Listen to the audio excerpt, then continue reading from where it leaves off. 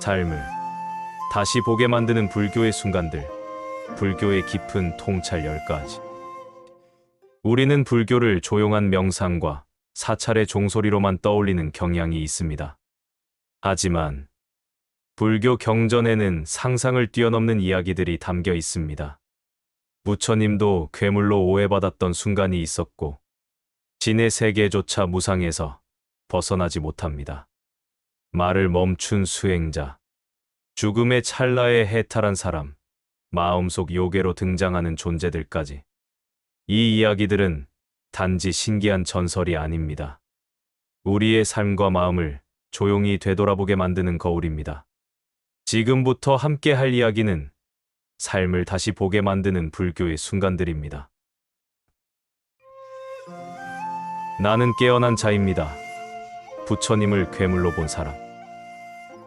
부처님이 깨달음을 얻은 날, 그분은 마치 새로 태어난 사람처럼 고요하면서도 강렬한 존재가 되어 숲속을 걸었습니다. 그 누구의 가르침도 따르지 않고 자신의 의식 속 모든 욕망과 무명을 관찰하여 마침내 그 너머로 나아간 사람, 바로 붓다. 깨어난 자라는 이름을 얻은 순간이었습니다. 그때 부처님은 보리수 아래에서 완전한 깨달음을 얻은 후 며칠 동안 말없이 머물렀다고 전해집니다. 그 고요 속에서 그는 이 깨달음을 세상에 전해야 할까? 이 진리를 알아들을 사람이 과연 있을까? 고민하셨다고 하죠. 그리고 마침내 그는 걸음을 옮기기 시작합니다. 그 첫 발걸음이 닿은 곳은 한적한 숲이었고, 그곳에서 그는 한 농부와 마주칩니다. 이 농부는 부처님의 모습을 처음 본 순간 깜짝 놀랐다고 합니다. 왜냐하면 그분의 모습이 사람 같지 않았기 때문입니다. 경전에는 이렇게 기록되어 있습니다. 그는 눈부신 기운을 내뿜으며 걸어왔다. 걸음걸이는 흔들림이 없었고, 눈빛은 깊고도 평온했으며, 주위에는 설명할 수 없는 고요함이 감돌았다. 이윽고 농부는 조심스럽게 물었습니다. 당신은 누구십니까? 혹시 신입니까? 천상계의 정령입니까? 아니면 귀신입니까? 그는 사람으로 보이지 않았기에 인간 너머의 존재로 착각한 것이었습니다. 그 질문에 부처님은 이렇게 대답하십니다. 나는 신도 아니고 정령도 아니고 귀신도 아닙니다. 나는 깨어난 자입니다. 붓다입니다. 이 장면은 단순한 일화가 아닙니다. 우리는 종종 초월적인 존재를 신격화하고 삶의 고통을 해결해줄 기적적인 무언가를 찾습니다. 그런데 부처님은 그 어떤 신적 권위도 쓰지 않으십니다. 그분은 말합니다. 나는 신이 아니라 깨어난 인간이다. 여기서 중요한 포인트는 이것입니다. 불교는 신이 되라고 말하지 않습니다. 깨어 있으라고 말합니다. 신처럼 무언가를 지배하려 하지 않고 욕망을 충족하려 하지 않고 그저 지금 이 순간 마음을 온전히 보는 것. 그것이 부처님이 말씀하신 깨어남입니다. 불교에서 말하는 붓다는 이름이 아니라 상태입니다. 누구나 깨어날 수 있는 가능성의 이름입니다. 이름을 바꾸는 것이 아니라 마음을 바꾸는 것. 삶의 중심을 외부가 아닌 자기 자신의 의식으로 돌리는 것. 그래서 불교에서는 신앙보다 관찰, 기적보다 자각, 설명보다 실천을 강조합니다. 지금 이 순간도 우리는 수많은 자극 속에서 정신없이 반응하고 흘러가고 잠들어갑니다. 하지만 부처님은 말합니다. 잠들지 말라. 지금 깨어나라. 나처럼 누구든 깨어날 수 있다. 그렇게 부처님은 신이 되는 길이 아닌 인간으로서 완전히 깨어나는 길을 우리에게 먼저 걸어 보여주셨습니다. 그 첫걸음마저도 누군가에게는 괴물처럼 보였을 만큼 그 길은 낯설고 새로운 것이었습니다. 그러나 그 길이 있었기에 지금 우리가 이 이야기를 들을 수 있는 것입니다. 우리는 때로 누군가를 너무 특별하게 만들어 스스로를 작게 만들어 버립니다. 하지만 불교는 말합니다. 그분도 인간이었다. 다만 깨어난 인간이었다. 당신도 깨어날 수 있습니다. 단지 지금 그걸 선택할 뿐입니다. 기억을 버려야 지혜가 열린다. 불교의 역설적 기억관. 우리는 살아가며 수많은 것들을 배우고 기억합니다. 학교에서 지식을 배우고, 사회에서 관계의 기술을 배우고, 삶의 실수로부터 교훈을 얻죠. 그래서 우리는 이렇게 믿습니다. 기억이 많을수록 지혜로워진다. 하지만 불교의 초기 경전들은 전혀 다른 말을 합니다. 지혜는 기억의 축적이 아니라 기억의 멈춤에서 비롯된다.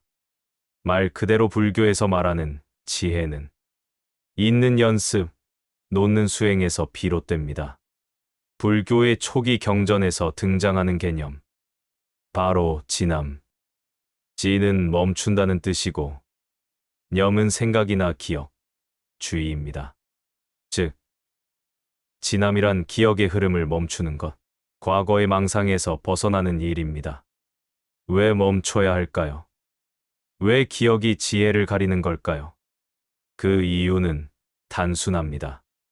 우리가 기억하는 것들은 대부분 나 중심의 해석이기 때문입니다.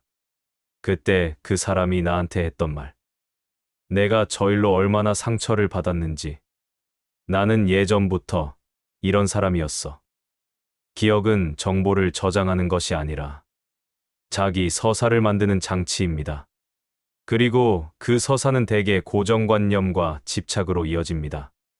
우리가 기억을 통해 만든 나는 언제나 과거를 끌고 다닙니다. 그래서 나는 원래 이런 사람이라서, 그 일 때문에 나는 아직도 라는 말이 너무 익숙해집니다. 하지만 불교에서 말하는 진짜 지혜란 고정된 나로부터의 자유입니다. 나를 규정하는 기억을 하나하나 내려놓아야 비로소 있는 그대로의 지금을 볼 수 있게 되죠. 그래서 초기 비구들은 수행 중 다음과 같은 가르침을 받았습니다. 기억을 더하지 말라. 떠오르는 생각을 따라가지 말라. 지금 이 순간 외에는 아무것도 붙잡지 말라. 지금 우리는 더 많이 배우고, 더 많이 기억하고, 더 많은 것을 쌓아야 성장이라고 생각합니다. 하지만 불교는 우리에게 반대로 묻습니다. 그 모든 기억과 알미 당신을 자유롭게 만들었습니까? 오히려 더 많이 알고, 더 많이 간직하려는 마음 때문에 우리는 더욱 불안해지고, 더 비교하고 더 분별하게 됩니다. 기억은 쌓일수록 무겁습니다. 그리고 무거운 마음은 깊은 곳까지 가라앉지 못합니다. 기억은 때로 지혜의 방해물이 됩니다. 부처님이 깨달음을 얻으셨을 때, 그것은 어떤 복잡한 해석이나 엄청난 과거 정보의 결합이 아니었습니다. 그 순간은 말 그대로 있는 그대로를 본 순간이었습니다. 한 비구가 물었습니다. 부처님, 그 지혜는 어떻게 얻으셨습니까? 부처님은 이렇게 대답하셨습니다. 나는 놓는 법을 배웠다. 생각을 멈추고, 이름을 지우고, 분별을 내려놓았을 뿐이다. 한 고승은 이런 말을 남겼습니다. 지혜는 공부하는 것이 아니라 비워지는 것이다. 마음이 거울처럼 맑아질 때 진실은 저절로 비친다. 마음에 과거가 없을 때 지금이 제대로 보입니다. 과거의 상처와 후회, 자신에 대한 고정된 정의, 타인에 대한 오해와 감정들, 그 모든 기억들을 한 조각씩 내려놓는 것. 그게 바로 불교가 말하는 진함, 기억을 멈추는 수행입니다. 우리는 매일같이 더 배워야 한다고, 더 기억해야 한다고 생각합니다. 하지만 지혜란 더하는 공부가 아니라 덜어내는 공부일지도 모릅니다. 나는 이런 사람이다라는 기억. 그때 그 사람은 나에게라는 상처. 나는 원래 부족하다는 고정된 감정. 이 모든 것들을 조금씩 내려놓는 순간, 우리는 드디어 진짜 나를 보기 시작할 수 있습니다. 기억을 비우는 용기. 그곳에서 지혜는 비로소 열리기 시작합니다. 전상 세계에도 괴로움이 있다. 신보다 더 힘든 삶. 당신이 상상하는 최고의 삶은 어떤 모습인가요? 아픔도 없고, 갈등도 없고, 언제나 평화롭고 아름다운 공간. 우리 인간은 오랜 세월 동안 그런 세계를 꿈꿔왔습니다. 천국, 극락, 신의 세계. 이 모든 개념은 고통 없는 완벽한 곳이라는 환상을 담고 있죠. 그런데 불교는 뜻밖의 이야기를 꺼냅니다. 신의 세계에도 괴로움이 있다. 불교에는 삼계라는 개념이 있습니다. 욕계는 욕망이 지배하는 세계이고, 색계는 물질은 존재하지만 욕망은 희박한 세계이며, 무색계는 물질도 존재하지 않고 오직 의식만이 존재하는 세계입니다. 그중 욕계의 가장 높은 곳에 천상계, 즉 유격천이 있습니다. 말 그대로 쾌락과 복으로 가득 찬 세계죠. 여기엔 선업을 많이 쌓은 존재들, 그러니까 전생에 좋은 행동을 많이 한 이들이 태어난다고 전해집니다. 그들은 아름답고 불로불사에 가까우며 음식 없이도 기쁨만으로 살아갑니다. 고통은 없고 싸움도 없으며 항상 만족스러운 세계입니다. 하지만 이 세계에도 단 하나의 법칙은 예외 없이 적용됩니다. 그것은 바로 무상. 모든 것은 변하고 반드시 끝난다. 불교에서 말하는 신은 불사의 존재가 아닙니다. 그들은 인간보다 수명도 길고 능력도 뛰어나지만 언젠가는 반드시 죽습니다. 그리고 바로 그 순간이 가장 고통스럽다고 합니다. 왜일까요? 왜냐하면 너무나도 행복했던 삶이 서서히 무너지는 걸 알면서도 어쩔 수 없기 때문입니다.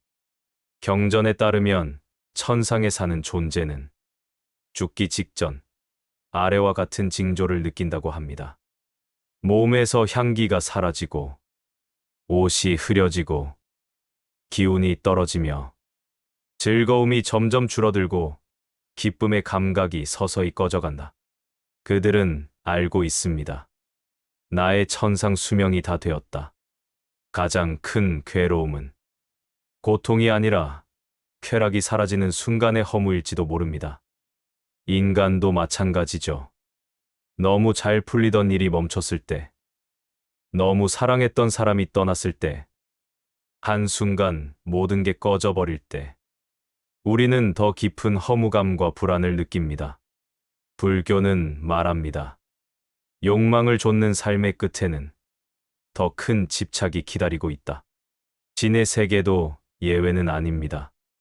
아름다움과 능력, 명예와 권력, 그 모든 것이 최고조에 이르렀을 때조차 그 안엔 언제 끝날지 모른다는 불안이 스며 있습니다. 그리고 그것이 사라질 때 천상 존재조차 다음 생에 인간이나 동물로 다시 태어납니다. 한 비구가 부처님께 물었습니다. 저는 천상계에 태어나고 싶습니다. 거긴 너무나 평화롭고 아름답다고 들었습니다. 그러자 부처님은 조용히 말씀하십니다. 천상에서 태어난 자도 언젠가 그 즐거움이 사라질 것을 압니다. 그 괴로움은 인간보다 더 클 수 있습니다. 그러니 너는 복을 구하지 말고 지혜를 구하라. 지혜는 무너지지 않는다. 불교는 우리에게 묻습니다. 신의 삶조차 끝난다면 당신은 무엇을 붙잡고 살겠습니까? 지위에 집착하시겠습니까? 쾌락을 좇고 계신가요? 외모에 매달리고 있진 않나요? 아니면 영원한 무언가가 있으리라 믿고 있진 않나요? 하지만 그 모든 것은 무상하고 변하며 사라지는 것들입니다. 그러므로 불교는 말합니다. 기쁨을 버리지 말되 기쁨에 집착하지 말라. 높은 세계를 바라보되 그것이 끝나지 않으리라 믿지 말라. 불교에서 말하는 진정한 해탈은 고통이 없는 곳에 도달하는 것이 아닙니다. 고통과 쾌락 모두에서 자유로워지는 것. 그 어떤 조건에서도 흔들리지 않는 마음. 그것이야말로 불교가 추구하는 진짜 평화입니다. 진의 세계조차 무상하다면 당신은 어디에서 안식을 구하시겠습니까? 그 안식은 바깥에 있지 않습니다. 지금 이 순간, 집착하지 않는 마음 속에 이미 있습니다. 불교에는 귀신, 요괴, 천사가 다 있다. 마음속 존재들의 세계. 사람들은 종종 묻습니다. 불교에도 귀신 이야기가 있나요? 요괴나 천사 같은 존재도 등장하나요? 대답은 아주 분명합니다. 있습니다. 그리고 그 존재들은 지금 당신 마음 속에도 있습니다. 불교는 단지 인간의 도를 말하는 종교가 아닙니다. 그 세계관은 온 우주에 걸친 존재의 층위를 말합니다. 그 중에서 가장 흥미롭고 신비한 세계가 바로 비인간 존재계입니다. 경전에는 이렇게 나옵니다. 하늘 위엔 천상, 땅 아래엔 나찰, 바다에는 나가, 산 속에는 야차, 하늘 사이엔 건달바가 머문다. 이들은 단지 심화 속 등장인물이 아닙니다. 불교적 마음해석의 상징이자 존재론적 진실의 표현입니다. 하나하나 살펴볼까요? 야차는 산속이나 어두운 곳에 사는 무서운 요괴로 묘사됩니다. 사람을 잡아먹기도 하고 갑작스러운 폭력을 휘두르기도 하죠. 하지만 불교에서는 야차를 단순한 괴물로 보지 않습니다. 야차는 분노의 상징입니다. 마음속에 분노가 가득 차면 우리는 이성을 잃고 순식간에 관계를 파괴하고 상대는 물론 자신까지 상하게 합니다. 그 순간 우리는 야차가 된 것입니다. 그래서 경전은 말합니다. 분노하는 자는 눈을 잃은 야차와 같다. 아수라는 원래 천상계에서 쫓겨난 존재입니다. 진과 맞먹으려다 싸움에서 져 아래 세계로 떨어졌죠. 이들은 항상 경쟁하고 항상 시기하며 늘 인정받고자 애씁니다. 바로 자존심의 요괴입니다. 왜 나보다 저 사람이 더 인정받지? 나는 틀리지 않았어. 다들 날 무시하는 거야. 이런 생각이 계속 이어지면 우리의 마음은 아수라화됩니다. 끊임없는 비교와 시비 속에 스스로를 갉아먹는 괴물이죠. 나가는 바다와 지하 세계에 사는 용과 같은 존재입니다. 수많은 경전에서 보물을 지키거나 지혜를 감추는 존재로 등장하죠. 그들은 단순한 동물이 아닙니다. 강력한 힘, 깊은 욕망, 혹은 지혜의 상징입니다. 우리 마음에도 깊은 욕망과 두려움이 숨어 있습니다. 표면은 고요해도 안에서는 소용돌이치고 있죠. 이 잠재된 힘을 잘 쓰면 지혜가 되고 못 다스리면 파괴가 됩니다. 불교는 말합니다. 나가의 성품은 조용하되 힘이 깊다. 건달바는 음악을 좋아하는 천상의 존재입니다. 감미로운 소리, 향기, 아름다움을 즐기죠. 하지만 그들은 항상 갈증이 있습니다. 먹을 수 없고 채울 수 없는 존재입니다. 그래서 불교에서는 건달바를 욕망의 화신이라 부릅니다. 끝없는 소비, 끊이지 않는 비교, 스스로 만든 이상에 목말라 하는 마음. 그것이 바로 건달바의 삶입니다. 우리도 종종 그렇지 않나요? 이것만 가지면 괜찮을 줄 알았는데, 조금만 더, 조금만 더. 그 끝없는 갈망, 우리가 바로 현대의 건달바입니다. 가루다는 하늘을 나는 거대한 새입니다. 빛나는 날개, 강한 힘. 하지만 그들은 나가를 잡아먹으며 살아갑니다. 겉은 화려하지만 내면은 폭력적이고 비교의식에 가득 찬 존재죠. 우리가. 나는 남들보다 잘났어. 보여줘야 돼. 증명해야 돼. 라고 생각할 때 가루다의 심리가 고개를 듭니다. 불교는 말합니다. 하늘을 나는 자도 땅에 닿을 날이 있다. 이처럼 불교에 등장하는 귀신과 요괴, 천사는 모두 우리 마음의 한 단면입니다. 분노가 야차가 되고, 욕망이 건달바가 되고, 자존심은 아수라가 되고, 과신은 가루다가 됩니다. 그들은 밖에 있는 존재가 아니라 지금 이 순간 내 안에 머무는 그림자입니다. 하지만 이 존재들은 없애야 할 대상이 아닙니다. 그들은 우리에게 이 마음을 들여다보라고 말하는 하나의 거울일 뿐입니다. 불교의 세계관은 광대하지만 그 끝은 언제나 한 사람의 마음으로 돌아옵니다. 귀신도 요괴도 천사도 결국은 우리 마음의 형상입니다. 분노, 집착, 욕망, 자존심. 그 모든 감정들을 하나하나 알아차리고 다스리는 길. 그 길이 바로 불교가 말하는 진짜 해탈의 길입니다. 그래서 부처님은 말하셨습니다. 천만 겁을 돌아도 너를 괴롭힌 것은 너의 마음이었다. 당신 마음속 요괴는 지금 어떤 얼굴을 하고 있나요? 지금 이 순간도 윤회 중이다.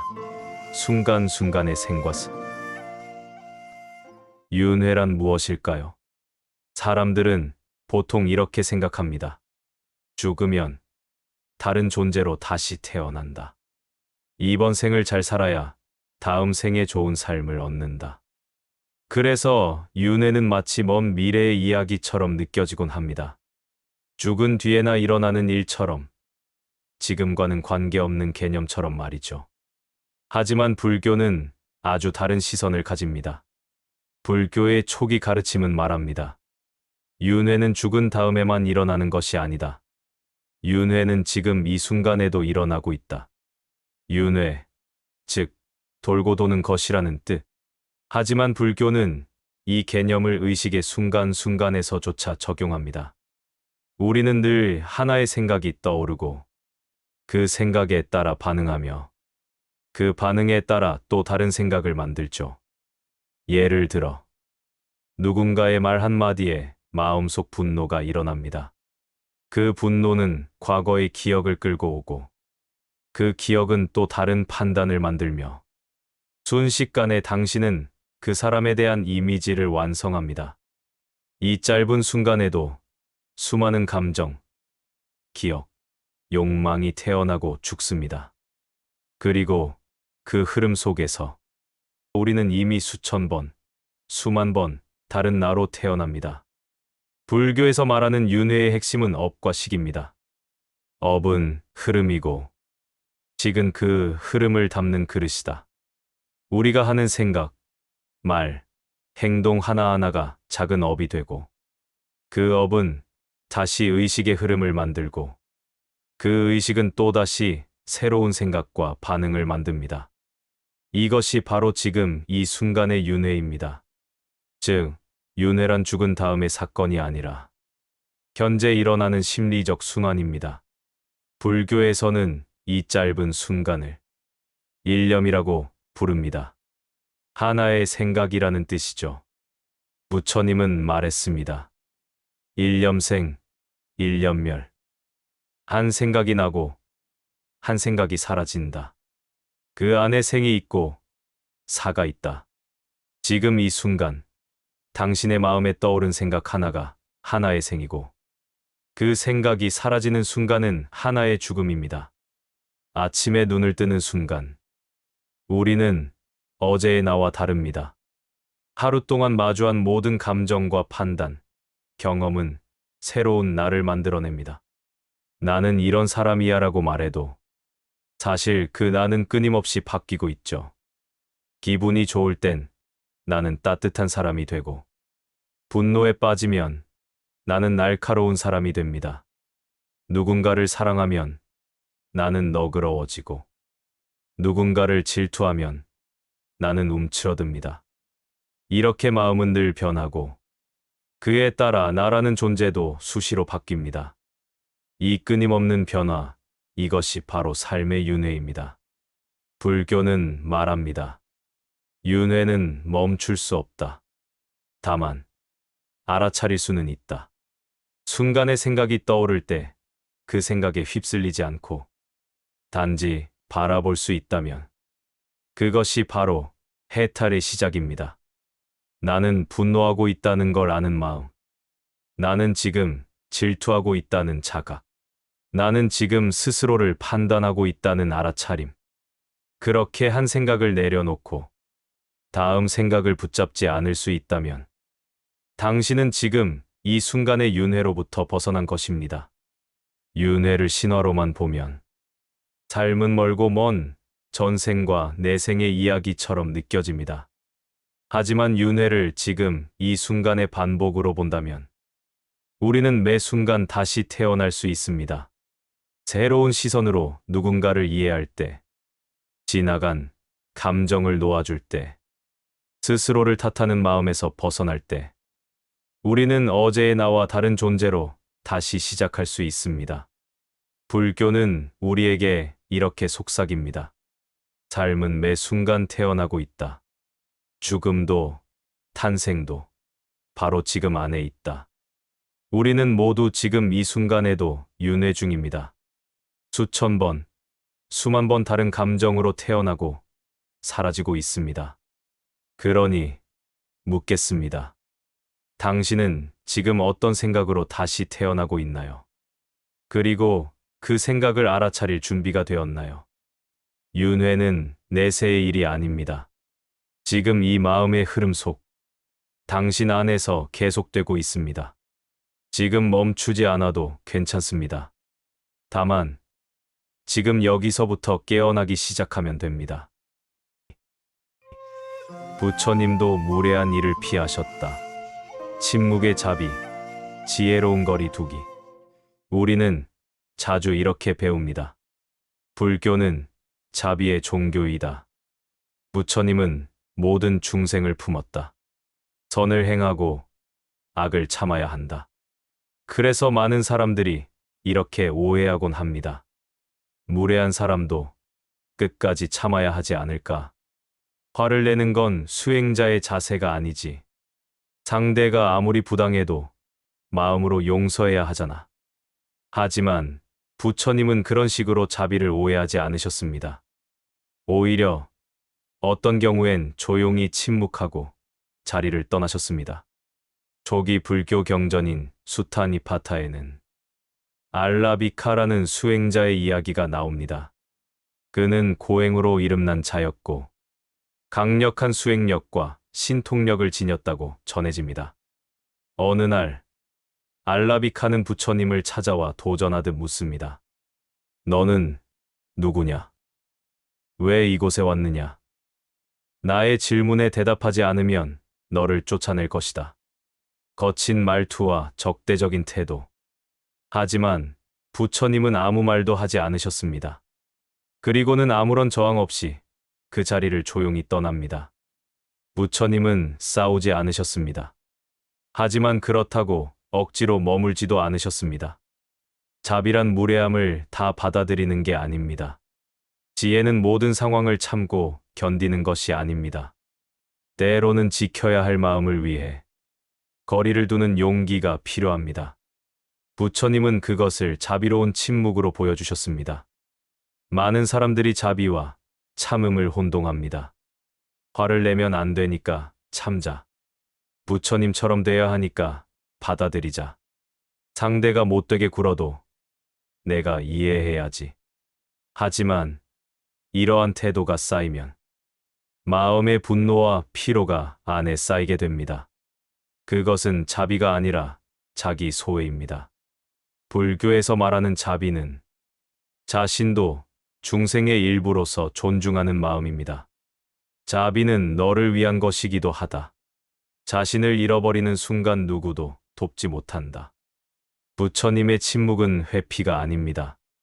그것은 명확한 선택이자 태도입니다. 말이 통하지 않을 때, 무례함이 경계를 넘을 때, 마음을 닫은 이와는 논쟁하지 않는다. 이것은 겁이 아니라 지혜입니다. 경전은 부처님의 침묵에 대해 이렇게 말합니다. 지혜로운 자는 바람이 지나가는 것을 막지 않는다. 다만 바람이 닿지 않는 자리에 앉는다. 부처님은 알라비카를 미워하지 않았습니다. 다만 그가 닫혀 있는 상태에서는 진실한 대화가 불가능하다는 것을 아셨습니다.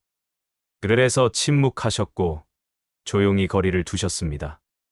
놀라운 것은 부처님의 이 무저항의 침묵이 오히려 알라비카에게 큰 충격이 되었다는 점입니다.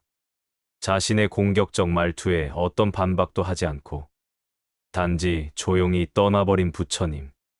그 모습이 알라비카의 마음속 분노와 경쟁심을 비추는 거울이 된 것입니다. 며칠 후 알라비카는 다시 부처님을 찾아와 말합니다.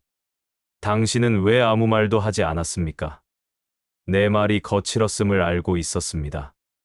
하지만 당신은 나를 나쁘게 여기지도 않았고 논쟁하려 들지도 않았습니다. 그날 이후 알라비카는 부처님의 가르침에 귀 기울이게 되었고 조용히 수행자로 살아갔다고 전해집니다. 우리도 종종 이런 상황을 겪습니다. 상처 주는 말을 반복하는 사람, 끊임없이 나를 의심하고 조롱하는 사람, 자신의 분노를 나에게 쏟아내는 사람, 그들과 끝까지 논쟁해야 할까요? 그들의 마음을 이해하려고만 해야 할까요?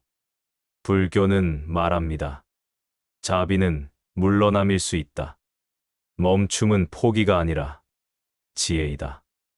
무례함과 해로움이 반복되는 관계에서 당신은 반드시 머물러야 할 의무가 없습니다. 때로는 거리를 두는 것이 가장 깊은 자비이며 스스로를 해치지 않는 선택입니다. 부처님은 온 세상의 고통을 품으신 분이지만 누구와도 무조건 함께하려 하시진 않았습니다. 자비는 모두와 함께 있음이 아니라 머물 수 있는 관계를 분별하는 지혜입니다. 침묵은 회피가 아닙니다. 침묵은 나를 지키는 말 없는 언어입니다. 자리를 떠나는 것은 도망이 아닙니다. 그것은 마음의 경계를 긋는 침묵의 자비입니다. 지금 당신 곁에도 지혜롭게 거리를 둬야 할 사람이 있나요? 그렇다면 부처님처럼 조용히 미소 지으며 자리를 떠나보세요. 그곳엔 말보다 깊은 자비가 당신을 기다리고 있을지도 모릅니다. 깨달음 이후의 삶은 무료하지 않았을까? 걷고 또 걸었던 붓다의 여정. 깨달음, 그것은 마치 도달해야 할 최종 목표처럼 여겨집니다. 수행자들은 오랜 시간 참선하고 욕망과 싸우며 그 순간만을 기다립니다. 그리고 묻습니다. 부처님은 깨달음을 얻은 뒤 무엇을 하셨을까? 모든 걸 알게 된 그분은 그 이후 무료하지 않으셨을까? 놀랍게도 부처님의 삶은 그때부터가 진짜 시작이었습니다. 기원전 6세기 부처님은 마가다국의 보리수 아래에 앉아 있었습니다. 그는 6년간의 고행 끝에 중도라는 길을 찾고 자신의 마음을 거듭 관찰하며 마침내 완전한 깨달음을 얻습니다. 그 순간 그는 더 이상 갖고자 하는 것도 밀쳐내고자 하는 것도 없는 마음에 이릅니다. 욕망도, 집착도, 두려움도, 분노도 모두 사라졌습니다. 그는 자기 자신으로부터 완전히 자유로워진 인간이 됩니다. 보리수 아래에서 며칠 동안 머무시던 부처님은 이 깨달음을 세상에 말해야 할까 고민합니다. 이 진리를 이해할 사람이 있을까? 이 길은 너무 깊고 너무 미묘한데. 하지만 결국 그는 다시 일어나 걷기 시작합니다. 이제는 자신 하나를 위해 걷는 길이 아니라 세상 모든 중생을 위한 길이었습니다. 부처님은 그 이후 무려 45년간 한 곳에 머물지 않으셨습니다. 매일 걸었습니다. 비가 오든, 해가 뜨든, 사람이 반기든, 거절하든. 그는 농부에게 장사꾼에게, 왕에게, 도둑에게, 사회로부터 소외된 이들에게도 설법했습니다. 어떤 날은 찬탄을 받았고, 어떤 날은 돌을 맞았고, 어떤 날은 침묵했고, 어떤 날은 눈물을 닦아주었습니다. 하지만 단 하루도 같은 날은 없었다고 전해집니다. 그것이 깨달은 자의 삶이었습니다. 더 깊은 동행, 더 넓은 자비, 끝이 아닌 무한한 시작이었습니다. 우리는 흔히 이렇게 생각합니다. 깨달음을 얻으면 이제 할 게 없겠지. 모든 걸 알게 되면 삶이 심심해지지 않을까. 그쯤 되면 인간 일에 관심도 없지 않을까. 그러나 부처님은 모든 것을 알기에 모든 존재에게 더 가까이 다가가셨습니다. 괴로움이 어디에서 오는지 알기에, 사랑이 왜 아픔이 되는지 알기에, 집착이 어떻게 사람을 망가뜨리는지 알기에, 그는 머물지 않고 계속 걸었습니다. 깨달음이란 세상과의 단절이 아니라 세상을 품는 마음의 시작이기 때문입니다. 경전에 이런 말이 나옵니다. 세상의 모든 일은 예측 가능하나 중생의 마음은 항상 새롭다. 부처님에게 세상의 진리는 분명했지만 중생은 늘 처음 만나는 사람이었습니다. 같은 질문을 100번 듣더라도, 같은 고통을 1000번 보더라도 그분은 지루해하지 않으셨습니다. 왜냐하면 그 앞에 있는 사람의 고통은 언제나 처음이었기 때문입니다. 자비란 새로움을 보는 눈에서 시작됩니다.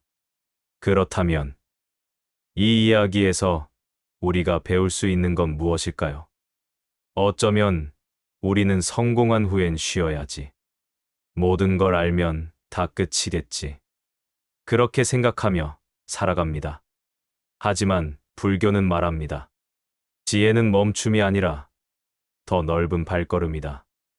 깨달음은 축하가 아니라 동행의 시작이다. 부처님은 깨달음을 얻은 후 세상에서 가장 고요한 존재가 되었지만 동시에 가장 끊임없이 움직인 사람이기도 했습니다. 매일 걷고, 매일 듣고, 매일 말하고, 매일 침묵했습니다. 그분에게 삶은 무의미한 반복이 아니라 매 순간 새롭게 만나는 존재와의 만남이었습니다. 깨달음이 무료하지 않았던 이유, 그건 삶이 무료하지 않기 때문입니다. 당신은 어떤 하루를 살고 있나요? 혹시 지루하고 반복되는 일상 속에서 무의미함을 느끼고 있진 않나요? 그렇다면 부처님처럼 오늘도 새롭게 걷는 마음으로 삶을 다시 시작해 보세요. 아마도 그 순간 무료하다고 느꼈던 하루가 당신의 첫 깨달음이 되어줄지도 모릅니다. 죽음의 찰나, 해탈이 찾아오다. 순간의 집중이 완성한 수행. 우리는 종종 이렇게 생각합니다. 깨달음은 오랜 수행 끝에 오는 것. 한 생을 바쳐야 겨우 도달하는 경지. 몇십 년을 참아내야 얻을 수 있는 진리. 하지만 경전은 그런 예측을 넘어서는 이야기를 전해줍니다. 수행 중에 생을 마친 자가 숨이 끊어지기 직전의 그 순간. 해탈에 이른 이야기입니다. 그는 얼마나 수행했을까요? 얼마나 지혜로웠을까요? 우리가 주목해야 할 건 그 시간의 길이가 아니라 그 순간의 깊이입니다. 부처님의 제자 중 가장 빠르게 깨달은 이로 유명한 한 수행자가 있었습니다. 그의 이름은 바이아 다루치리아. 이름처럼 나무 껍질 옷을 입은 자라는 뜻이 붙은 이유는 그가 고행 수행을 매우 극단적으로 했기 때문입니다. 그는 오랜 시간 수행해왔지만 자신이 진정한 깨달음을 얻지 못했다는 걸 어느 날 문득 깨닫게 됩니다. 그는 고개를 들고 묻습니다. 누가 이 세상에서 진리를 완전히 본 이인가? 그리고 누군가가 이렇게 답합니다. 이 세상에서 진리를 가장 잘 본 자는 지금 사와티 성에 머무는 고타마라 한다. 그 순간 바이아는 곧장 자리에서 일어나 진발도 챙기지 않은 채 벌거벗은 몸으로 부처님을 찾아 먼 길을 달립니다. 부처님이 탁발을 위해 시내를 걷고 있을 때 바이아는 다급하게 다가가 절을 하며 말합니다. 세존이시여, 저에게 법을 설해 주십시오. 지금 당장이 아니면 저는 기회를 잃을지도 모릅니다. 죽음이 제게 가까이 있습니다. 부처님은 처음엔 말없이 지나치려 했지만 바이아의 간절함에 결국 멈춰서서 말합니다. 바이아여, 보이는 것엔 그저 보임이 있을 뿐이라 하라. 들리는 것엔 들림이 있을 뿐이라 하라. 느껴지는 것엔 느낌이 있을 뿐이라 하라. 그렇게 너의 마음이 과거에도 미래에도 나라는 생각 없이 머물 때 너는 더 이상 그것에 끌리지 않게 되리라. 그때 너는 멈출 것이다. 그리고 멈춤이 곧 해탈이다. 바이아는 그 짧은 한 줄의 가르침만으로 그 자리에서 즉각적인 깨달음을 얻습니다. 그는 더 묻지 않았습니다. 더 배워야 한다고 생각하지 않았습니다. 그 순간 마음속 모든 나의 분별이 멈췄기 때문입니다.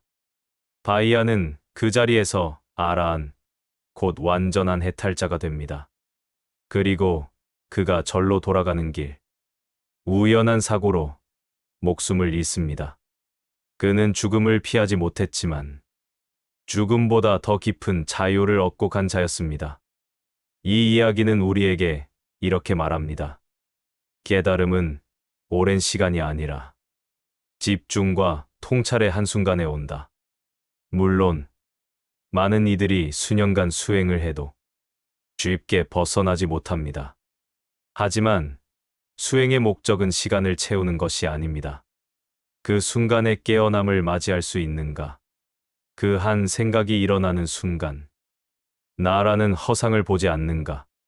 바이아는 죽음을 앞둔 절박한 순간에 그 깊이에 도달했습니다. 바이아는 이렇게 말했습니다. 세존이시여, 지금이 아니면 저는 기회를 잃을지 모릅니다. 그는 알았습니다. 삶이란 언제 끝날지 모르며 깨달음은 내일을 기약할 수 없다는 것을. 우리는 너무 많은 걸 미룹니다. 마음이 정리되면 명상해 볼게요.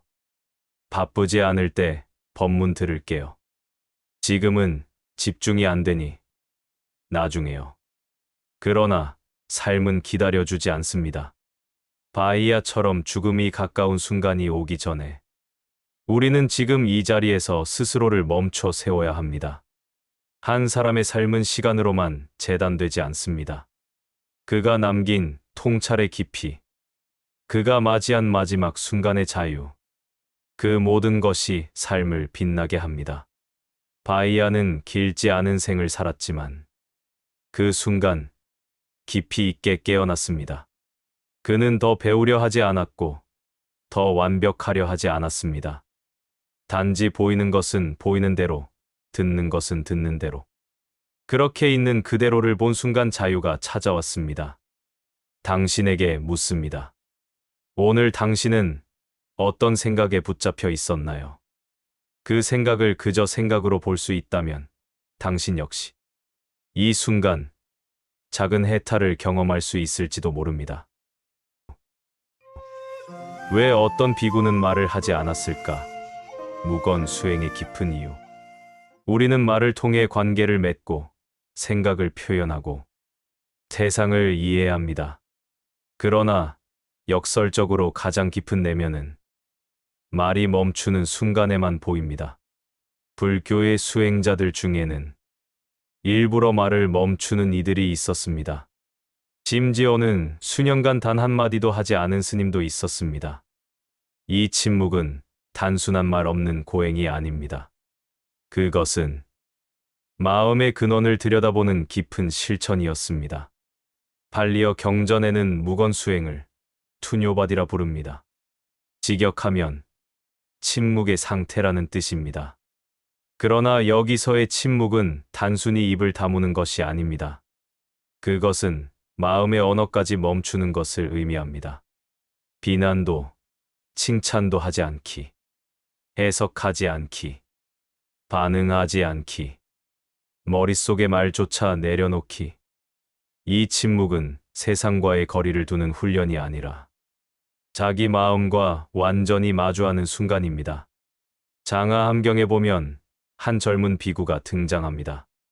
그는 출가 후 철저히 말을 끊고 단 한마디도 하지 않은 채 몇 년을 조용히 지냅니다. 어떤 이는 비난합니다. 저 사람은 다른 스님들과 어울리지 않아. 말을 안 하다니 교만한 것 아냐? 도대체 뭘 생각하는 거야? 하지만 그를 지켜본 어느 노비구는 말합니다. 그는 말이 없는 것이 아니라 마음의 소음을 지우고 있는 중이다. 그는 세상의 언어가 아니라 지혜의 언어를 듣고 있다. 묵언은 거절이 아니라 가장 깊은 소통을 위한 준비였습니다. 우리는 자주 말을 합니다. 누군가를 설득하려고, 내 감정을 알아달라고, 침묵이 불편해서 공백을 채우기 위해. 그러나 때로는 그 말들이 진짜 나의 마음을 가리는 벽이 되기도 합니다. 불교는 말합니다. 입을 다물어야 마음이 말하는 것을 들을 수 있다. 말을 멈출 때 우리는 처음으로 자신의 감정과 생각의 흐름을 관찰자처럼 바라보게 됩니다. 그때 비로소 우리 안에 있는 탐욕과 분노, 두려움과 판단들이 소리 없이 얼굴을 드러냅니다. 중요한 것은 묵언은 그저 참는 게 아닙니다. 억지로 입을 막는 것이 아니라 내면의 공간을 여는 일입니다. 마치 호수를 가라앉히듯 생각이라는 파도가 멎고 감정이라는 흙먼지가 가라앉을 때 그제야 바닥이 드러나기 시작합니다. 그 바닥에서 자신의 업과 집착, 진짜 두려움과 진실을 보게 됩니다. 불교에서 말하는 지관의 지는 말을 멈추는 것에서 시작합니다. 역사 속의 고승들은 이 침묵 수행을 오랫동안 실천했습니다. 마하카사빠는 부처님의 열반 이후 오랜 시간 침묵하며 자신 안의 슬픔과 자비를 관조했습니다. 법정 스님은 세상과의 거리를 두며 말이 너무 많으면 중심을 잃는다고 남겼습니다. 어떤 수행자는 탁발할 때조차 말하지 않고 오직 눈빛과 예경으로만 마음을 전했습니다. 그들은 고립된 수행자가 아니라 자신과 가장 깊은 대화를 나눈 이들이었습니다. 묵언은 소극적인 행위가 아닙니다. 그것은 가장 진실한 대화를 준비하는 시간입니다. 말을 멈출 때 우리 안에 진짜 소리가 들립니다. 분별을 멈출 때 세상의 소란이 희미해지고 지혜의 씨앗이 움트기 시작합니다. 오늘 당신은 하루 동안 얼마나 자신에게 귀 기울였나요? 혹시 너무 많은 말과 자극에 묻혀 자신의 진짜 감정을 놓치고 있진 않았나요? 그렇다면 잠시 말을 멈춰보세요. 그리고 그 고요한 침묵 속에서 마음의 움직임이 들려오는 순간을 가만히 지켜보세요. 부처님도 의심받았다. 깨달음을 시험한 사람들. 당신은 진짜 깨달았습니까? 부처님께서 완전한 깨달음을 얻었다고 말했을 때 해상은 그 말을 그대로 믿지 않았습니다. 수행자였든 평범한 사람이었든 부처님을 처음 마주한 이들 대부분은 처음엔 의심하거나 심지어 시험하려고까지 했습니다. 그들이 믿지 못한 것은 부처님 한 사람의 문제가 아니라 깨달음이라는 개념 자체에 대한 우리 마음속의 거부감과 불신 때문이었습니다. 왜냐하면 진리는 설명보다 실천에서 드러나는 것이기 때문입니다. 우리는 종종 진리를 너무 쉽게 받아들이지 못합니다. 정말 그 사람이 다 안다고? 그 사람이 말한 대로 사는지 어떻게 알아? 말은 누구나 할 수 있잖아. 초기 불교 시대에도 부처님은 이런 의심을 자주 받았습니다. 깨달았다고 선언한 뒤 처음 마주한 이들은 그분을 신처럼 떠받든 게 아니라 진짜인가? 라는 눈빛으로 바라봤습니다. 그 중에는 이미 다른 스승 밑에서 수행한 이들도 많았습니다. 지식과 논리에 능한 이들일수록 오히려 더 깊이 부처님을 시험하려 했습니다. 부처님이 깨달은 직후 첫 설법을 마친 뒤 찾아간 곳은 당시 유명한 수행자 세 형제가 있는 곳이었습니다. 이들은 불의 제사를 중심으로 한 고행자들이었고 수백 명의 제자들을 이끌던 지도자들이었습니다. 부처님은 형인 우루벨라 까삽에게 다가가 말합니다.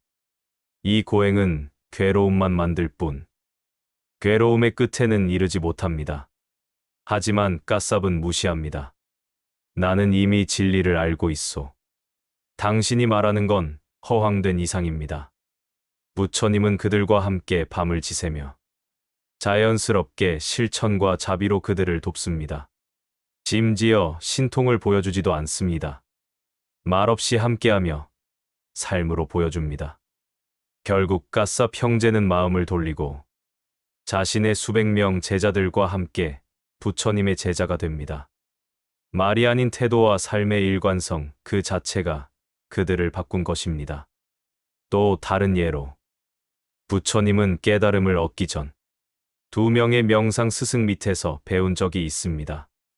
이 스승들은 부처님이 수련을 마친 후 그 경지를 곧장 따라잡는 걸 보고 말합니다. 너는 이제 내 옆자리에 앉을 수 있다. 우리 함께 공동 스승이 되자. 하지만 부처님은 거절합니다.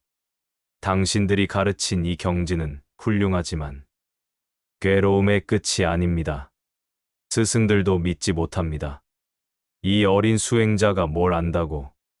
그러나 훗날 부처님이 그 누구보다도 고요하고 깊은 경지를 유지하는 걸 보며 제자들 사이에서도 소문이 퍼지기 시작합니다.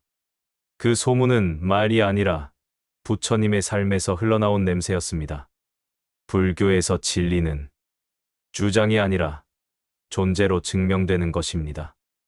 부처님은 자신이 깨달았다고 큰 소리치지 않았습니다. 오히려 묻는 이에게 침묵했고 반발하는 이에겐 따지지 않았습니다. 왜냐하면 진짜 지혜는 설명하지 않아도 전해지기 때문입니다. 그분은 무례한 질문에도 화내지 않았고 의심하는 자를 떨쳐내지도 않았습니다. 다만 자신의 삶 전체가 깨달음의 증거가 되도록 하루하루를 걸었습니다.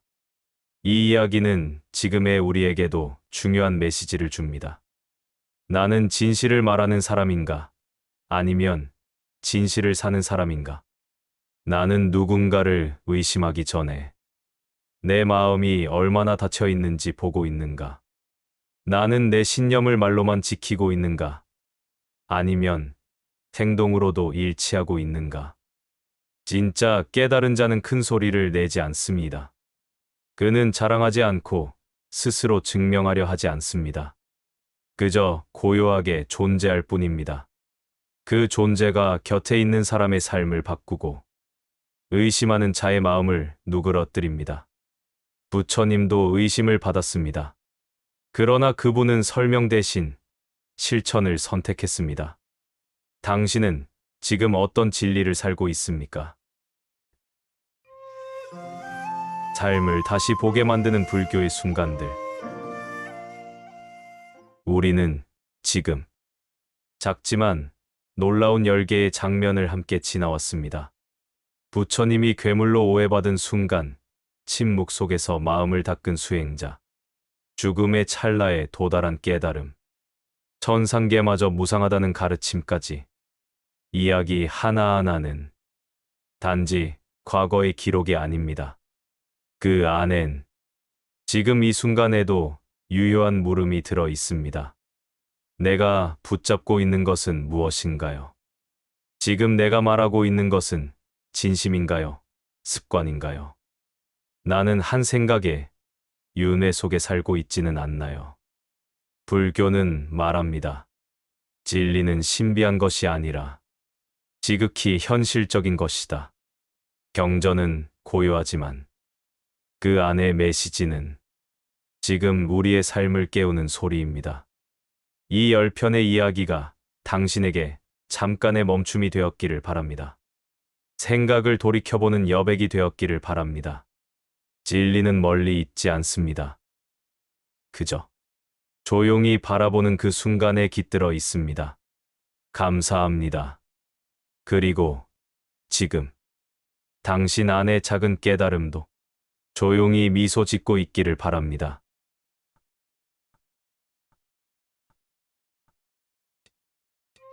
삶을 다시 보게 만드는 불교의 순간들, 불교의 깊은 통찰 10가지. 우리는 흔히 불교를 새벽 종소리나 고요히 앉아있는 수행자의 모습에서 찾곤 합니다. 하지만 그 안에는 한 사람의 고통, 삶과 죽음의 문턱, 그리고 눈물 한 방울의 무게까지도 깊이 껴안는 이야기들이 있습니다. 이 시리즈는 책으로는 알 수 없고 지식으로는 다 닿을 수 없는 경전 속 실화와 깨달음의 장면들을 담고 있습니다. 이번 2편에서는 부처님과 제자들, 그리고 이름 없이 사라진 이들의 짧고 깊은 순간들을 10개의 이야기로 따라가 봅니다. 지혜는 때로 말 없이 전해지고 고통은 어떤 날엔 깨달음이 되어 돌아옵니다.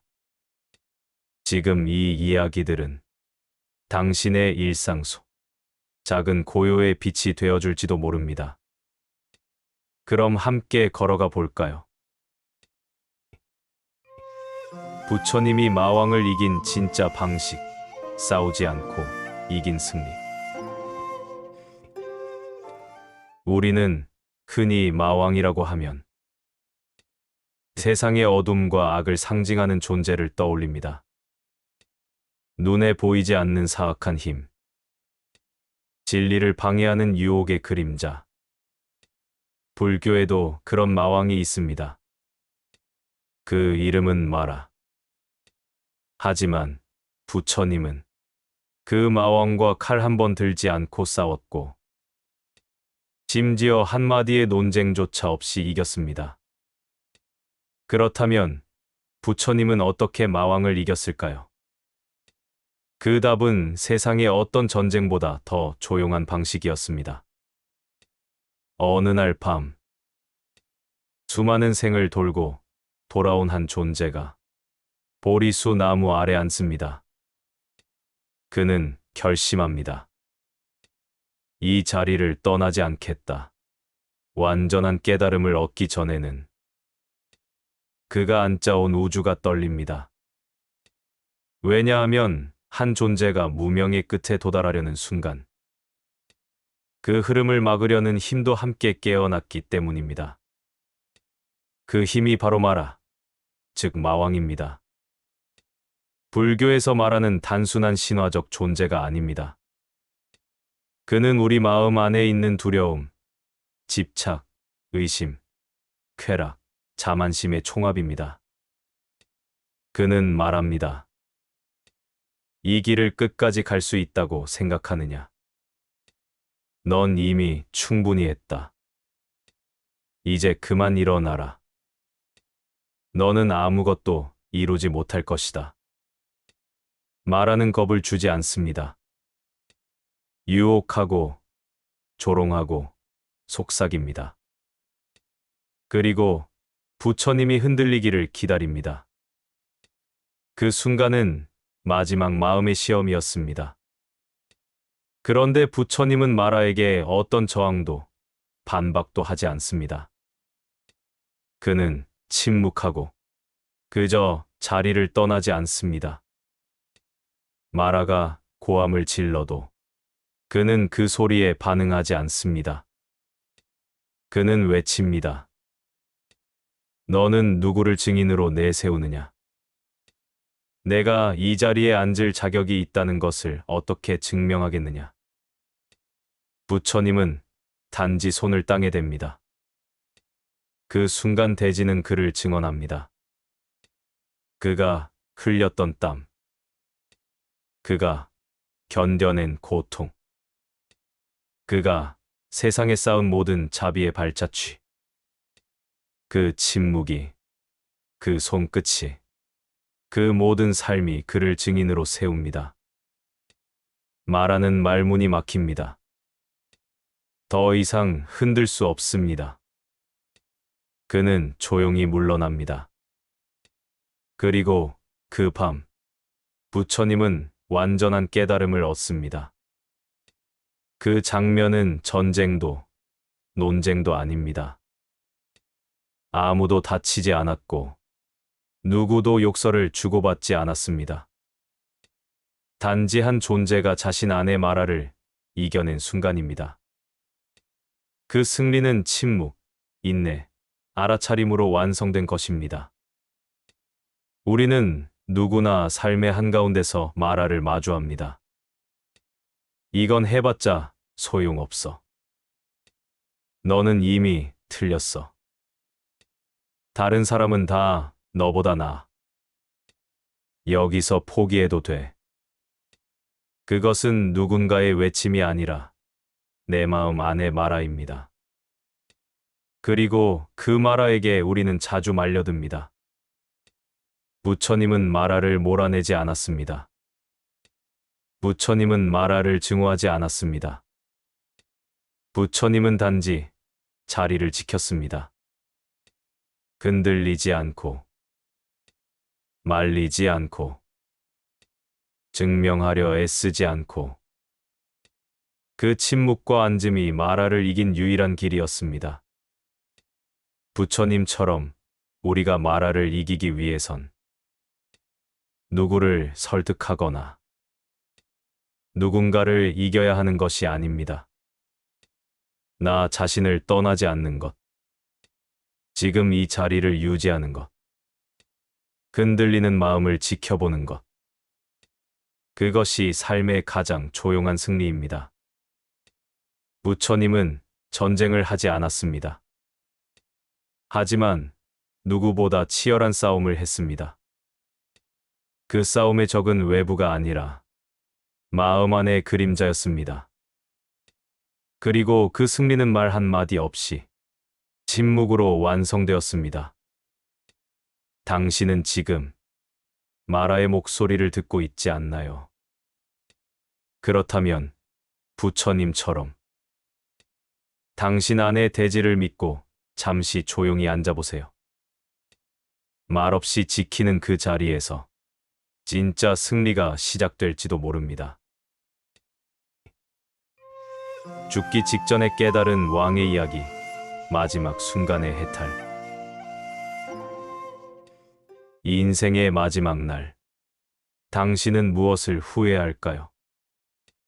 아직 못 해본 여행, 사랑하지 못한 사람, 혹은 진심으로 살아보지 못했던 시간. 불교는 말합니다. 죽음은 두려워할 것이 아니라 지금을 비추는 거울이다. 오늘 우리는 죽음을 앞둔 한 왕의 이야기로 삶의 끝에서 마주한 깨달음의 시작을 함께 바라봅니다.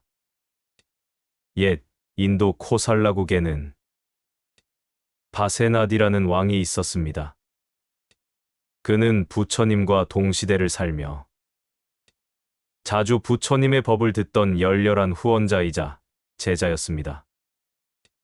하지만 정치와 왕권, 가족, 외교 문제에 시달리며 완전한 출가나 해탈의 길은 걷지 못한 채 늘 중간에 머문 수행자로 살아갑니다. 그는 수없이 부처님을 찾아왔고 이야기하고 물어보고 고민을 털어놓았습니다. 어떤 날은 칭찬했고 어떤 날은 의심했습니다. 그는 부처님을 존경했지만 세속의 왕으로 살았습니다. 세월이 흘러 바세나디 왕은 나이가 들고 전쟁과 정치의 소용돌이 속에서 몸과 마음이 점점 쇠약해졌습니다. 왕국의 권력은 흔들리고 신하들의 배신도 이어졌습니다. 가족에게도 신뢰가 무너지고 그는 어느새 홀로 병들어 누운 노인이 되어 있었습니다. 이제는 더 이상 부처님을 만나러 갈 수도 없었습니다. 왕은 가만히 병상에 누워 마음속으로 수없이 중얼거렸습니다. 나는 무엇을 이룬 것인가? 이 모든 권력, 명예, 사랑은 지금 어디에 있는가? 내가 지금 무엇을 보고 있는가? 그 소식을 들은 부처님의 제자 아난다 존자는 다른 비구와 함께 바세나디 왕의 병실을 조용히 찾아갑니다. 그들은 왕에게 다가가 부처님의 말을 전합니다. 대왕이시여, 몸은 병들었지만 마음은 아직도 자유를 향해 움직일 수 있습니다. 왕이셨던 이가 지금은 수행자의 마음으로 돌아올 수 있습니다. 왕은 고개를 돌려 조용히 웃습니다. 힘없는 눈으로, 하지만 전보다 훨씬 고요한 눈빛으로 말합니다. 나는 늦은 걸까요? 안 한다는 말합니다. 아닙니다. 깨달음은 시간의 길이가 아니라 지금의 집중과 통찰로 오는 것입니다. 한 생각이 생기고 사라지는 그 틈을 보십시오. 왕께서 지금 그것을 바로 본다면 그 순간이 바로 해탈의 문이 될 것입니다. 그 말을 들은 왕은 마지막 힘을 내어 앉습니다. 그리고 자신이 평생 들어왔던 부처님의 말씀을 하나하나 마음속으로 떠올리기 시작합니다. 모든 것은 변한다. 집착은 괴로움의 씨앗이다. 지금 이 순간을 바라보라. 그는 아무 말도 하지 않고 눈을 감고 자신의 마음을 들여다보기 시작합니다. 그 순간 그는 웃습니다. 왕으로서의 이름을, 가족에 대한 걱정을, 몸의 고통을, 죽음에 대한 두려움을, 조용히 작은 미소를 남긴 채 그는 눈을 감습니다. 그의 얼굴은 평온했고 숨은 가볍게 멎었습니다. 비구들은 조용히 절을 올리며 말합니다. 바세나디 왕은 삶의 마지막 날, 자신을 왕이 아닌 존재로서 바라본 분이었습니다. 그는 그 찰나에 세속과 괴로움의 굴레를 끊고 자유의 길로 향했습니다.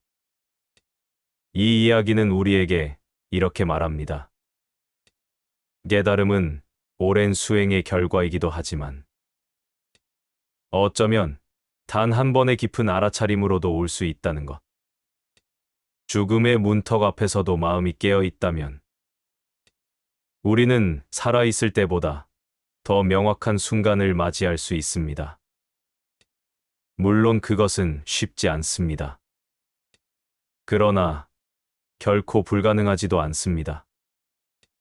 지금 이 순간, 당신은 무엇을 붙잡고 있나요? 혹시 그것들이 당신의 자유를 가리고 있는 건 아닌가요? 바세나디 왕은 죽기 전날, 그 모든 것을 스스로 내려놓았습니다. 부처님은 말하셨습니다.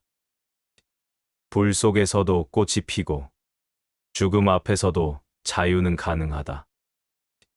삶이 얼마 남지 않았을 때, 비로소 보이는 것들이 있습니다. 그러나 우리는 굳이 그때까지 기다릴 필요는 없습니다.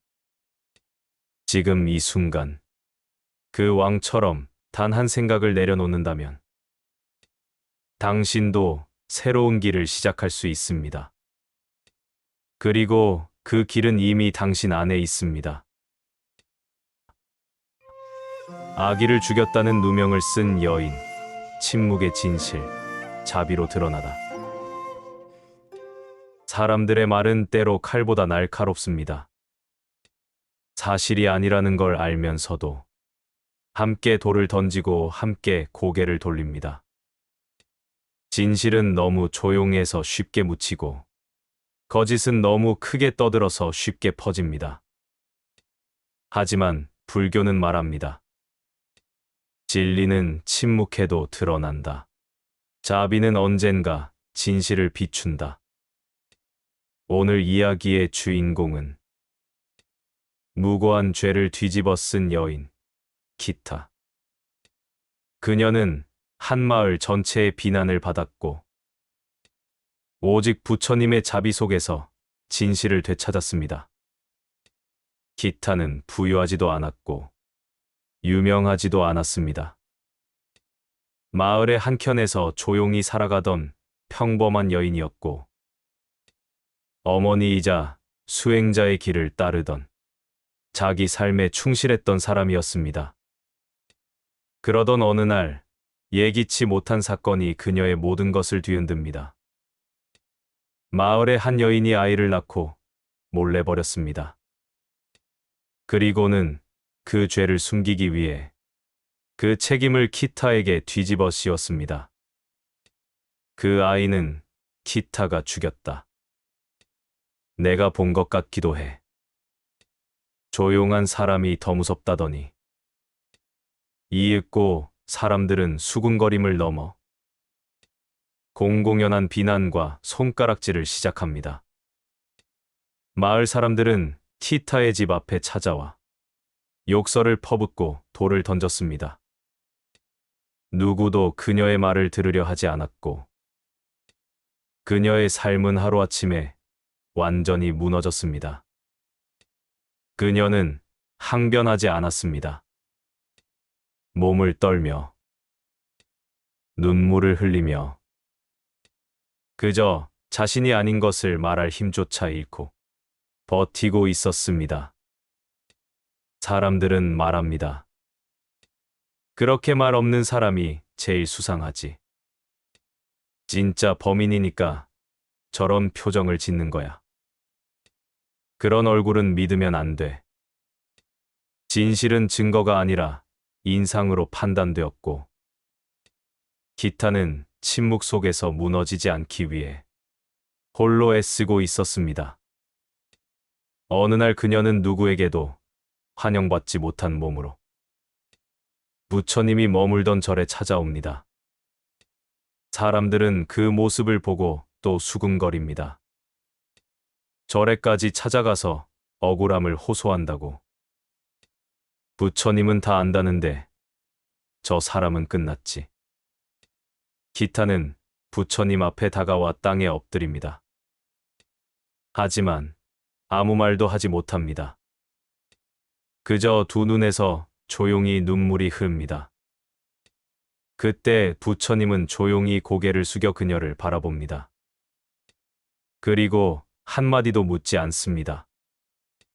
잠시 침묵이 흐른 후 부처님은 주위에 모인 사람들에게 말합니다. 그대들 중 그녀가 죄인임을 직접 본 자가 있는가? 모두 말이 없습니다.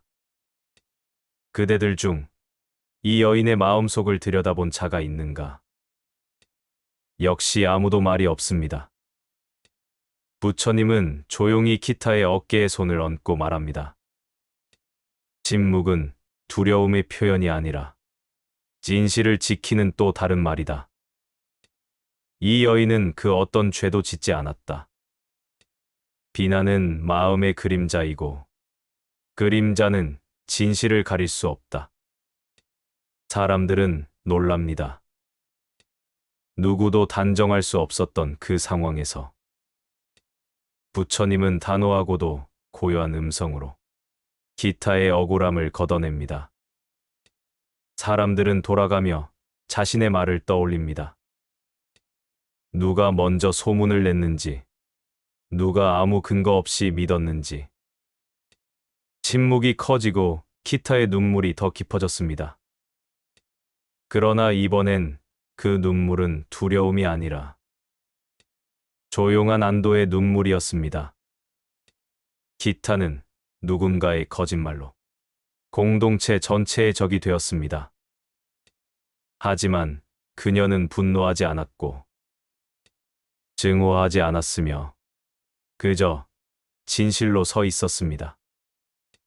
불교는 말합니다. 진실은 말보다 먼저 존재하며 자비는 억울한 마음을 알아차리는 눈이다. 부처님의 자비는 그녀를 감쌌고 공동체의 거울이 되어 사람들의 어두운 마음을 비추었습니다. 우리는 종종 무언가를 사실처럼 믿지만 사실이 아닐 수도 있습니다. 누군가를 비난하기 전 그가 침묵하고 있다는 이유만으로 의심하기 전에 우리는 한 번 더 자신의 마음을 돌아봐야 합니다.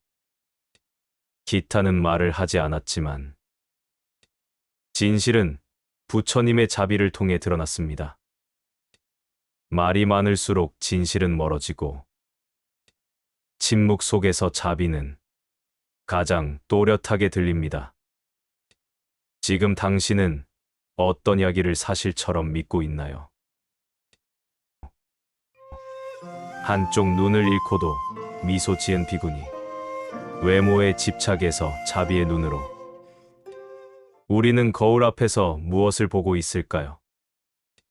피부의 결, 이목구비의 좌우대칭, 남들과 비교한 나의 얼굴.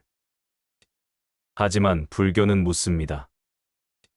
그 눈으로 당신은 진짜 자신을 보고 있습니까? 오늘 이야기는 당대 최고의 미인이라 불렸던 공주이자 자신의 외모에 누구보다 집착했던 한 여성 수행자의 이야기입니다. 그리고 그녀가 한쪽 눈을 잃고도 미소 지을 수 있었던 이유를 전해드립니다. 루파난다는 왕족이었습니다. 사캬족의 공주이자 부처님의 이복동생 난다와도 가까운 인물이었습니다. 그녀는 어릴 때부터 빛나는 피부와 고운 얼굴로 궁 안의 모든 이들에게 사랑받았습니다. 그녀가 걸어가면 시선이 멈췄고 그녀가 웃으면 모두가 미소 지었습니다. 그녀는 자랄수록 자신의 아름다움을 자산이자 정체성으로 여기게 되었습니다. 그러나 그 아름다움은 동시에 불안의 근원이 되었습니다. 이 얼굴이 변하면 어쩌지? 누군가 나보다 더 예뻐지면 사람들은 진짜 나를 사랑하는 걸까? 그녀는 거울을 멈추지 못했고 늘 자신을 확인하고 세상의 시선을 확인하며 외모의 감옥 안에서 살아가고 있었습니다. 왕궁을 떠난 부처님이 출가하고 마하파자파티 고타미가 비구니 교단을 세운 이후 루파난다 역시 출가를 결심합니다. 하지만 그녀의 내면엔 진정한 해탈의 의지가 있진 않았습니다. 출가 이후에도 거울을 지니고 다녔고 비구니들의 눈길을 의식했으며 수행 중에도 자신의 모습을 포기하지 못했습니다. 그녀는 출가한 미인으로 절 안팎에서 여전히 관심의 중심에 있었습니다. 하지만 그것이 그녀에게 진짜 평화를 주진 않았습니다. 어느 날 루파난다는 병에 걸립니다. 눈에 염증이 생기고 점차 시야가 흐려지더니 결국 한쪽 눈을 잃게 됩니다. 그녀는 무너집니다. 거울 앞에 앉을 수 없었고 자신의 얼굴을 제대로 볼 수 없게 되자 존재 자체가 부서진 느낌을 받습니다. 내가 이렇게 돼버리다니. 이제 나는 아무 의미 없는 사람인가? 그녀는 수행도 멈추고 절 안의 자리도 피했습니다. 누구도 그녀를 비난하지 않았지만 그녀는 스스로를 버리려 하고 있었습니다. 그 소식을 들은 부처님은 직접 그녀를 찾아갑니다. 부처님은 아무 말 없이 함께 앉습니다. 그리고 거울을 내려다보며 묻습니다. 그대는 무엇을 잃었다고 생각하느냐? 루파난다는 답합니다. 저는 제 아름다움을 잃었습니다. 부처님은 말합니다. 그 아름다움은 본래 머무를 수 없는 것이었다. 아름다움은 타인의 눈에서 피어난 꽃이니 그대가 가꾼다 한들 피고 지는 것은 자연의 흐름이다. 하지만 그대가 지금 볼 수 있는 것이 있다면 그것은 변하지 않는 눈, 자신을 바라보는 마음의 눈일 것이다. 그날 이후 루파난다는 수행을 다시 시작합니다. 거울을 내려놓고 침묵 속에서 자신의 마음을 지켜보기 시작합니다. 더는 사람들의 시선을 좇지 않았고 무언가를 증명하려 들지 않았습니다. 그녀는 매일 자신의 마음속 거울을 닦아내며 어떤 날은 울었고 어떤 날은 미소 지었습니다. 그리고 마침내 그녀는 자신의 눈을 통해 진실을 보기 시작했습니다. 시간이 흘러 루파난다는 아라한과 즉 완전한 깨달음을 얻은 존재가 됩니다. 그녀는 테리가타의 짧고 단단한 시를 남깁니다. 나는 눈을 잃었으나 그 눈으로 진실을 보게 되었고 이제는 어떠한 시선에도 흔들리지 않는다. 그녀의 미소는 예전과 달랐습니다. 예전엔 누군가의 시선을 위한 미소였다면 이제는 모든 것을 내려놓은 자의 미소였습니다. 루파난다의 이야기는 우리 모두의 이야기입니다. 우리는 각자의 거울 앞에서 수없이 묻습니다. 내가 충분히 괜찮은 사람일까? 사람들은 나를 어떻게 볼까? 이 변해가는 나를 나는 어떻게 받아들여야 할까? 하지만 불교는 말합니다. 진짜 아름다움은 꺼지지 않는 빛을 가진 마음에서 피어난다. 루파난다는 그것을 눈을 잃고서야 보게 되었습니다. 한쪽 눈을 잃은 여인이 미소 지을 수 있었던 이유는 아름다움을 초월한 자유를 알게 되었기 때문입니다. 그녀는 세상이 준 거울이 아니라 자신 안의 거울을 들여다보았습니다. 지금 당신은 어떤 거울을 들여다보고 있나요? 그 거울이 깨졌을 때 당신은 어떤 눈으로 자신을 바라볼 수 있나요? 말없이 울던 노인과 부처님의 침묵, 눈물에도 말이 필요하지 않을 때 모든 고통은 반드시 말로 설명되어야 할까요? 왜 울고 있느냐? 무슨 일이 있었느냐? 우리는 늘 이유를 찾고 설명을 듣고 싶어 합니다. 하지만 불교는 말합니다. 진실한 슬픔 앞에서는 침묵이 가장 깊은 대답이다. 오늘의 이야기는 말하지 않는 한 노인과 묻지 않는 부처님의 아주 조용한 순간에 대한 이야기입니다. 말도 없고 해결도 없고 단지 함께 머무는 자비만이 있었습니다. 부처님이 어느 작은 마을에서 머물고 계시던 어느 날, 한 노인이 조용히 절 안으로 들어왔습니다. 그는 지팡이를 짚고 허리가 구부정하고 몸은 기력이 없었지만 걸음을 멈추지 않았습니다. 절 안으로 들어온 그는 부처님이 앉아 있는 자리 앞에 무릎을 꿇고 앉았습니다. 그 어떤 말도 꺼내지 않았습니다. 다만 눈물이 조용히 흘러내릴 뿐이었습니다. 한 방울, 두 방울, 세상을 향한 말없이 쏟아내는 그의 고통. 사람들은 궁금해했습니다. 무슨 사연일까? 어디가 아픈 걸까? 왜 부처님께 말도 하지 않고 울고 있는 거지? 하지만 부처님은 그 어떤 말도 먼저 꺼내지 않으셨습니다. 그저 그의 곁에 머물렀고 조용히 바라보았습니다. 말을 요구하지 않았고 슬픔을 재촉하지 않았습니다. 오히려 그 침묵 속에서 그 노인의 눈물은 더 깊고 편안하게 흐를 수 있었습니다. 그는 말이 필요 없는 사람이라는 걸 부처님은 알고 계셨던 것입니다. 경전에는 기록되어 있지 않지만 이 노인은 오래전 자식 둘을 잃은 사람이라 전해집니다.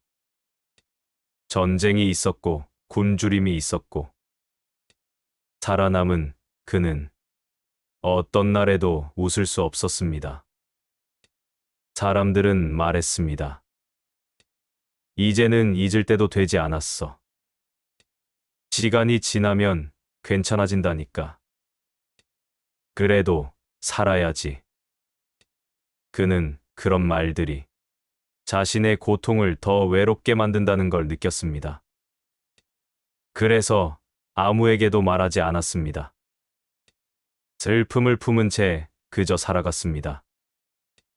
그러다 마지막으로 단 한 사람을 찾아온 것입니다. 말하지 않아도 이해할 수 있는 사람. 말하지 않아도 함께 해줄 수 있는 존재. 그가 찾은 이는 바로 부처님이었습니다. 우리는 슬픔을 보면 곧바로 위로하려 듭니다. 괜찮아질 거야. 다 지난 일이야. 그래도 긍정적으로 생각해봐. 하지만 불교는 말합니다. 진짜 자비는 상대의 고통을 덮지 않고 그 곁에 함께 앉아 있는 것이다. 부처님은 그 노인의 삶을 대신 말하지 않았고 슬픔을 치유하려 들지도 않았습니다. 단지 그 슬픔을 있는 그대로 받아들였습니다. 그리고 그 침묵 안에서 노인은 처음으로 자신의 고통을 말없이 풀어낼 수 있었습니다. 한참이 지나 노인은 조용히 고개를 들고 부처님을 바라보았습니다. 부처님은 그에게 미소 지으며 이 한마디만을 건넸습니다. 그대는 이제 말보다 깊은 자리에 나와 함께 있습니다. 노인은 고개를 끄덕였습니다. 그 눈엔 고통이 남아 있었지만 처음과는 다른 작은 평화의 빛이 함께 머물고 있었습니다. 그는 일어나 절을 올리고 다시 조용히 숲길을 따라 돌아갔습니다. 아무 말 없이. 하지만 그날 이후 그는 더 이상 무겁게 고개를 떨구지 않았다고 전해집니다. 이야기에는 큰 기적도 깊은 교리도 없습니다.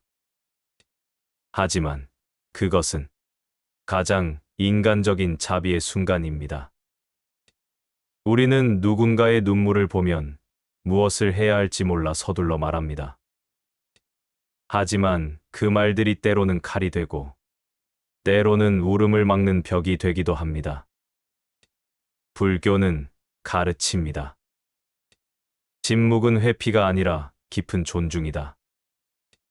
울 수 있도록 함께 머무는 것이 말보다 큰 연민이다. 말은 때때로 진심을 담지 못합니다. 눈물은 말보다 먼저 흐르고 말보다 오래 남습니다. 부처님은 그 모든 것을 말 없이 바라보셨습니다.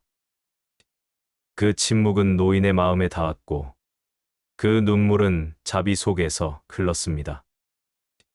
지금 당신 곁에도 말하지 못하고 있는 누군가가 있다면 그 곁에 그저 조용히 앉아 있어 주세요.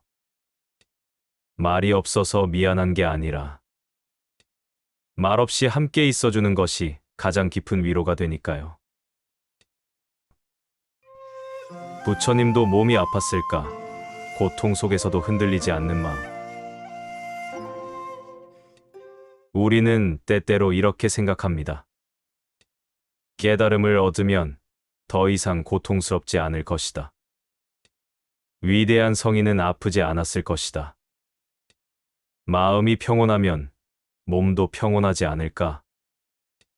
하지만 경전은 말합니다.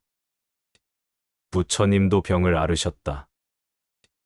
깨달음은 몸의 고통을 지우는 것이 아니라 고통 속에서 자유로워지는 길이다. 오늘 우리는 부처님의 육체의 병을 통해 진짜 수행이 어디에서 완성되는지를 살펴봅니다. 경전 마하파리 니빠나 숫다에 따르면 부처님은 열반에 들기 전 몇 달 동안 심한 병을 앓으셨습니다. 당시 나이 80세, 오랜 시간 걸으며 설법했고 닭발하며 살았으며 계절을 가리지 않고 제자들을 이끌었습니다. 몸은 지쳐 있었고 소화 장애와 복통이 잦았으며 자주 피로를 느끼셨다고 전해집니다. 한 번은 병세가 심해져 음식을 제대로 드시지 못하고 며칠간 말을 잃기도 하셨습니다. 제자들은 걱정하며 스승께 간청합니다. 세존이시여, 제발 쉬십시오. 당신께서 병들면 저희는 길을 잃습니다. 진리를 이끌 이가 아프다니 마음이 아픕니다. 그러자 부처님은 조용히 미소 지으며 말합니다. 아난다여, 육체는 늙고 병들기 마련이다. 그러나 진리는 병들지 않는다. 내가 설한 법은 나보다 오래 머물 것이다. 부처님께서 병으로 고통받는 순간에도 그 마음은 흔들리지 않았습니다. 숨이 가쁘고 통증이 찾아오고 몸이 지치더라도 그는 그 고통을 거부하거나 부정하지 않았습니다. 이것이 괴로움이다. 이 고통 또한 조건 지어진 것이다. 이 역시 지나갈 것이다. 그는 몸의 고통을 고요한 마음으로 관찰하셨습니다. 고통 속에서 탄식하지 않았고 두려워하지 않았으며 누군가를 원망하지 않았습니다. 그는 자신의 몸마저도 집착하지 않는 마음을 유지했습니다. 이 이야기는 우리에게 한 가지 중요한 통찰을 줍니다. 깨달음은 몸의 병을 막아주는 방패가 아니라는 것. 불교에서 말하는 해탈이란 몸이 병들지 않는 상태가 아니라 그 병에 끌려가지 않는 마음의 상태입니다. 몸은 고통받을 수 있지만 그 고통에 휩쓸리지 않고 마음은 여전히 자유로울 수 있습니다. 이것이 진짜 수행의 완성입니다. 부처님은 병든 몸을 가지고도 병든 이들을 더욱 깊이 이해하셨습니다. 말년에 그는 병상에 누운 스님들을 직접 찾아가 돌보셨고 제자들에게 이렇게 말씀하셨습니다. 그대들은 나를 공경하려거든 병든 자를 돌보라. 병든 이를 외면하는 이는 나를 외면하는 것과 같다. 고통의 경험은 그를 더욱 연민 깊은 존재로 만들었습니다. 자신이 아프기 때문에 아픈 자를 향한 마음은 더 따뜻하고 다정했습니다. 부처님의 병은 단순한 생물학적 고장이 아닙니다. 그 병은 우리 모두가 겪게 될 생로병사의 상징입니다. 불교는 현실적입니다. 죽음도, 병도, 노화도 무시하거나 미화하지 않습니다. 오히려 그 안에서 마음을 어떻게 유지할 것인지를 묻습니다. 괴로움은 피할 수 없으나 괴로움에 휩쓸리는 것은 선택이다. 우리는 병에 걸리면 두려워합니다. 왜 나에게 이런 일이? 이게 끝이 아니길. 몸이 망가지면 내 삶도 끝인가? 그러나 불교는 이렇게 가르칩니다. 몸이 아플 수는 있어도 마음이 아프지 않을 수 있다. 몸이 늙어갈지라도 자비는 더욱 자라날 수 있다. 부처님은 병든 몸으로도 걷고 말하고 자비를 전했습니다. 그 모습 자체가 가장 위대한 설법이었습니다. 부처님도 아프셨습니다. 하지만 괴로워하지 않으셨습니다. 그는 아픔과 함께 머물며 그 안에서도 자비를 베푸셨습니다. 우리는 완벽한 몸을 가질 수 없지만 고요한 마음을 지니는 연습은 지금부터 할 수 있습니다. 혹시 오늘 몸이 조금 불편하셨나요?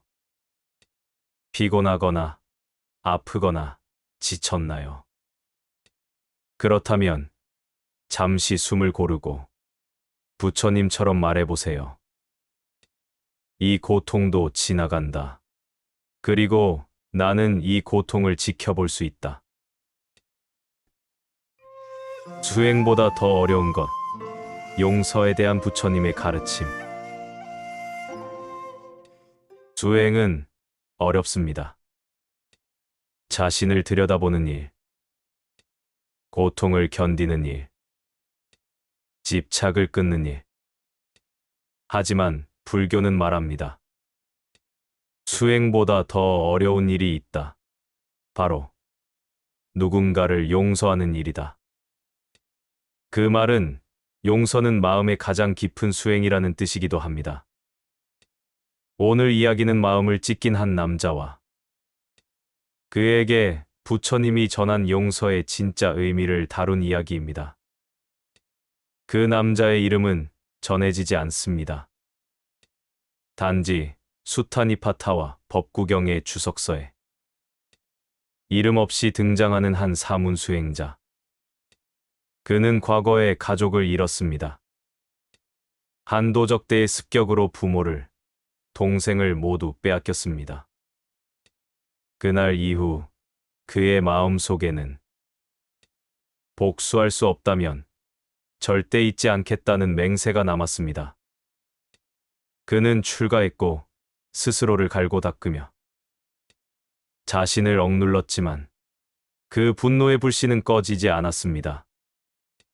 그는 명상을 잘했습니다. 고요 속에서 오래 앉을 수 있었고 잡념 없이 행선을 이어갔습니다. 하지만 모든 것이 흐름처럼 흘러가다가도 문득 그날의 기억이 떠오르면 그는 다시 분노에 휩싸였습니다. 내가 수행을 한다고 해서 그 죄가 사라지는가? 왜 그 자는 벌을 받지 않는가? 내가 용서하면 그게 정의인가? 아니면 나의 패배인가? 그는 부처님을 찾아갑니다. 마음속 깊은 고통을 안고 절을 올립니다. 세존이시여, 저는 용서를 할 수가 없습니다. 분노가 떠나지 않습니다. 부처님은 조용히 그를 바라보며 묻습니다. 내가 그 사람을 용서하지 않는다고 해서 그가 고통을 받는가? 그는 대답하지 못합니다. 부처님은 말합니다. 용서는 그 사람을 위한 것이 아니다. 너 자신을 자유롭게 하기 위한 문이다. 내가 매일같이 분노를 붙잡고 있다면 그 분노는 그를 해치지 않는다. 오히려 너의 마음을 묶을 뿐이다. 그 말에 그는 말없이 눈을 감습니다. 그리고 작게 중얼거립니다. 그 말이 사실이라는 걸 저는 알고 있습니다. 그런데도 저는 그를 놓을 수가 없습니다. 부처님은 짧은 비유 하나를 들려주십니다. 어떤 사람이 불붙은 숯덩이를 움켜쥐었다. 그 불로 다른 사람을 던져 해치고 싶어서다. 그러나 그 숯은 던져지기도 전에 그 손을 먼저 태워버렸다. 분노는 숯과 같고 복수심은 칼날과 같으니 오래 쥐고 있으면 자신을 먼저 상처 입힌다. 그는 고개를 떨굽니다. 하지만 얼굴은 한층 평온해졌습니다. 그가 처음으로 자기 연민이 아닌 마음의 감옥에서 벗어나려는 움직임이 시작된 순간이었습니다. 불교에서 말하는 용서는 단순히 괜찮아라고 말하는 것이 아닙니다. 있는 것도 아닙니다. 상대를 정화하는 것이 아니라 자기 안의 증오를 비우는 행위. 억지로 화해하는 것이 아니라 그를 바라보는 내 감정을 해방시키는 수행. 부처님은 말합니다. 용서는 자비의 최종 관문이다. 자비는 타인을 위한 마음 같지만 사실은 자신을 자유롭게 하는 길이다. 오늘날 우리는 크고 작은 분노를 안고 살아갑니다. 상처 준 사람, 배신했던 친구, 말 한마디로 마음을 짓밟은 누군가. 용서하지 않겠다는 마음은 일종의 복수의 약속처럼 느껴집니다. 하지만 그 약속을 지키는 동안 가장 괴로운 쪽은 결국 자기 자신입니다. 불교는 그래서 말합니다. 용서는 기억을 지우는 일이 아니라 기억을 새로 바라보는 일이다. 우리는 수행이라고 하면 앉고, 걷고, 숨 쉬는 것만을 떠올립니다. 하지만 마음속의 상처를 들여다보고 그 안의 분노를 뿌리째 마주보는 일. 그 또한 가장 깊은 수행입니다. 어떤 마음은 10년을 수행해도 떠나지 않습니다. 하지만 그 마음을 있는 그대로 보며 조금씩 내려놓는 순간들이 쌓이면 그건 해탈로 가는 문이 됩니다. 인간적인 번뇌와 두 번째 수행, 출가와 귀 사이. 무언가를 버린다는 건 언제나 멋있어 보입니다. 속세를 떠나 수행자가 되는 일. 자리를 내려놓고 자유를 선택하는 일. 하지만 그 길은 언제나 흔들립니다. 오늘 이야기는 왕자로 태어나 출가했지만 다시 세속으로 돌아갔던 한 사람의 이야기입니다. 그리고 그가 다시 돌아왔을 때 부처님은 그를 어떻게 맞이했는지.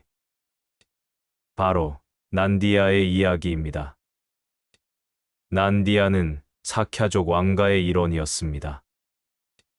부처님의 이복동생 난다와도 연이 있었으며 어릴 때부터 지혜롭고 명상에 재능이 있던 인물이었습니다.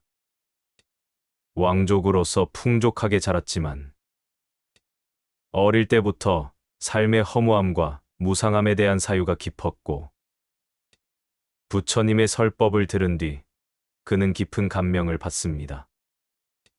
세상에 머물 이유가 없다. 나는 지금 떠나야 한다.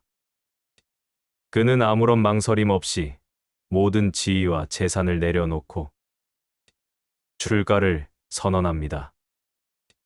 사람들은 감동했습니다. 또 한 명의 위대한 출가자. 이 젊은이는 분명 곧 깨달을 것이다. 출가 후 난디아는 수행에 정진했습니다. 계율을 잘 지켰고 고요한 태도로 모든 일상에 임했습니다. 하지만 어떤 날부터인가 마음속에 다른 바람이 생겨났습니다. 나는 너무 일찍 이 길을 선택했나? 아버지는 건강이 괜찮으실까? 내가 출가했을 때 어머니의 눈물이 떠오른다. 하루하루가 반복되며 그는 문득문득 자신이 버린 삶을 떠올렸습니다.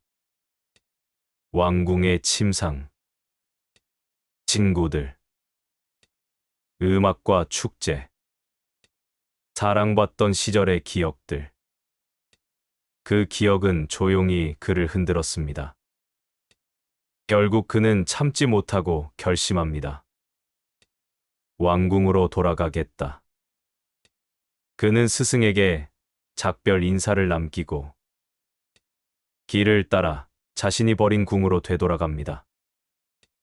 사람들은 놀랍니다. 어떻게 그럴 수 있지? 수행자는 마음을 이기지 못하고 돌아간 것인가? 어떤 이는 조롱하고 어떤 이는 실망합니다. 저 사람은 실패했다. 에타를 바라본 자가 욕망으로 돌아갔다. 난디아는 조용히 귀향합니다. 아무 변명도 아무 해명도 하지 않았습니다. 다시 궁에 돌아온 그는 편안한 침상을 얻었고 음식도 풍족했으며 사랑받는 왕자의 자리도 되찾았습니다. 하지만 마음이 편하지 않았습니다. 나는 이 자리에서 여전히 자유롭지 못하다. 그때 출가한 내 결심은 헛된 것이었을까? 돌아온 내가 더 괴로운 건 왜일까? 그는 그제야 깨달았습니다. 자신이 그리워했던 건 왕궁의 즐거움이 아니라 왕궁을 떠나던 그 순간의 명확함이었다는 걸. 그는 다시 출가의 길을 택합니다. 그가 다시 사문복을 입고 부처님 앞에 섰을 때 사람들은 웅성거렸습니다. 한 번 돌아선 자가 다시 받아들여질 수 있는가? 그런데 부처님은 난디아를 바라보며 조용히 이렇게 말합니다. 진리를 향한 길은 한 번에 걷는 이도 있고 두 번, 세 번 돌아가는 이도 있다. 그러나 중요한 것은 돌아온 발걸음을 멈추지 않는 것이다. 그리고 그에게 자리를 내어주셨습니다. 누구보다 조용하고 평온하게. 난디아는 그 이후 다시는 궁을 바라보지 않았습니다. 수행은 더 깊어졌고 마음은 더 단단해졌습니다. 이제 그는 자신의 갈등과 실패를 부끄러움이 아니라 경험으로 받아들였습니다. 그리고 자신처럼 흔들리는 이들을 조용히 품어주는 수행자가 됩니다. 돌아선 걸음에도 의미는 있다. 돌아왔다면 그 길은 더욱 깊어질 수 있다. 우리는 종종 한 번 선택하면 흔들려선 안 된다고 믿습니다. 돌아가면 실패고 포기하면 끝이라 여기죠. 하지만 불교는 말합니다. 마음을 돌이키는 일은 그 자체로 귀한 통찰이다. 중간에 흔들려도 괜찮다. 중요한 건 어디로 다시 향하느냐이다. 난디아는 왕자였고 출가자였고 돌아섰던 자였고 다시 돌아온 수행자였습니다. 그의 길은 단선이 아니라 복선과 되돌아감의 연속이었습니다. 그는 말합니다. 나는 길을 놓쳤다가 다시 찾았다. 그래서 나는 더 분명히 보게 되었다. 혹시 당신도 한때의 결심을 놓쳐버렸나요? 그렇다면 돌아가도 괜찮습니다. 다시 돌아오는 길이 더 깊은 수행이 될 수 있습니다. 말이 아닌 향기로 설 법한 스님, 존재의 향기로 전해지는 진리. 우리는 종종 말로 설득하려 합니다. 진리를 설명하고 올바름을 증명하고 마음을 이해시키려 애씁니다. 하지만 불교는 말합니다. 진짜 설법은 말이 아니라 존재로 전해진다. 오늘의 이야기는 한마디 말도 하지 않고 수많은 사람들의 마음을 바꾼 한 수행자의 이야기입니다. 그는 말이 아닌 향기로 설법했습니다. 그의 이름은 우바고사. 우바고사는 특별한 스승이 없었습니다. 위대한 혈통도 높은 지위도, 경전 지식도 없었습니다. 그는 조용히 숲속에 머물며 하루하루 명상하고 작은 절차를 반복하며 단 하나의 원칙만을 지켰습니다. 말을 줄이고 마음을 닦는다. 사람들은 그를 이상하게 여겼습니다. 왜 설법하지 않는가? 왜 법회를 열지 않는가? 수행자라면 가르쳐야 하지 않나? 하지만 그는 그 어떤 반박도 하지 않았습니다. 그저 자신 안의 마음을 정화할 뿐이었습니다. 어느 날부터인가 그가 머문 숲에는 이상한 변화가 생겼습니다. 그가 지나간 자리에 은은한 향기가 남기 시작한 것입니다. 어떤 이는 그것이 약초 때문이라고 했고, 어떤 이는 하늘에서 신령한 기운이 왔다고 했습니다. 하지만 시간이 지나며 사람들은 한 가지를 깨달았습니다. 그 향기는 그의 마음에서 나온 것이었습니다. 경전에서는 그를 덕의 향기를 지닌 자라고 부릅니다.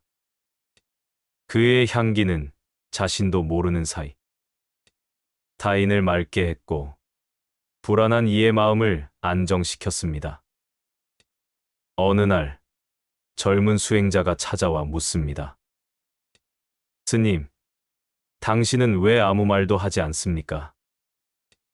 당신에게도 지혜가 있다면 세상을 가르쳐야 하지 않습니까?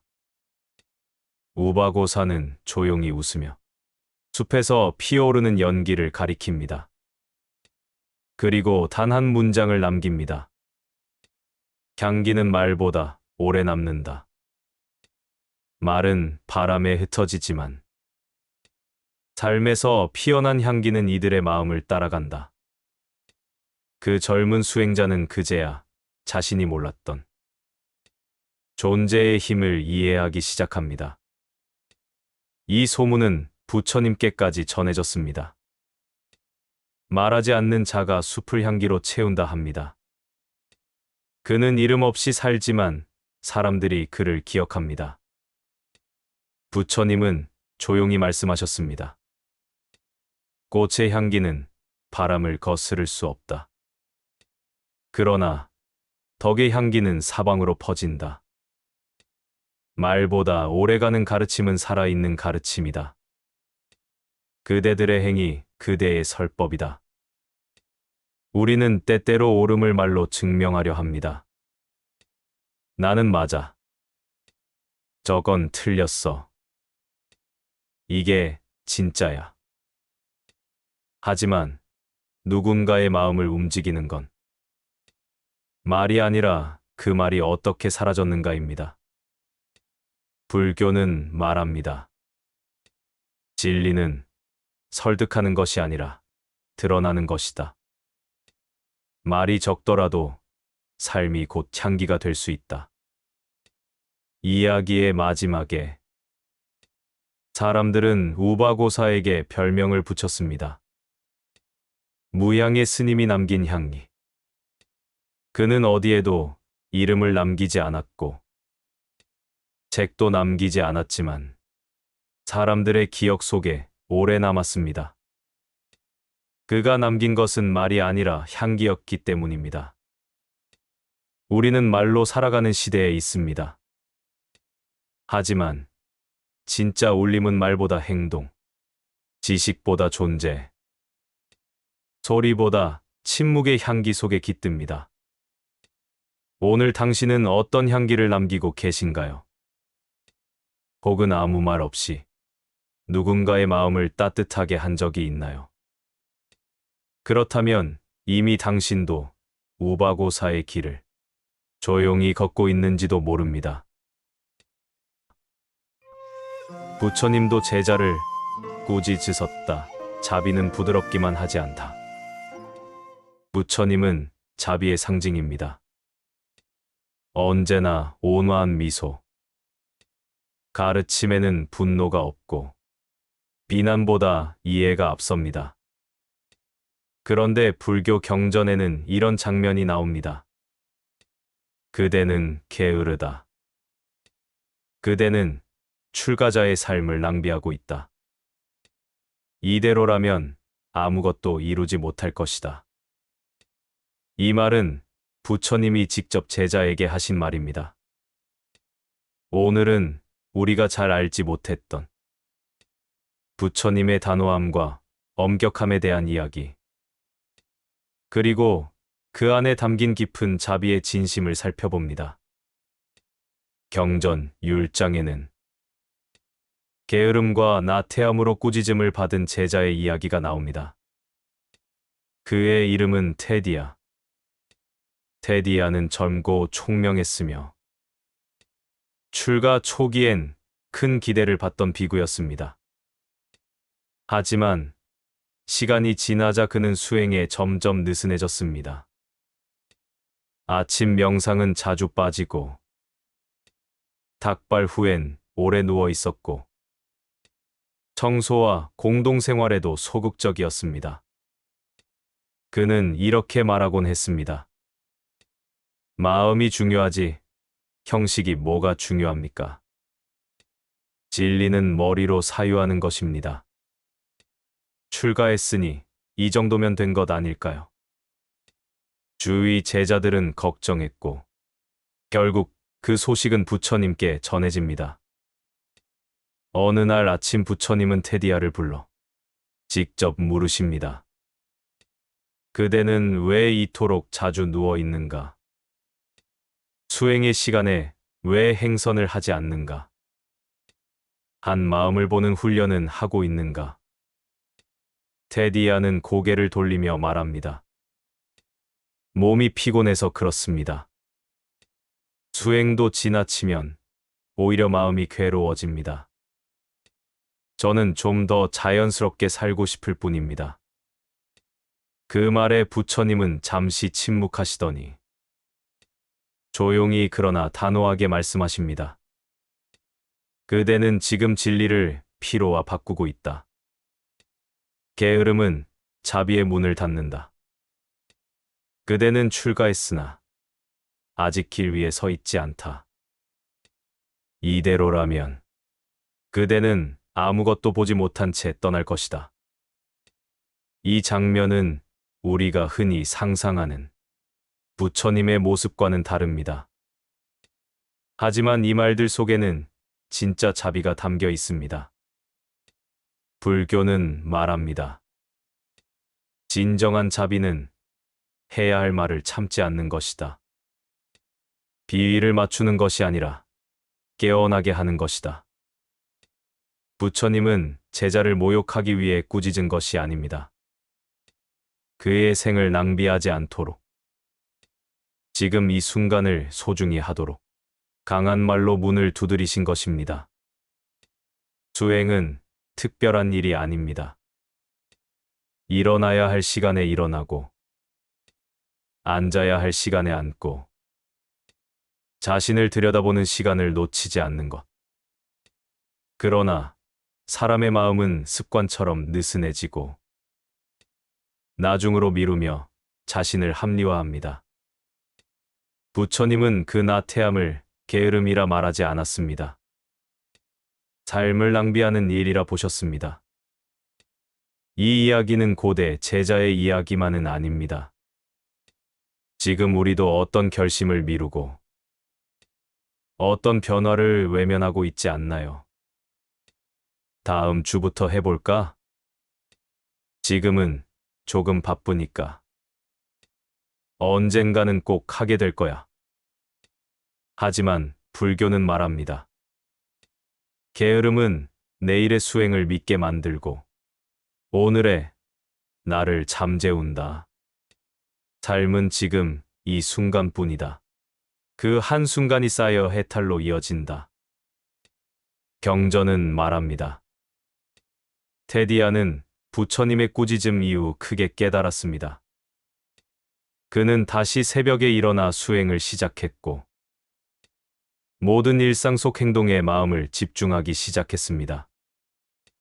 그리고 수년 후 그는 완전한 깨달음, 즉 아라한과를 이루었다고 전해집니다. 그는 말했습니다.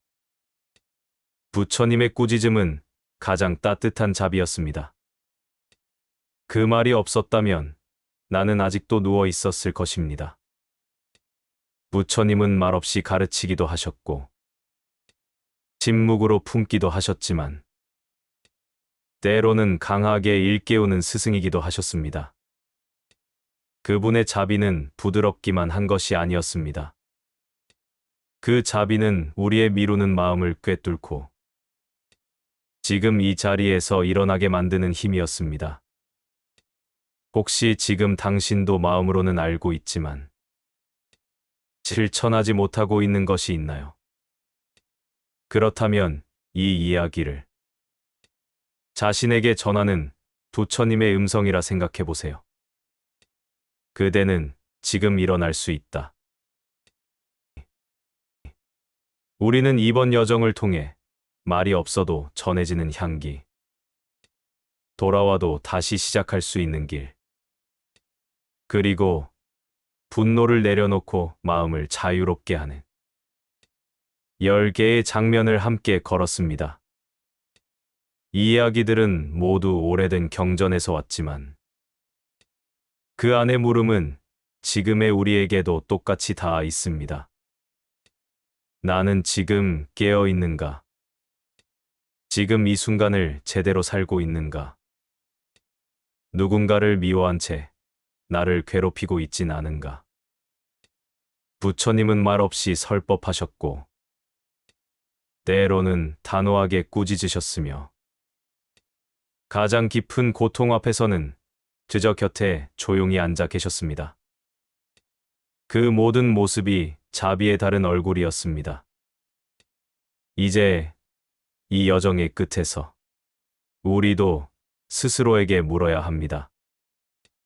나는 어떤 향기를 남기며 살고 있는가? 나는 지금 마음의 길을 걷고 있는가? 그리고 지금 이 순간 당신 마음 한가운데서도 조용히 미소 짓고 있는 통찰이 피어나길 바랍니다.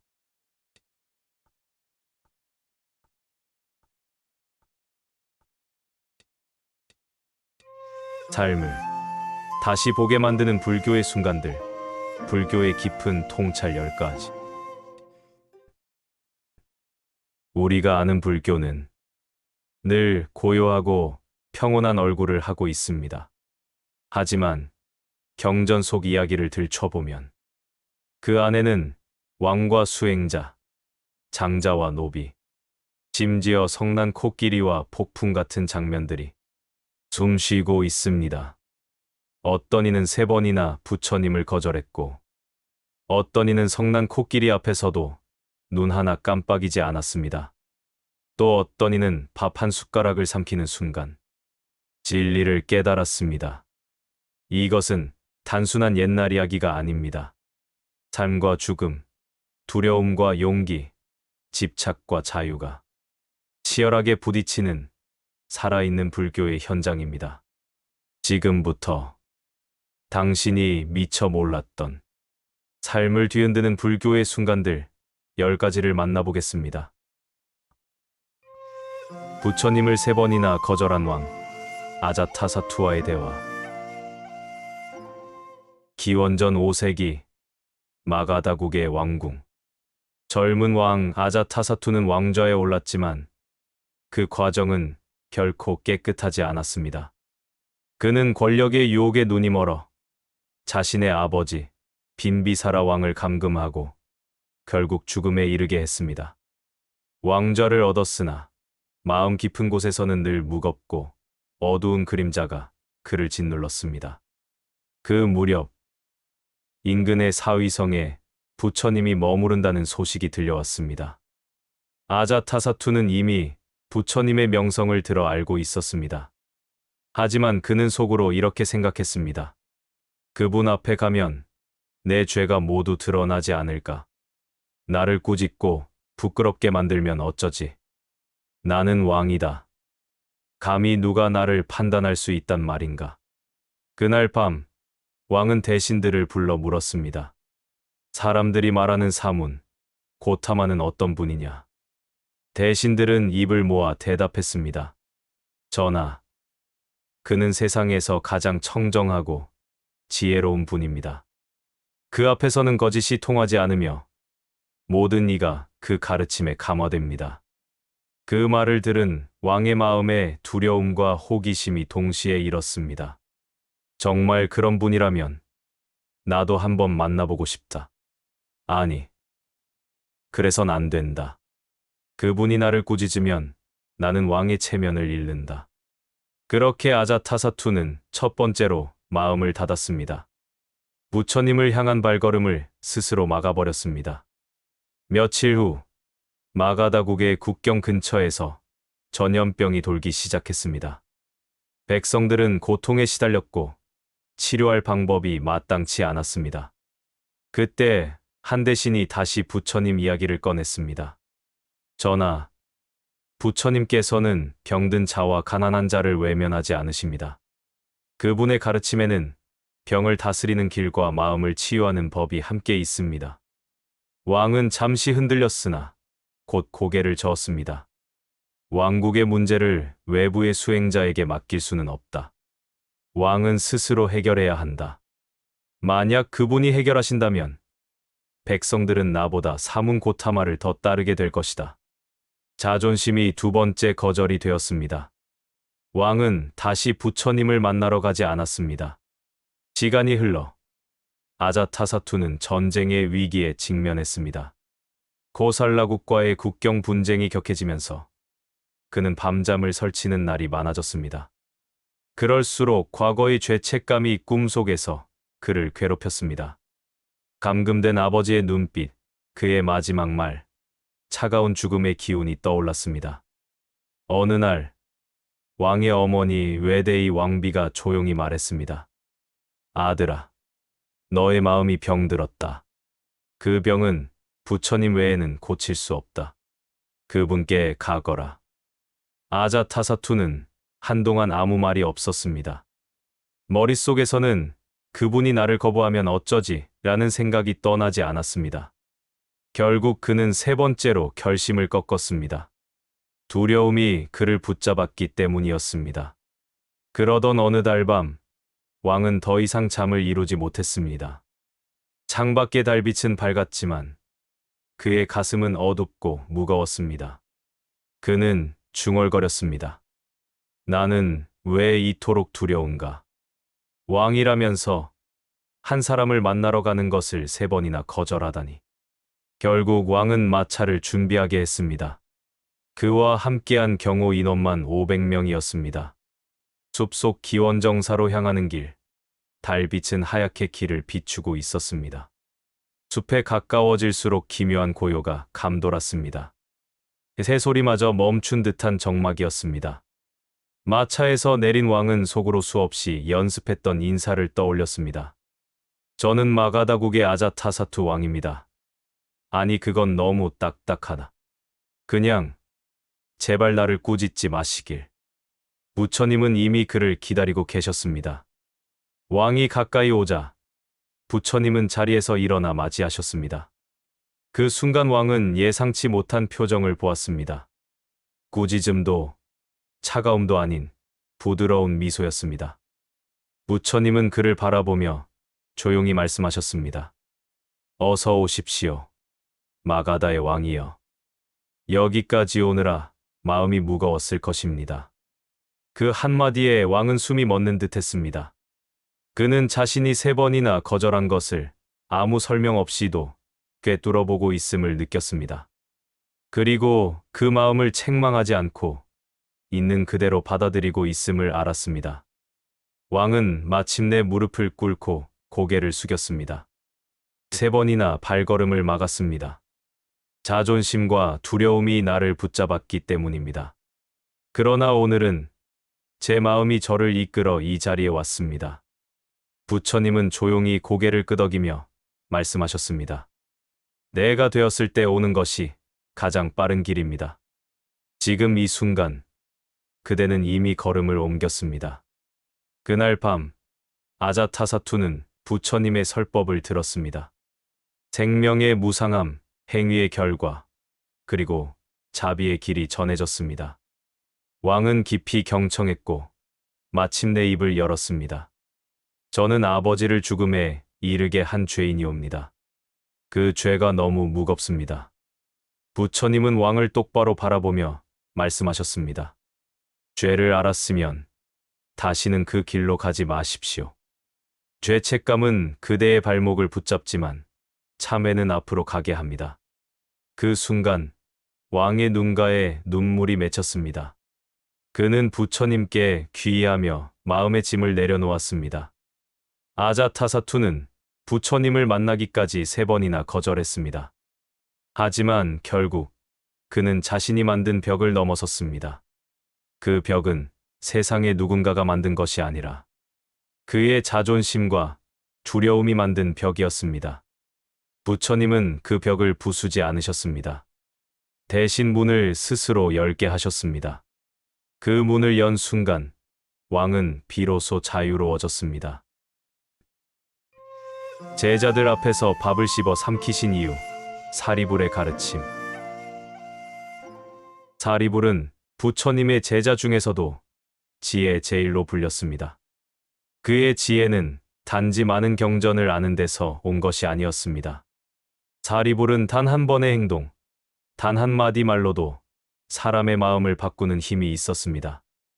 어느 날 사리불이 제자들과 함께 아침 탁발을 마치고 돌아왔습니다. 그날은 마을 사람들이 정성껏 준비한 공양이 풍성했습니다. 제자들은 자리에 앉아 차분히 그릇을 앞에 두었습니다. 모두가 식사를 시작하려는 순간 사리불은 말없이 밥 한 숟가락을 집어 들었습니다. 그리고는 매우 천천히, 조용히 그 밥을 씹기 시작했습니다. 입을 다물고 눈을 지그시 감은 채 그 순간에만 집중하고 있었습니다. 제자들은 처음엔 그냥 식사 예절을 보여주시는 줄 알았습니다. 그러나 시간이 지나도 사리불은 말이 없었고 밥을 씹는 속도는 마치 시간이 멈춘 듯 느리게 흘렀습니다. 젊은 비구 몇 명은 서로 눈빛을 주고받았습니다. 오늘은 왜 이렇게 오래 씹으시지? 혹시 몸이 불편하신가? 그러나 그 누구도 함부로 물어보지 못했습니다. 사리불은 여전히 씹고 있었습니다. 1번, 2번, 30번. 그리고 마침내 천천히 삼켰습니다. 그 순간까지 제자들의 시선은 온전히 사리불의 입과 얼굴에 머물러 있었습니다. 사리불은 고개를 들고 제자들을 바라보며 조용히 말했습니다. 방금 내가 무엇을 했는지 보았느냐? 제자들이 대답했습니다. 예, 스승님께서 밥을 씹어 삼키시는 것을 보았습니다. 사리불은 미소를 지으며 말했습니다. 그래, 나는 밥을 씹어 삼켰다. 그것이 전부다. 그 사이 나는 과거를 생각하지 않았고 미래를 그리지도 않았다. 오직 지금 이 한 숟가락의 밥과 함께 있었다. 제자들은 여전히 그 말의 깊이를 다 이해하지 못했습니다. 사리불은 그들의 표정을 살피더니 다시 말을 이었습니다. 너희는 밥을 먹으면서도 지난 일에 마음이 가 있거나 다음 일에 대한 생각으로 마음이 앞서 있지 않느냐. 한 숟가락을 먹으면서도 그 맛을 모른 채 삼키고 있지 않느냐. 모두 고개를 숙였습니다. 평소 식사 시간에 머릿속이 얼마나 시끄러운지를 떠올렸기 때문이었습니다. 사리불은 이어 말했습니다. 수행은 특별한 순간에만 하는 것이 아니다.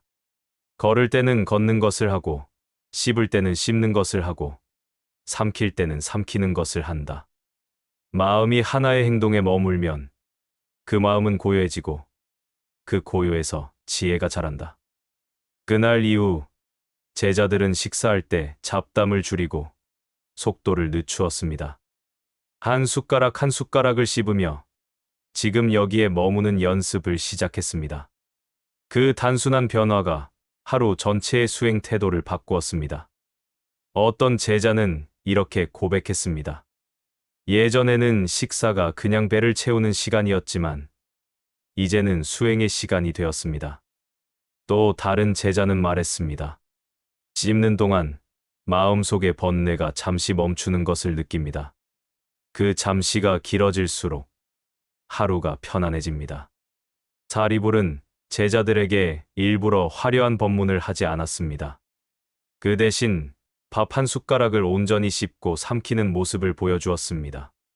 그 행동 안에 모든 가르침이 담겨 있었습니다. 그는 이렇게 말하곤 했습니다. 진리는 멀리 있지 않다. 우리가 매일 하는 일 속에 숨어 있다.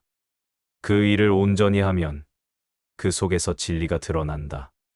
사리불이 보여준 밥 한 숟가락의 법문은 지금까지 전해져 내려오고 있습니다. 그것은 지금 여기에 머무는 수행의 상징이 되었습니다. 우리는 종종 큰 깨달음을 멀리서 찾으려 합니다. 그러나 사리불은 말합니다. 한 숟가락의 밥처럼 작은 행동 하나에 온 마음을 두어라. 그 순간이 곧 깨달음이다.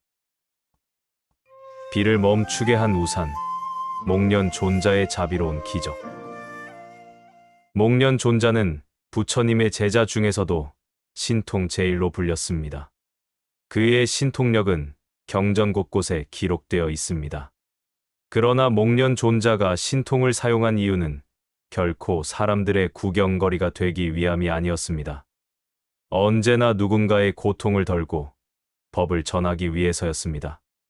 어느 해 인도 중부 지방에 갑작스러운 폭우가 내렸습니다. 며칠 동안 쏟아진 비로 강은 불어나고 마을은 물에 잠겼습니다. 특히 강가에서 장사를 하던 상인들과 나룻배꾼들은 생계가 완전히 끊겼습니다. 그 마을 근처에서 법회를 열기로 했던 목련 존자는 길이 끊겨 마을 사람들이 오지 못한다는 소식을 들었습니다. 제자들이 말했습니다. 스승님, 비가 멈출 때까지 기다리는 것이 좋겠습니다. 그러나 목련 존자는 고개를 저었습니다. 지금 이 순간 비는 단순한 비가 아니라 사람들의 두려움과 절망이 되어 흐르고 있다. 그 마음이 더 깊어지기 전에 그들에게 가야 한다. 목련 존자는 제자들과 함께 강가에 섰습니다.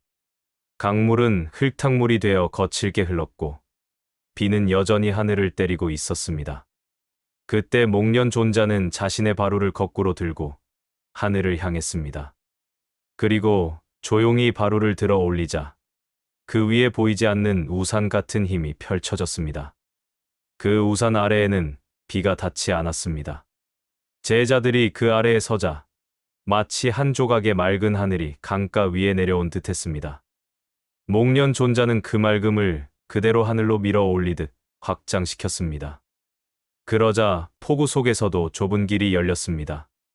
물결이 잠시 가라앉고 그 길을 따라 마을까지 걸어갈 수 있게 되었습니다.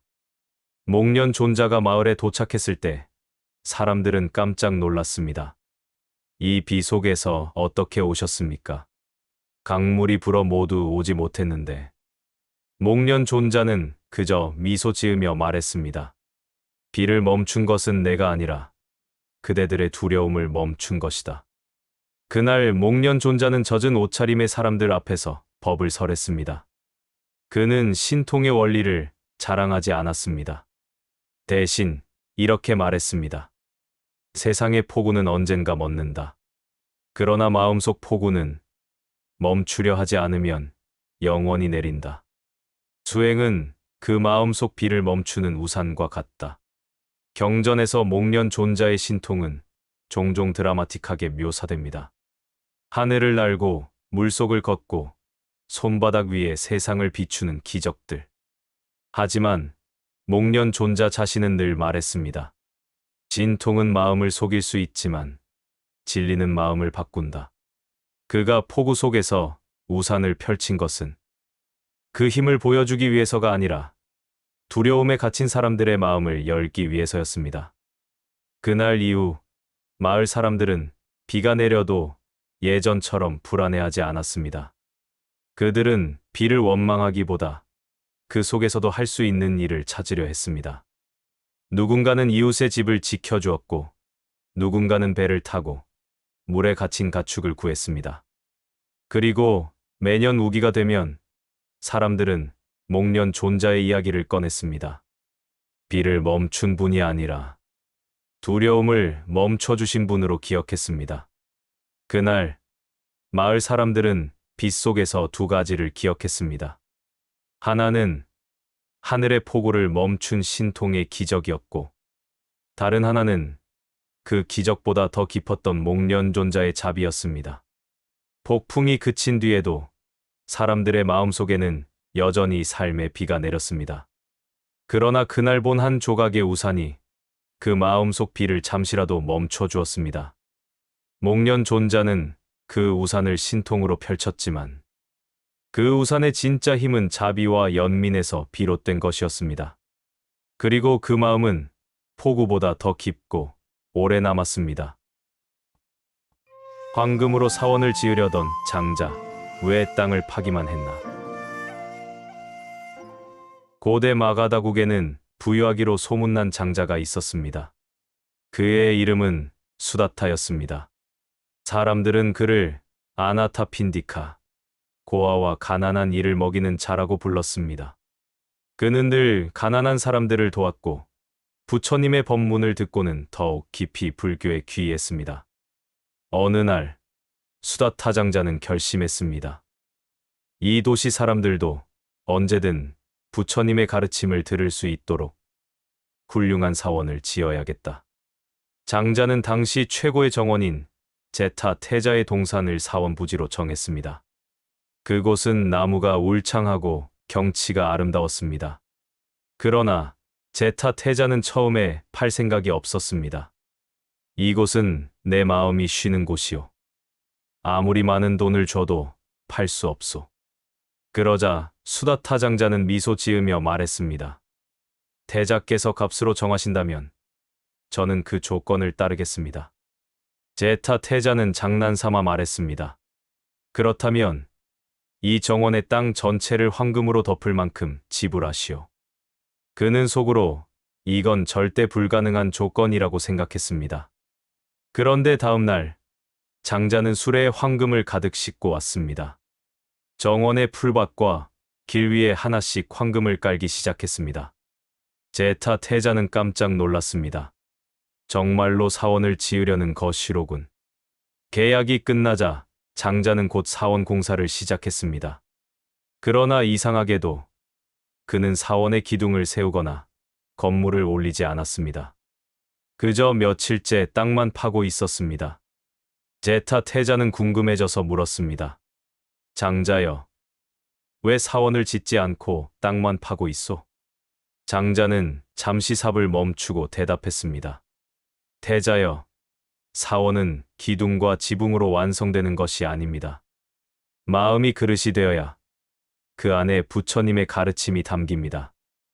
그래서 먼저 제 마음의 땅을 고르고 있습니다. 마침 그날 부처님께서도 이 소식을 듣고 현장에 오셨습니다. 장자는 부처님께 절을 올리고 말했습니다. 세상에서 가장 훌륭한 사원을 지으려 합니다. 그러나 제 마음이 탐욕과 교만으로 가득 차 있다면 그 사원은 빈 껍데기에 불과합니다. 부처님은 고개를 끄덕이며 말씀하셨습니다. 장자여, 사원은 눈에 보이는 건물이 아니라 마음속 공양입니다. 바른 마음은 기둥이 되고 자비는 지붕이 되며 청정한 행은 그 안의 향기가 됩니다. 그 향기는 바람을 타고 모든 중생에게 전해질 것입니다. 수다타 장자는 이후에도 오랫동안 마음 닫기를 이어갔습니다. 그리고 마침내 사람들의 땀과 정성이 깃든 아름다운 사원이 세워졌습니다. 그 사원은 기원정사라 불렸습니다. 부처님은 이곳에서 무려 19번의 안거를 보내시며 수많은 법문을 설하셨습니다. 사람들은 장자를 황금으로 사원을 지은 자로 기억했지만 부처님은 그를 마음을 먼저 닦은 자로 칭찬하셨습니다. 기원정사가 완공된 날, 사람들은 황금으로 땅을 덮은 장자의 부를 칭찬했습니다. 하지만 부처님은 조용히 말씀하셨습니다. 이 사원의 기초는 황금이 아니라 장자의 마음이네. 눈부신 기둥과 화려한 지붕은 세월과 함께 변하지만 그 사원을 세운 마음의 기초는 지금까지도 무너지지 않았습니다. 그래서 기원정사는 단순한 건물이 아니라 한 사람의 깊은 마음이 세상에 남긴 향기로 기억되고 있습니다. 성난 코끼리 앞에 선 부처님, 날라기리의 길들이기. 마가다국의 왕사성은 부처님이 오시는 날이면 사람들로 북적였습니다. 왕사성의 골목마다 연등이 걸리고 사람들은 법문을 듣기 위해 길가에 자리를 잡았습니다. 그런데 이 광경을 못마땅하게 여기는 이가 있었습니다. 바로 왕의 사촌이자 권력을 질투로 채운 데바다타였습니다. 데바다타는 부처님의 명성이 커질수록 마음속 분노가 커져갔습니다. 그는 여러 번 부처님을 해하려 했지만 번번이 실패했습니다. 그러다 그는 한 끔찍한 계획을 세웁니다. 왕사성에는 날라길이라는 사나운 코끼리가 있었습니다. 그 힘과 성질은 거칠기로 악명 높았습니다. 데바다타는 날라길이를 이용하기로 합니다. 그는 코끼리의 사육사에게 술을 잔뜩 먹이고 일부러 자극을 주어 미치게 만들었습니다. 그날 부처님께서 제자들과 함께 법회에 가시던 길, 멀리서 땅을 울리는 굉음과 함께 날라길이가 달려오고 있었습니다. 사람들은 비명을 지르며 사방으로 흩어졌습니다. 피하세요. 코끼리가 미쳤습니다. 제자 아난다도 부처님 앞을 막아서며 말했습니다. 세존이시여, 제가 막겠습니다. 그러나 부처님은 조용히 손을 들어 아난다를 물러나게 하셨습니다. 그리고 그대로 날라길이를 향해 걸음을 옮기셨습니다. 날라길이는 코를 치켜들고 울부짖으며 돌진했습니다. 그 발굽이 땅을 내리칠 때마다 먼지가 솟구쳤습니다. 그러나 부처님의 발걸음은 전혀 흔들리지 않았습니다. 그의 눈에는 두려움이 아니라 연민이 담겨 있었습니다. 부처님은 마음속 깊이 자비를 일으켰습니다. 이 생명도 고통 속에 있구나. 그 분노와 광기 또한 괴로움의 표현일 뿐이다. 그 순간 마치 바람이 가라앉듯 날라길이의 걸음이 느려졌습니다. 사나운 울음소리는 점점 잦아들었고 이내 코끼리는 부처님 앞에 멈춰 섰습니다. 부처님이 손을 들어 그 이마를 쓰다듬자 날라길이는 조용히 무릎을 꿇었습니다. 법구경과 여러 전승은 이 장면을 조금씩 다르게 전하지만 공통적으로 전하는 핵심은 같습니다. 부처님이 날라길이를 멈춘 것은 무력이나 두려움이 아니라 완전한 자비와 평정심이었다는 것입니다. 사람들은 숨을 죽이고 이 광경을 지켜봤습니다. 잠시 전만 해도 목숨을 위협하던 존재가 이제는 한 마리의 순한 짐승처럼 부처님의 곁에 서 있었습니다. 그날 이후 날라길이는 더 이상 사람을 해치지 않았다고 합니다. 마치 부처님과의 만남이 그 마음 깊은 곳까지 바꾸어 놓은 듯했습니다. 이 모든 것을 멀리서 지켜본 데바다타는 분노와 당혹감에 사로잡혔습니다. 그의 계획은 또다시 실패했습니다. 그가 기대했던 공포와 혼란은 일어나지 않았고 오히려 사람들은 부처님의 자비와 평정심에 더욱 감복했습니다. 왕사성의 거리는 다시 평화를 되찾았지만 그날의 장면은 사람들의 기억 속에 깊이 남았습니다. 폭력과 광기를 멈춘 힘이 결코 칼이나 쇠사슬이 아니었다는 것을 모두가 똑똑히 보았기 때문입니다. 그날 왕사성의 길 위에선 두 가지 침묵이 있었습니다. 하나는 코끼리의 울음소리가 멈춘 침묵. 다른 하나는 사람들의 마음속에서 분노가 가라앉은 침묵이었습니다. 날라길이는 부처님의 손길 앞에서 무릎을 꿇었지만 그보다 먼저 무릎을 꿇은 것은 사람들 마음속의 두려움이었습니다. 그리고 그 침묵 속에서 자비가 힘을 이기는 순간이 오래도록 울리고 있었습니다. 제자와 스승이 바뀐 날, 부처님과 마하가섭. 마하가섭은 부처님의 10대 제자 가운데서도 두타행으로 유명했습니다. 그는 출가 후 한 번도 화려한 가사를 걸치지 않았고 늘 거친 삼배 옷을 입으며 숲과 들에서 수행했습니다. 마하가섭의 수행은 그토록 엄격했고 그의 마음은 철저히 청정했습니다. 부처님은 그를 두타행 제일로 칭찬하며 가르침을 이어받아 법을 전할 제자로 지목하셨습니다. 그러나 이토록 뛰어난 제자와 부처님 사이에도 서로의 마음을 확인하는 특별한 날이 있었습니다. 어느 날 부처님께서는 비구들과 함께 마가다국의 한 마을로 향하고 있었습니다. 길은 길고 햇볕은 뜨거웠지만 부처님의 발걸음은 고요했습니다. 마하가섭은 부처님의 뒤를 조용히 따르고 있었습니다. 그러던 중 부처님은 발걸음을 멈추셨습니다. 앞쪽 길가에는 한 노인이 쓰러져 있었고 그 옆에는 무거운 짐이 흩어져 있었습니다. 그는 숨을 헐떡이며 땀과 먼지로 뒤덮여 있었습니다. 부처님은 가까이 다가가 노인의 상태를 살피셨습니다. 목이 마르고 기력이 쇠해 더는 길을 갈 수 없는 상태였습니다. 부처님은 곁의 제자들을 돌아보며 말씀하셨습니다. 이분을 일으켜 그늘로 옮기고 물을 드리도록 하라. 그러나 제자들은 잠시 머뭇거렸습니다. 그들은 부처님을 호위하느라 긴장해 있었고 또한 부처님이 직접 노인을 돌보실 것이라고는 생각하지 못했습니다. 그때 마하가섭이 앞으로 나섰습니다. 그는 부처님의 바루를 받아들고 직접 물을 길어왔습니다. 그리고 조심스럽게 노인의 입가에 물을 대고 떨어진 짐을 모아 다시 묶었습니다. 부처님은 한 걸음 뒤에서 그 모습을 지켜보고 계셨습니다. 마하가섭의 행동에는 조급함이 없었고 노인의 얼굴을 살피는 눈길은 부드럽고 깊었습니다. 노인이 어느 정도 안정을 찾자 부처님은 제자들을 불러 세우셨습니다. 그리고 뜻밖에도 부처님은 자신이 걸으시던 자리를 마하가섭에게 내어주셨습니다. 가섭아, 오늘은 내가 앞장서게. 모든 제자들이 놀랐습니다. 부처님 앞에서 걷는 것은 스승의 자리를 대신하는 것과 같았습니다. 마하가섭은 당황하며 사양했지만 부처님은 미소 지으며 손짓하셨습니다. 오늘 길의 주인은 그대다. 그대의 발걸음이 오늘 이 무리의 길을 이끌 것이다. 그날 오후 행렬의 맨 앞에서 걷는 마하가섭은 마치 부처님이 되기라도 한 듯 온 마음을 다해 걸었습니다.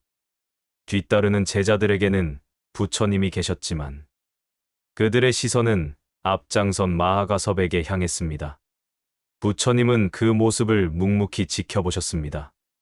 그날의 행렬은 마치 역할이 뒤바뀐 듯 보였지만 그 속에는 깊은 가르침이 있었습니다. 스승이 제자를 인정하고 자리를 내어주는 순간 제자는 단지 배우는 사람에서 가르침을 전하는 사람으로 성장합니다. 앙구따라, 니카야 등 초기 경전 전승에는 부처님이 마하가섭을 특별히 존중하고 법을 전하는 장면이 종종 등장합니다. 그 중 일부는 이렇게 해석됩니다. 마하가섭은 수행의 깊이로 부처님과 마음이 통했기에 어떤 순간에는 스승과 제자의 경계가 사라졌다. 부처님은 마하가섭을 단순히 따르는 제자로 두지 않고 함께 길을 걷는 동행자로 대우하셨습니다. 그날 길 위에는 두 명의 스승이 있었습니다. 하나는 묵묵히 뒤에서 지켜보는 스승, 다른 하나는 조심스럽게 앞장서는 스승이었습니다. 부처님이 내어준 자리는 단순한 예우가 아니라 배움이 완성되는 순간이었습니다. 그 길 위에서 스승과 제자는 더 이상 위아래가 아니라 같은 방향을 걷는 두 개의 발걸음이 되었습니다. 죽음을 기뻐한 노비, 자유를 얻은 순간. 고대 인도의 사회는 엄격한 계급제도로 나뉘어 있었습니다. 브라만, 크샤트리아, 바이샤, 수드라, 그리고 그마저도 포함되지 못한 이들. 그 아래에는 노비가 있었습니다. 노비는 주인의 재산이자 도구로 취급되었고 자유를 가질 수 없었습니다. 태어나는 순간부터 속박된 삶이 정해져 있었고 죽는 순간까지 그 운명은 변하지 않았습니다. 하지만 부처님의 곁에는 계급을 초월해 출가한 이들이 있었습니다. 그리고 그 중 한 명, 가장 낮은 자리에서 가장 높은 자유를 얻은 이가 있었습니다. 빠띠까라는 이름의 노비가 있었습니다. 그는 어려서부터 한 부잣집의 종으로 살았습니다.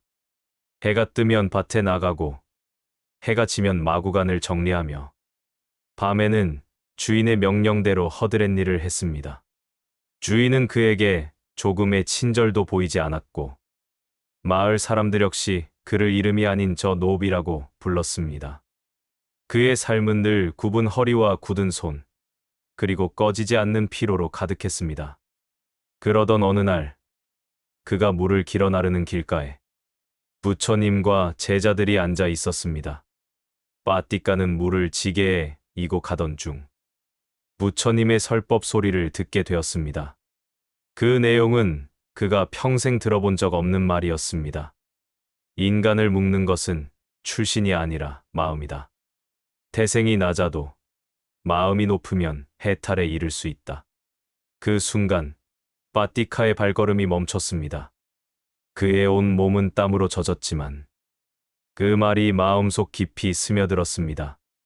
부처님은 그를 바라보며 물었습니다. 그대는 자유를 원하는가? 빠띠카는 머뭇거림 없이 대답했습니다. 원합니다. 하지만 저는 노비입니다. 부처님은 부드럽게 미소 지으며 말했습니다. 그대의 주인은 몸을 속박할 수 있어도 그대의 마음을 속박할 수는 없다. 그날 밤, 빠띠카는 오랫동안 잠을 이루지 못했습니다. 다음 날, 그는 주인에게 조심스럽게 말했습니다. 저를 해방시켜 주십시오. 수행자가 되고 싶습니다. 주인은 비웃었습니다. 내가 무슨 수행자냐. 밥 한 그릇이라도 혼자 못 먹는 주제에. 그러나 빠띠카의 눈빛은 흔들리지 않았습니다. 며칠 뒤 그는 기회를 잡아 몰래 집을 나와 부처님께 갔습니다. 부처님은 그를 받아들였고 삭발과 가사를 주셨습니다. 그날 빠띠카는 처음으로 하늘을 올려다보며 숨을 깊이 들이마셨습니다. 빠띠카는 출가 후 매일 새벽 가장 먼저 일어나 절을 쓸고 가장 마지막에 자리에 들었습니다. 그는 여전히 일에 익숙했지만 이제 그것은 누군가의 명령이 아닌 스스로의 선택이었습니다. 그는 좌선과 경청에 힘썼고 특히 무상과 무아의 가르침을 깊이 새겼습니다.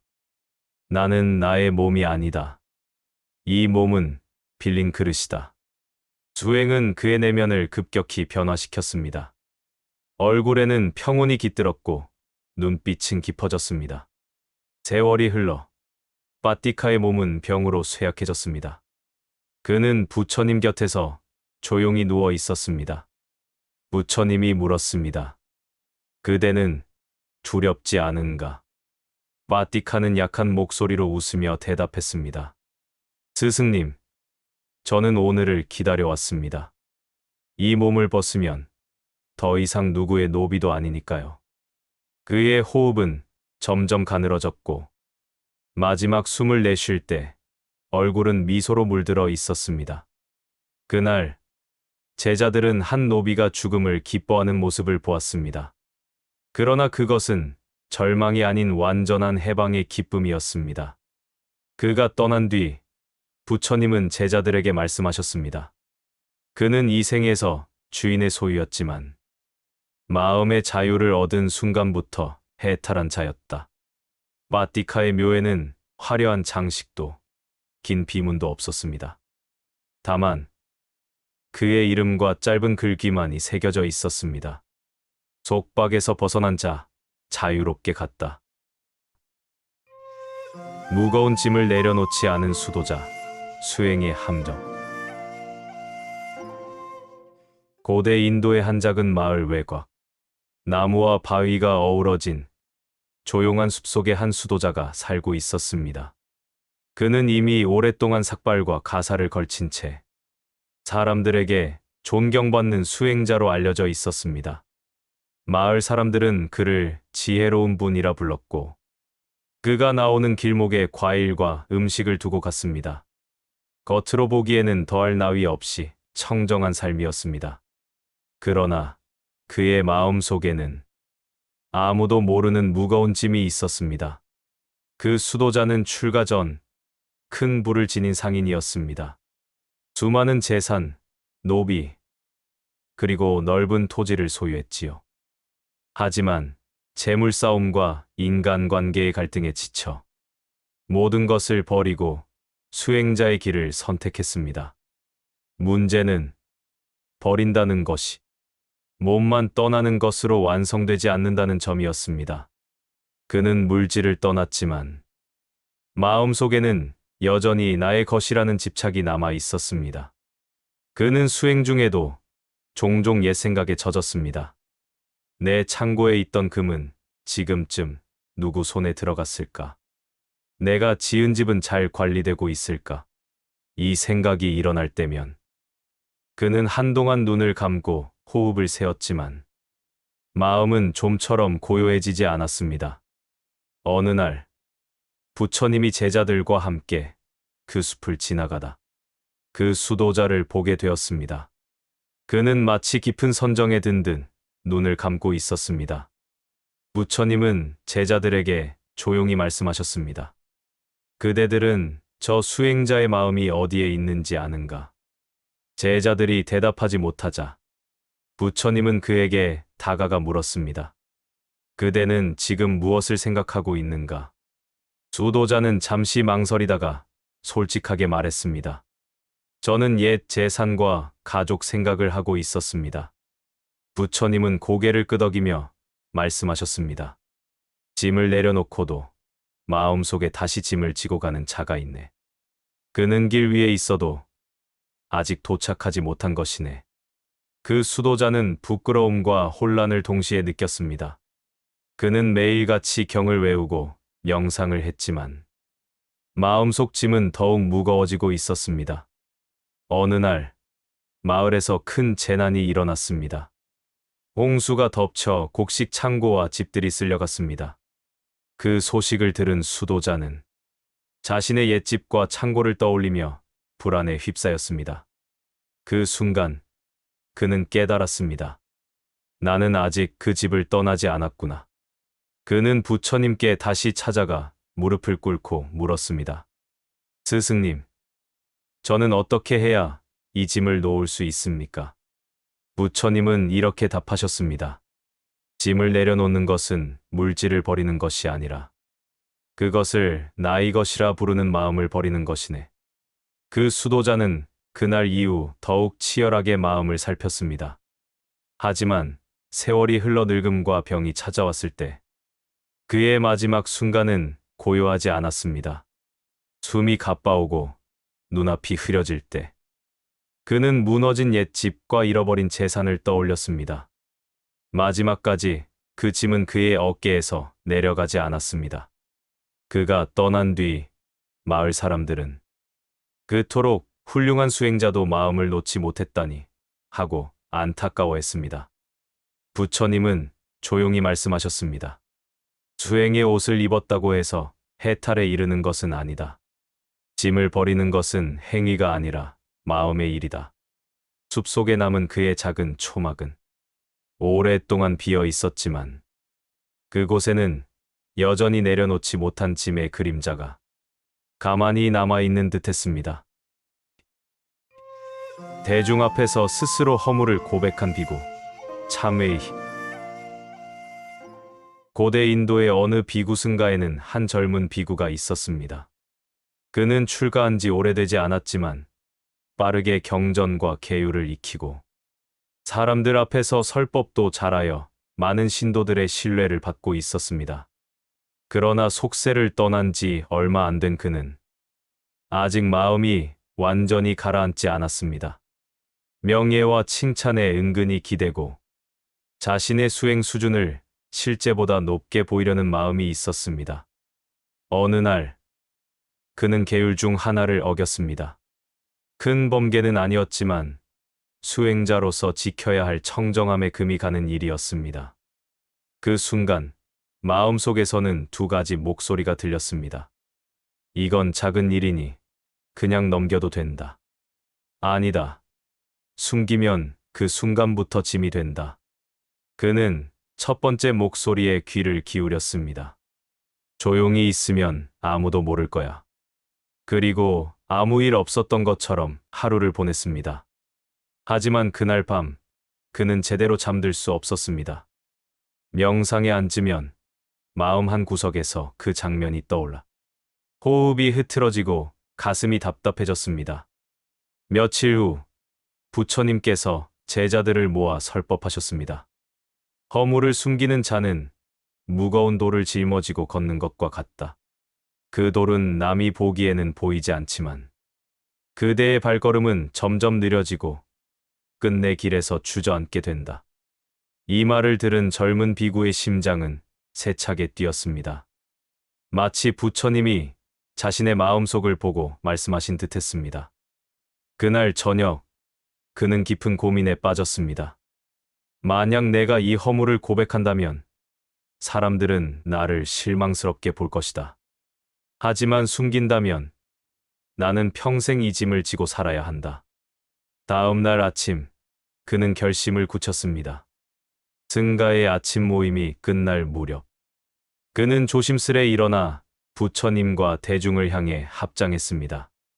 존귀하신 스승과 도반들이여, 저는 수행 중 계율의 한 조항을 어겼습니다. 그 일을 숨기고 지나가려 했지만 제 마음이 허락하지 않았습니다.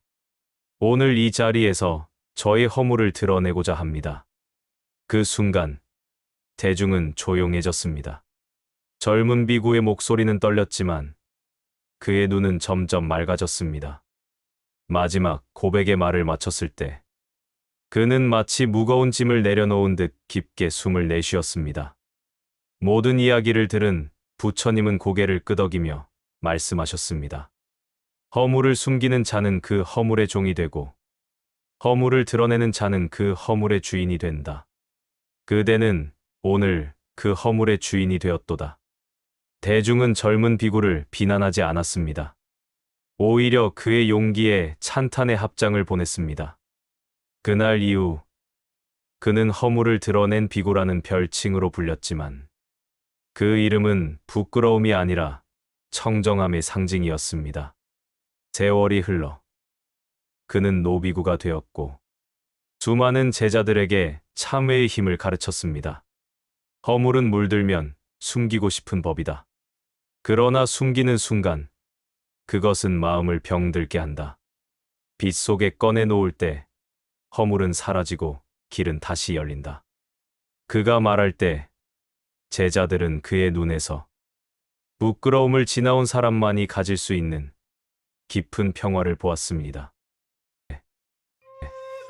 부처님이 설법을 멈춘 이유, 듣는 이의 마음이 닫혔을 때, 마가다국의 한 마을에서 부처님은 제자들과 함께 머물고 계셨습니다.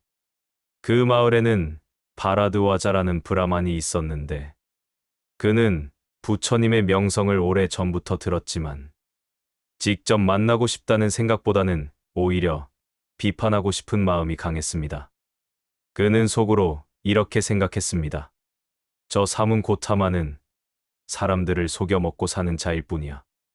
내가 만나면 그 허구를 밝혀야지. 어느 날 부처님이 마을에 법문을 하러 오신다는 소식을 듣고 바라드와자는 일부러 법회에 찾아왔습니다. 그는 처음부터 팔짱을 끼고 눈썹을 찌푸린 채 앉았습니다. 부처님이 설법을 시작했지만 그의 표정과 태도는 나는 듣지 않겠다고 말하는 듯했습니다. 부처님은 잠시 그를 바라보셨습니다.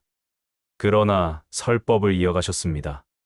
하지만 시간이 지나면서 바라드와자의 마음은 열리기는커녕 더 닫혀갔습니다.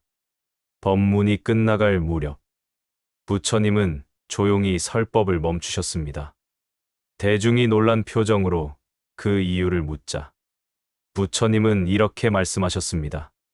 씨앗이 아무리 좋아도 그것이 떨어진 땅이 돌로 덮여 있다면 싹트지 않는다. 오늘 나는 한 사람의 마음이 단단히 닫혀 있는 것을 보았다.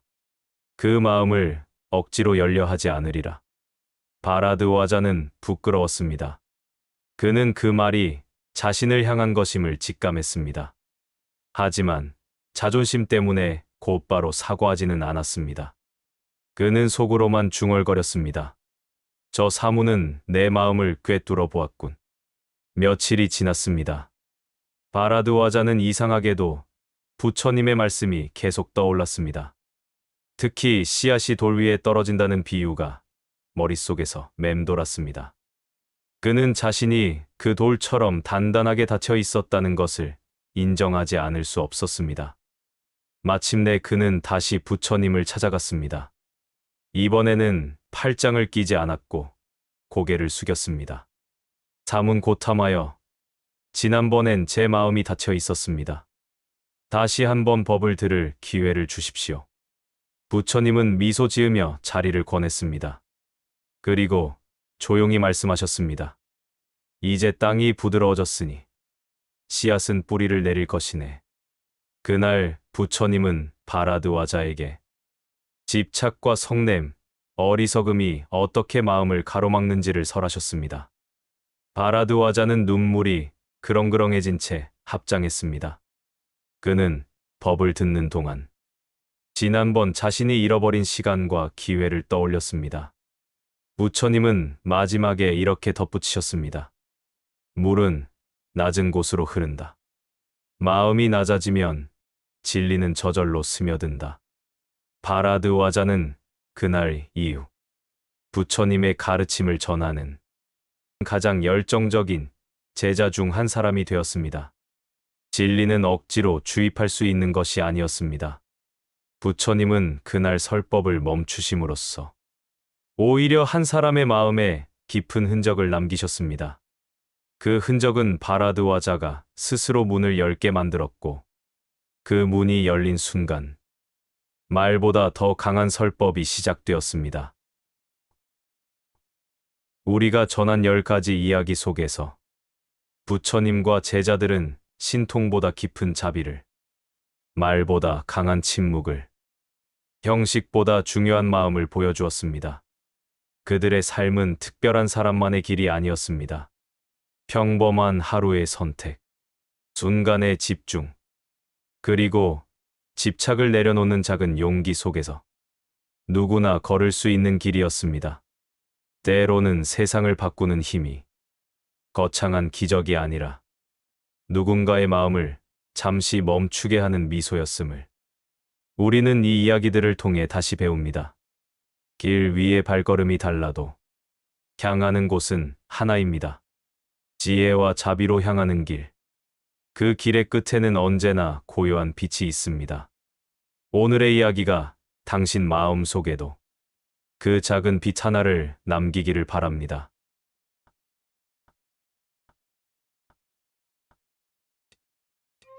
삶을 다시 보게 만드는 불교의 순간들, 불교의 깊은 통찰 10가지.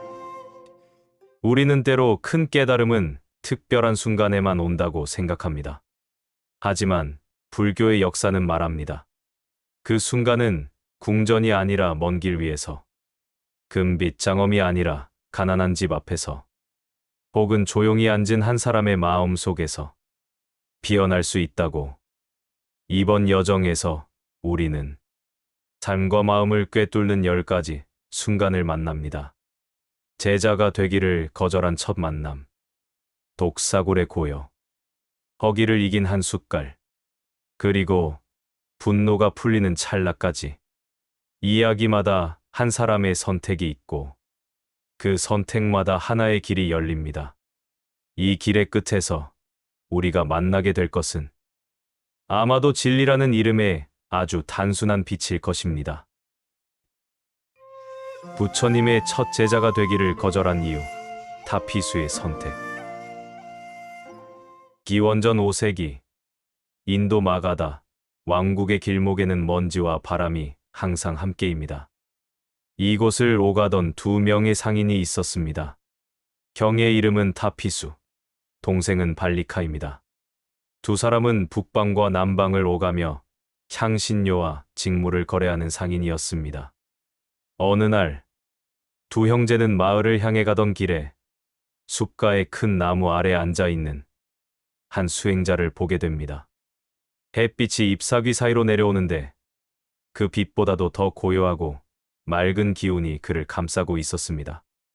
형제가 다가가자 수행자는 자리에서 일어나 미소로 맞이합니다. 그가 바로 깨달음을 얻은 지 며칠 되지 않은 부처님입니다. 타피수와 발리카는 예를 갖춰 인사합니다. 성자시여, 어디서 오셨습니까? 부처님은 조용하고 단단한 목소리로 말씀하십니다. 나는 모든 괴로움의 뿌리를 뽑은 사람입니다. 이제는 깨달은 자, 붓다라 불립니다. 형제는 놀랍니다. 여행길에서 수많은 수행자를 보았지만 이렇게 단호하고도 평온하게 말하는 이는 처음이었습니다. 타피수는 부처님께 어떤 가르침을 얻을 수 있는지 묻습니다. 부처님은 자리에서 일어나 형제를 이끌어 나무 그늘로 들어갑니다. 그리고 사성제와 팔정도의 길을 차분히 설합니다. 괴로움의 성질과 그것의 원인, 그리고 그것을 소멸시키는 길에 대한 설명이 이어집니다. 발리카는 그 자리에서 마음이 열립니다. 그는 두 손을 모으며 말합니다. 세존이시여, 저는 지금 이 자리에서 제자가 되고 싶습니다. 부처님은 미소를 지으며 고개를 끄덕입니다. 그대의 서원은 이미 마음속에 이루어졌습니다. 하지만 형인 타피수는 잠시 침묵합니다. 그리고 부처님께 정중히 말합니다. 세존이시여, 저는 장사를 해야 합니다. 가족과 마을 사람들이 저를 기다리고 있습니다. 지금 제자가 된다면 그 약속을 저버리게 됩니다. 부처님은 억지로 붙잡지 않습니다. 대신 형제에게 불법승, 삼보에 귀의하라는 짧은 서원을 제안합니다. 타피수와 발리카는 함께 삼귀의를 외우며 머리를 숙입니다. 그 순간 역사상 최초의 제가 불자가 탄생합니다. 그들은 부처님께 작은 빵과 꿀을 공양하고 길을 떠납니다. 이후 발리카는 빠르게 출가하여 부처님의 제자가 됩니다. 하지만 타피수는 여러 해 동안 상인의 길을 계속합니다. 그가 부처님께 돌아온 것은 훗날 모든 장사와 집안의 의무를 마친 뒤입니다. 그때 그는 이미 머리가 희끗했고 손에는 수많은 길 위의 흔적이 남아 있었습니다. 출가한 타피수는 빠르게 깊은 선정에 들고 수행의 길을 걷습니다. 그는 부처님 곁에서 오랜 세월을 보내며 마침내 아라한의 경지에 이릅니다. 그는 제자들에게 자주 이렇게 말했습니다. 때로는 지금의 서원을 미루는 것이 더 큰 결심을 위한 길이 될 수 있습니다. 그러나 그 길이 욕심의 변명이 되어서는 안 됩니다. 타피수의 이야기는 단순한 거절이 아닙니다. 그것은 자기 책임과 서원 사이에서 신중하게 선택한 한 사람의 결정입니다. 그리고 그 결정이 부처님의 가르침 속에서 결국 완성된 이야기입니다. 이 장면은 우리에게 부처님께서 제자를 억지로 삼지 않는다는 사실을 보여줍니다. 마음이 준비되지 않았다면 그 길은 오래가지 못하기 때문입니다. 부처님은 기다릴 줄 아는 스승이었습니다. 타피수는 그 기다림 속에서 자신의 때를 찾아 돌아온 제자였습니다. 독사굴에서 명상한 스님, 두려움을 꺾는 법. 인도 북부의 한 외딴 숲 속에는 사람들이 함부로 가까이 가지 않는 곳이 있습니다. 그 이유는 단 하나입니다. 그곳은 독사들이 모여 사는 큰 굴이 있기 때문입니다. 현지 사람들은 그 주변을 지날 때면 항상 발걸음을 재촉하며 속으로 주문을 외웁니다. 한 번 물리면 목숨이 위태롭기 때문에 아무도 그 근처에 오래 머물지 않습니다. 어느 날, 한 젊은 비구가 그 마을에 들어옵니다. 그는 부처님 곁에서 몇 해를 수행한 제자입니다. 스승에게 마음을 단단히 하고 싶다는 청을 올렸고 부처님은 조용히 말씀하셨습니다. 그대가 두려움을 보는 곳에서 머물러 보십시오. 비구는 곧장 숲속으로 들어갑니다. 그가 선택한 수행처는 바로 사람들이 기피하는 그 독사굴 근처입니다. 마을 사람들은 놀라서 말립니다. 스님, 거긴 위험합니다. 밤이면 뱀이 나와 기어다니고 조금만 부주의해도 물립니다. 하지만 비구는 고개를 숙이며 대답합니다. 제가 두려워하는 바로 그곳에서 두려움을 배우고자 합니다. 그날 밤, 그는 굴에서 조금 떨어진 바위 위에 자리를 잡고 앉습니다. 바람이 불 때마다 풀잎이 스치고 어둠 속에서 낯선 소리가 들립니다. 바로 옆 풀숲에서 무언가 스르륵 기어가는 소리가 들리자 가슴이 쿵 하고 뛰기 시작합니다. 머릿속에는 온갖 상상이 떠오릅니다. 혹시 독사가 내 발목을 물면 어떡하지? 피가 온몸에 퍼지면 몇 분 안에 죽을 텐데. 그 순간 그는 스스로에게 묻습니다. 내가 두려워하는 것은 뱀인가? 아니면 죽음인가? 그리고 곧 깨닫습니다. 아니다. 내가 두려워하는 것은 사실 죽음 자체가 아니라 죽음이 올 것이라는 생각이다. 비구는 숨을 고르고 호흡 하나하나를 알아차립니다. 불숲에서 들리는 소리, 바위 위를 스치는 바람, 심장의 고동을 있는 그대로 지켜봅니다. 그리고 자신 안에서 두려움이라는 감정이 어떻게 일어나는지 관찰합니다. 그 감정은 소리와 생각이 만나 만들어지고 주의를 다른 곳에 두면 사라집니다. 마치 물결이 일었다가 잦아드는 것과 같습니다. 새벽이 될 때까지 그는 자리를 떠나지 않습니다. 밤새 독사는 나타나지 않았습니다. 그러나 더 중요한 것은 두려움이 일어났다 사라지는 과정을 똑똑히 본 것입니다. 다음 날도 그는 같은 자리에 앉습니다. 이번에는 바위 옆까지 뱀이 기어옵니다. 은빛 비늘이 달빛에 반짝이고 혀가 날렵하게 움직입니다. 그러나 비구는 눈을 감지 않습니다. 마음을 흐트러뜨리지 않고 그 존재를 있는 그대로 바라봅니다. 뱀은 잠시 머물다가 천천히 굴로 돌아갑니다.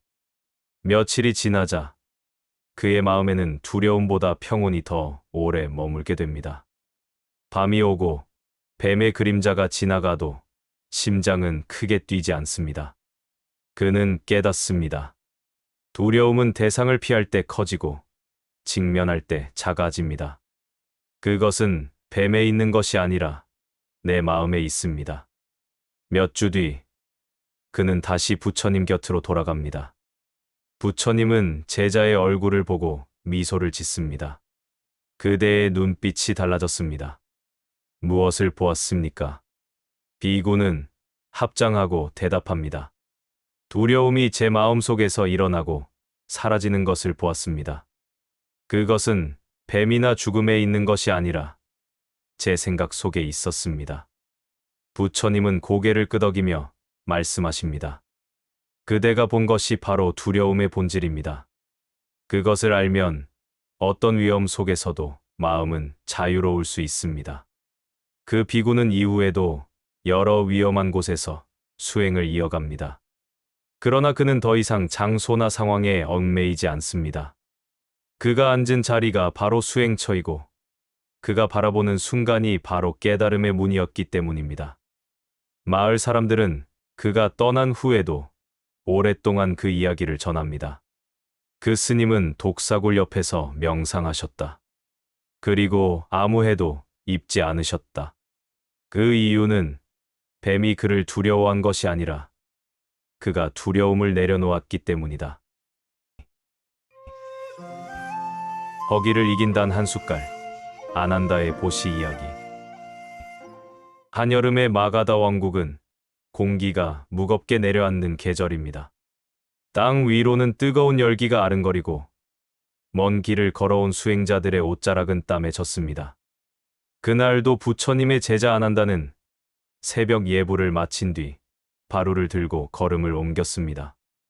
그는 부처님의 시자이자 사촌 동생으로 스승을 가장 가까이에서 모시던 제자입니다.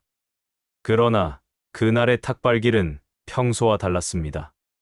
전날부터 계속된 가뭄과 흉작으로 마을에는 곡식이 거의 남아있지 않았습니다. 집집마다 텅 빈 항아리가 부엌에 놓여 있었고 사람들의 얼굴에는 기운이 빠져 있었습니다.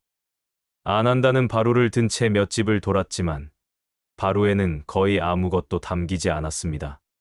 점심이 다가올 무렵 그는 뱃속에서 꼬르륵 소리가 크게 울리는 것을 느꼈습니다.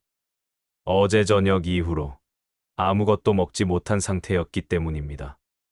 마을 끝자락에서 한 노파가 초가집 앞에 앉아 있었습니다. 그녀는 손에 작은 바가지 하나를 쥐고 있었고 그 안에는 막 지어낸 보리죽이 한 숟갈만 담겨 있었습니다. 노파는 안한다를 보자 조심스럽게 일어섰습니다.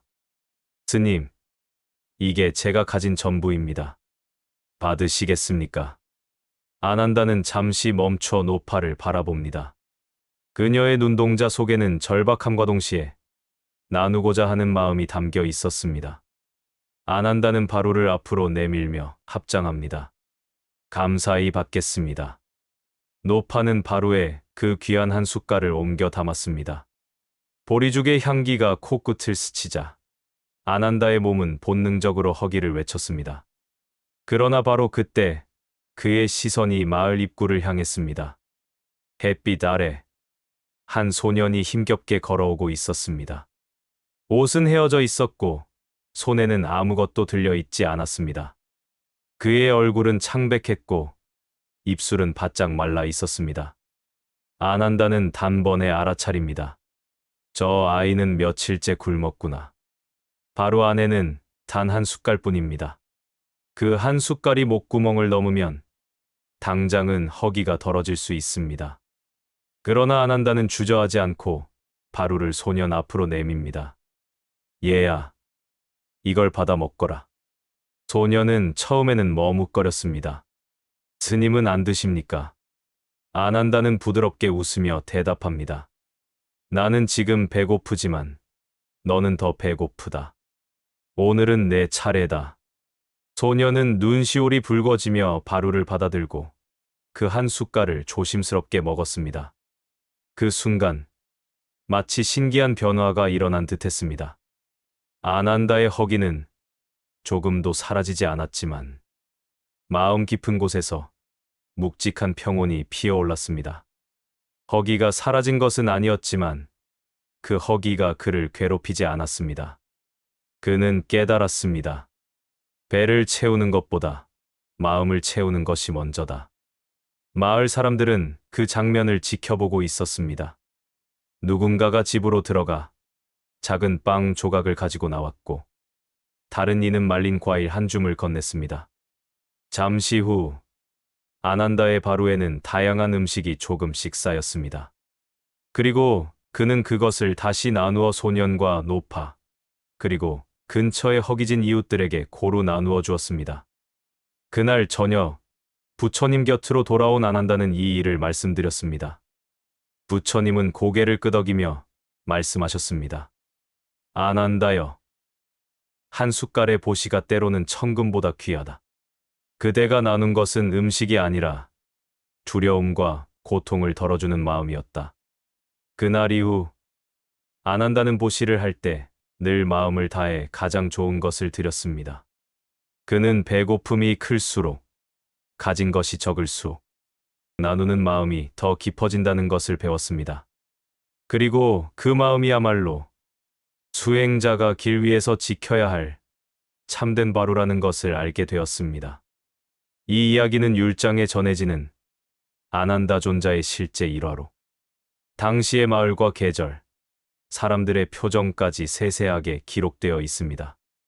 그 한 숟갈의 보시는 단지 소년의 허기만을 채운 것이 아니라 마을 전체에 나눔이라는 잔잔한 물결을 퍼뜨렸습니다. 오늘날 우리에게도 이런 순간은 있습니다. 내가 가진 것이 너무 적어 보일 때 이걸 나눠도 될까라는 의문이 생길 때 말입니다. 그럴 때 아난다의 한 숟갈을 떠올린다면 우리가 가진 것은 결코 작지 않다는 것을 알게 될 것입니다.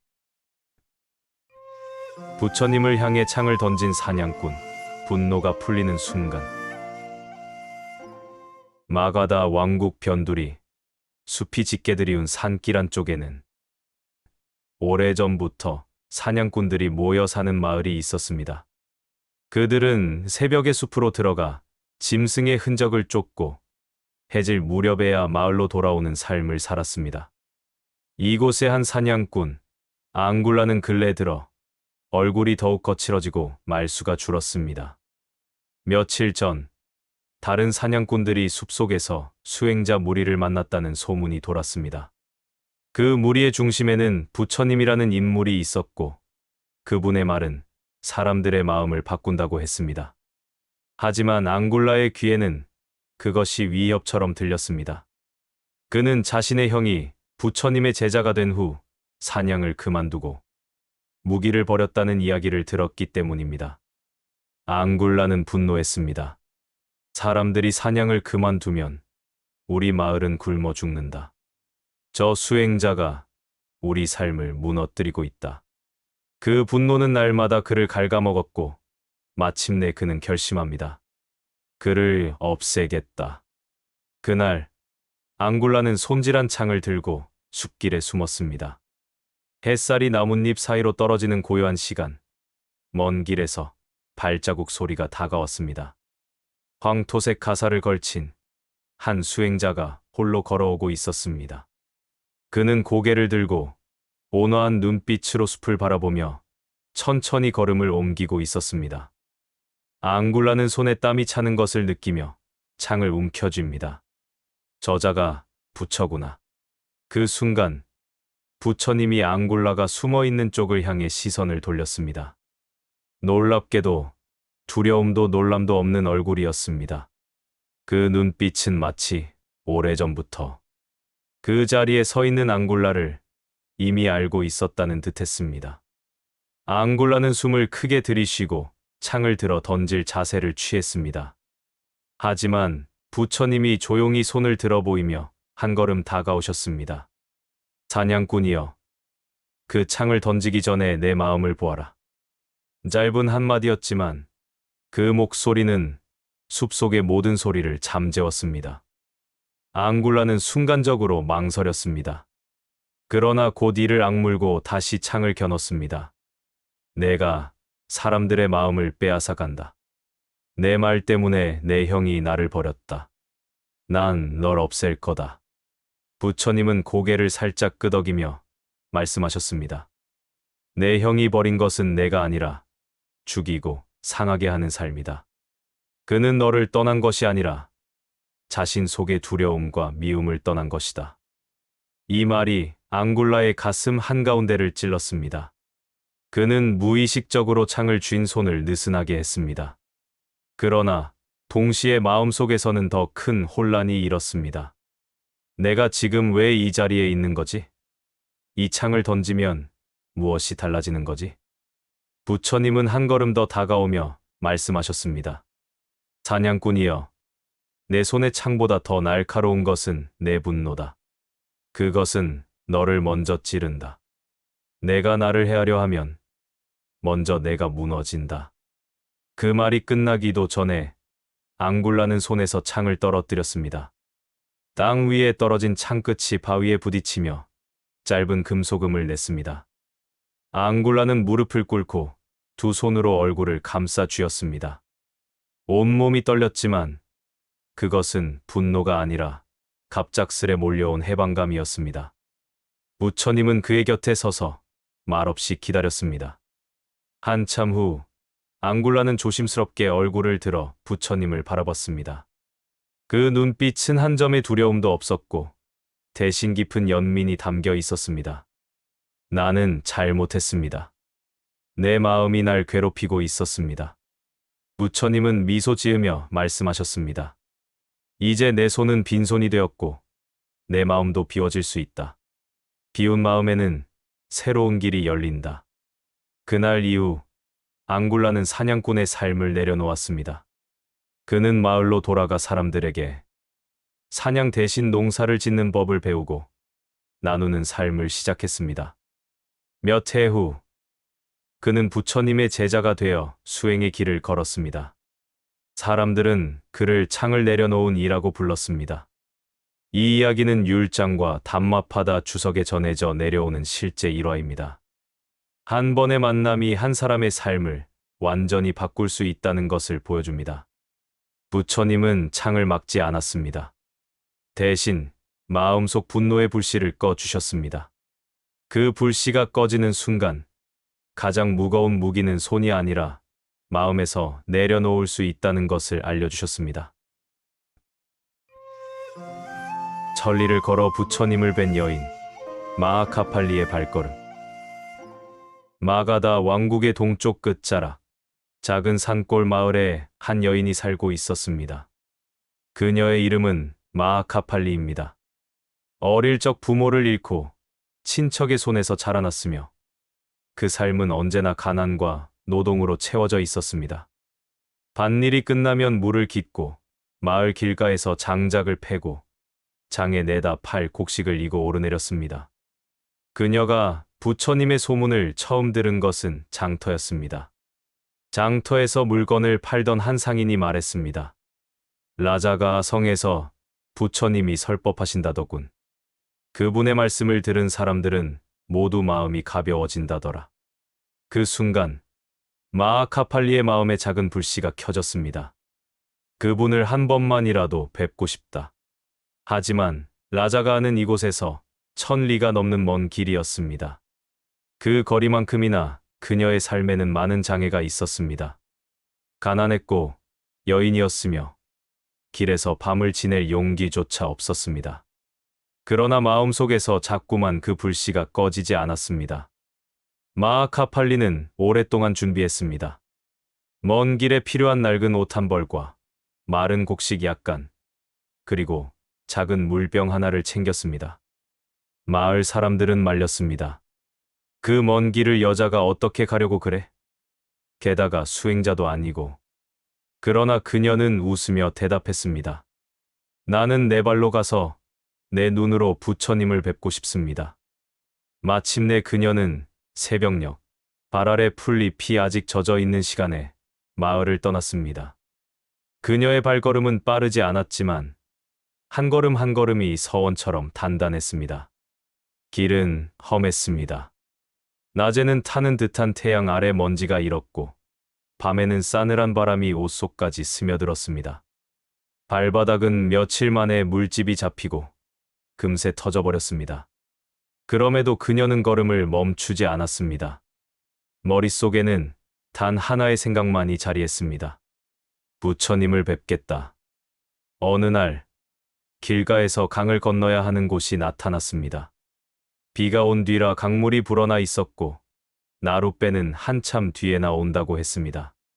주변 사람들은 기다리라 했지만 그녀는 망설이지 않았습니다. 물살이 거세었지만 집단을 묶어 부력 삼아 강을 건넜습니다.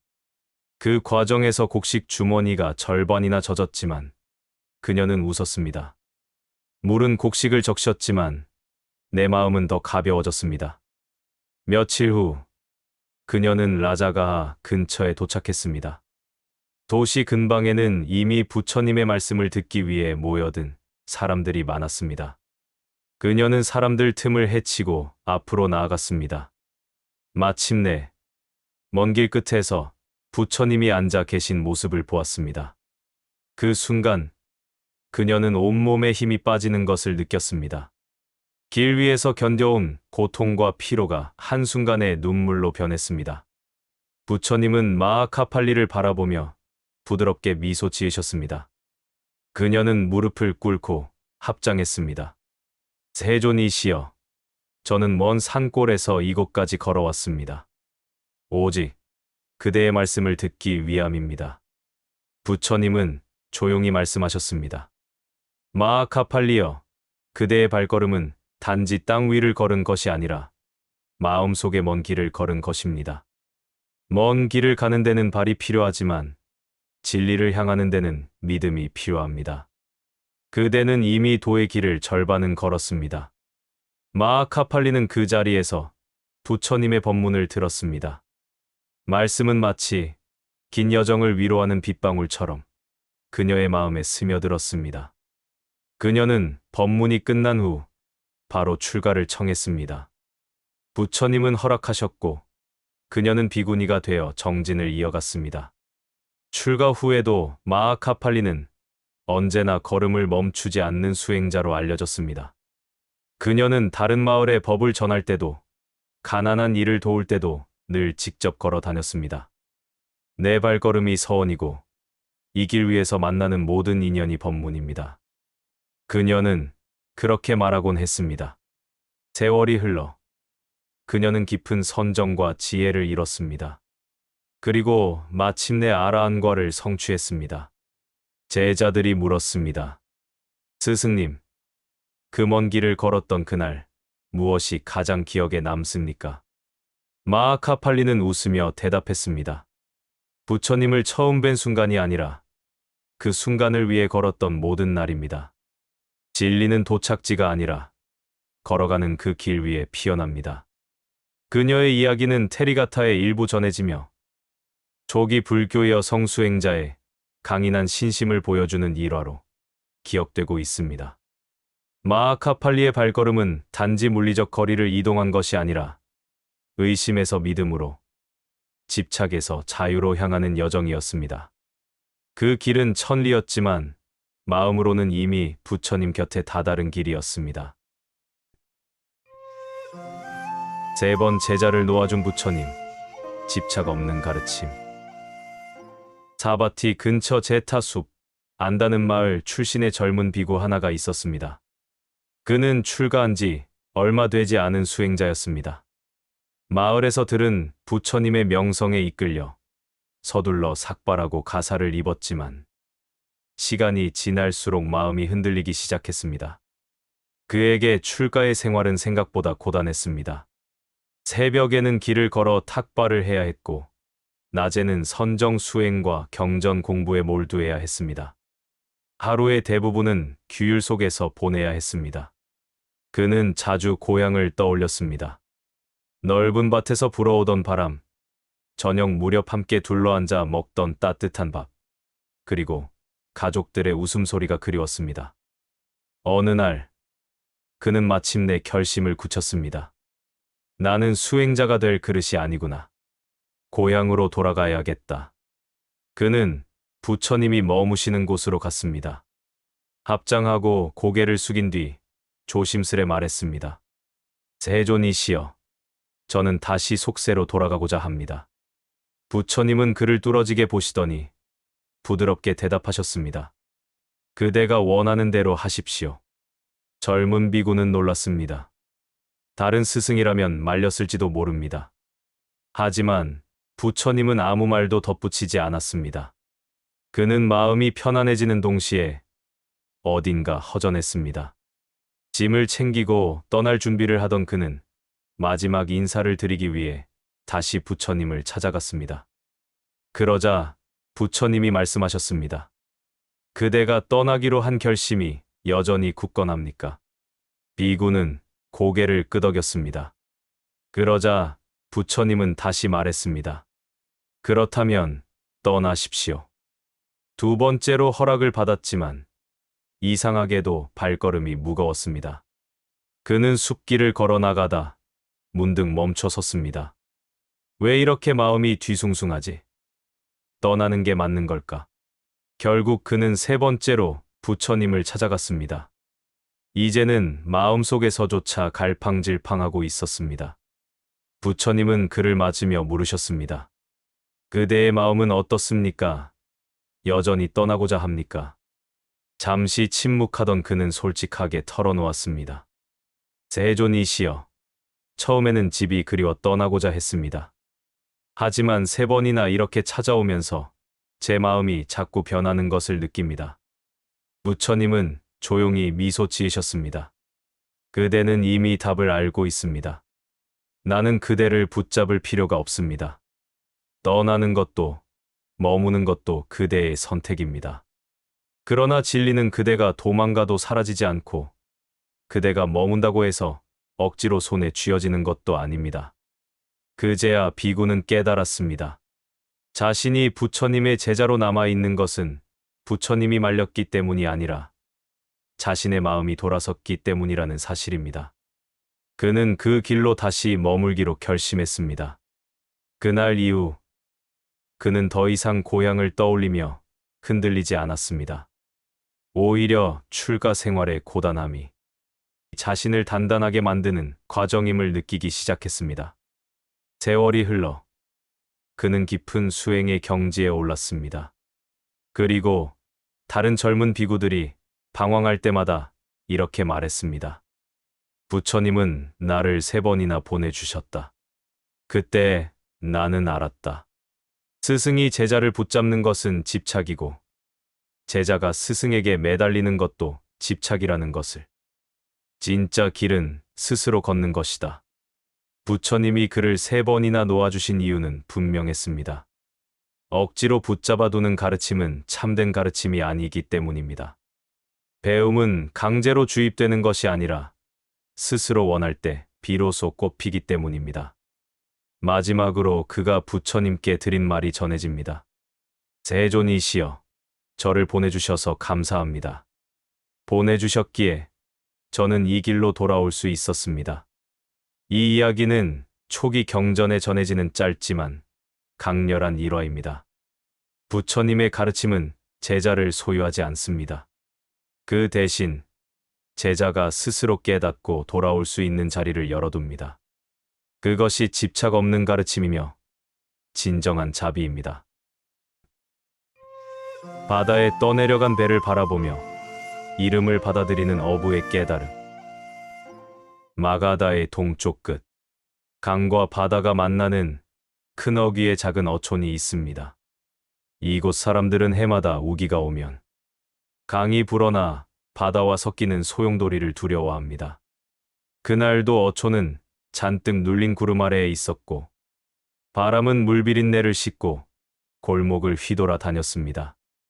어부지나 칸은 배를 묶어둔 굵은 밧줄을 다시 한번 확인하며 하늘을 올려다봅니다.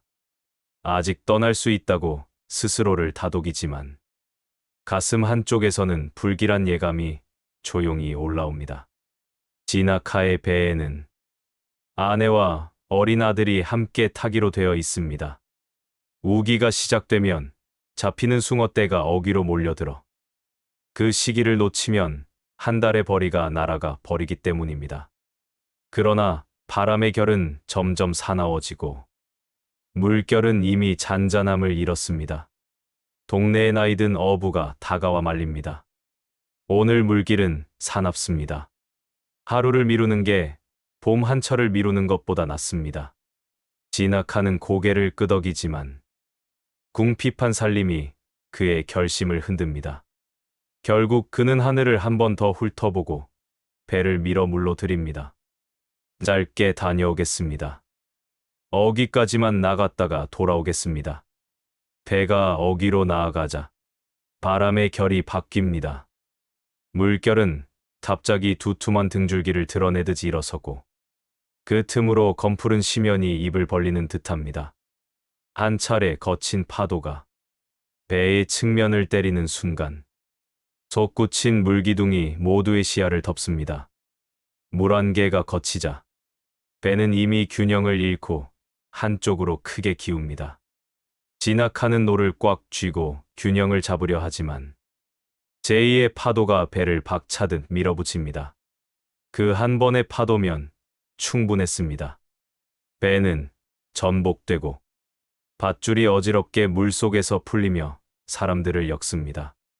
진학하는 물 위로 몸을 밀어 올리며 아내와 아이의 이름을 부릅니다. 그러나 파도는 대답 대신 회색의 벽이 되어 덮일 뿐입니다.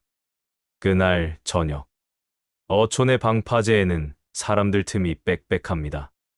누군가는 횃불을 들고 누군가는 넋을 잃은 채 바다를 바라봅니다. 진학하는 말을 잃은 채 모래사장에 무릎을 꿇고 앉아 있습니다. 파도는 아무 일도 없었다는 듯 밀려왔다 물러가고, 검푸른 수평선은 빛을 잃고 있습니다. 바다가 내 가족을 삼켰다는 말은 너무 투박해서 차라리 현실 같지 않습니다. 그의 귀에는 아직도 아들의 맑은 웃음이, 아내의 낮고 부드러운 노랫가락이 남아 있습니다. 그가 들고 있던 젖은 밧줄에서는 잔물이 끝없이 떨어지고, 그 물방울이 모래 위에 어둡게 점을 찍습니다. 밤이 깊어질수록 별빛은 선명해지지만, 그 선명함은 오히려 상실의 가장자리를 더 또렷하게 드러낼 뿐입니다. 사흘이 지나도록 그는 바다를 떠나지 않습니다. 새벽이 밝으면 물결을 더듬고, 해가 지면 바람을 더듬습니다. 누군가 그에게 따뜻한 죽을 건네지만 그는 숟가락을 들지 않습니다. 바다가 돌려줄지도 모릅니다. 아직은 아닙니다. 그의 말끝에는 의지와 절망이 엉켜 있습니다. 어촌 사람들은 조심스럽게 등을 두드리며 장례를 말하지만, 지나카의 발은 방파제의 바위에 박힌 말뚝처럼 움직이지 않습니다. 그 무렵 강 상류의 도시에 부처님이 머무른다는 소식이 전해집니다. 동네의 장로가 지나카의 어깨를 붙잡고 말합니다. 그분께 가봐야 합니다. 그분은 이름을 대하는 법을 아십니다. 지나카는 한참을 말없이 바다를 보다가 마침내 고개를 끄덕입니다. 그는 젖은 밧줄 한 올을 허리에 감고 강을 따라 걸음을 옮깁니다. 걸음마다 모래가 신발 속으로 들어와 서걱거리고, 햇살은 소금기처럼 장단지에 엉깁니다. 며칠이 지나 도시의 숲가에 다다랐을 때 그는 이미 해안 짠내와 강바람이 섞인 사람처럼 보였습니다. 부처님은 숲 가장자리에 나무 그늘 아래 앉아 계십니다. 지나카는 다가가 합장하고 오래 준비한 듯 짧게 말합니다. 세존이시여, 바다가 제 가족을 데려갔습니다. 저는 바다를 떠날 수 없습니다. 어떻게 하면 바다가 저를 돌려보낼 수 있습니까? 부처님은 그의 눈에서 잠 못 든 밤의 그림자를 읽으시고 한동안 아무 말씀도 하지 않으십니다. 그 침묵 속에서 바람이 잎을 스치고 먼 쪽에서 새소리가 흐릅니다. 부처님이 마침내 입을 여십니다. 그대는 바다가 그대를 놓았다는 사실을 압니까? 지나카는 눈을 들어 묻습니다. 바다가 저를 놓았다니요. 그대가 바다를 붙잡고 있는 줄 알았지만 사실은 그대가 바다를 놓지 않은 것입니다. 바다는 이미 그대를 보내주었습니다. 이제 그대의 손을 펴야 합니다. 이 말은 지나카의 가슴 속에서 조용히 부서집니다. 그는 허리에 감았던 젖은 밧줄을 풀어 부처님의 발 아래에 내려놓습니다. 그 순간 그의 어깨가 아주 조금 내려갑니다. 바다는 여전히 멀리서 숨 쉬고 있지만 그의 발걸음은 처음으로 육지를 향합니다. 물 위에 핀 연꽃, 수행의 순수성. 고대 인도의 한 작은 마을에 출가한 지 얼마 되지 않은 젊은 수행자가 있었습니다. 그는 본래 부유한 상인의 아들이었지만 세상의 번영과 쾌락 속에서 허물을 느끼고 부처님의 제자가 되었습니다. 그러나 출가 후에도 마음속에는 여전히 세속의 기억과 미련이 남아 있었습니다. 거리에서 들려오는 음악, 시장의 향기, 사람들의 웃음소리가 가끔 그를 흔들었습니다. 어느 날 그는 마을 사람들에게 탁발을 나갔습니다. 햇빛이 강하게 내리쬐는 날이었지만 시장 골목은 여전히 활기가 넘쳤습니다. 그곳에서 그는 옛 친구를 우연히 보게 되었습니다. 친구는 부유한 옷차림에 귀중한 보석을 차고 하인들에게 둘러싸여 있었습니다.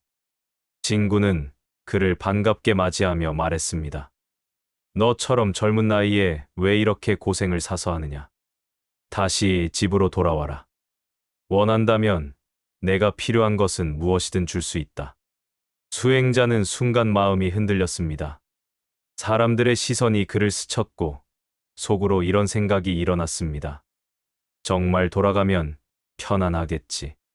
좋은 옷, 좋은 음식, 좋은 잠자리 그 모든 것이 나를 기다리고 있을지도 몰라. 그러나 그 순간 그는 부처님의 한 말씀을 떠올렸습니다.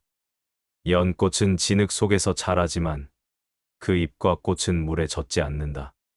수행자는 세속 속에 있어도 마음이 물들지 않아야 한다. 그는 깊게 숨을 들이마셨습니다.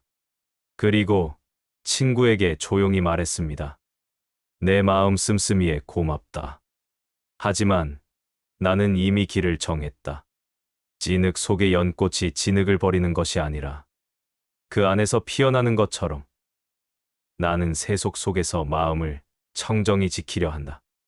그 말에 친구는 잠시 말이 없었습니다.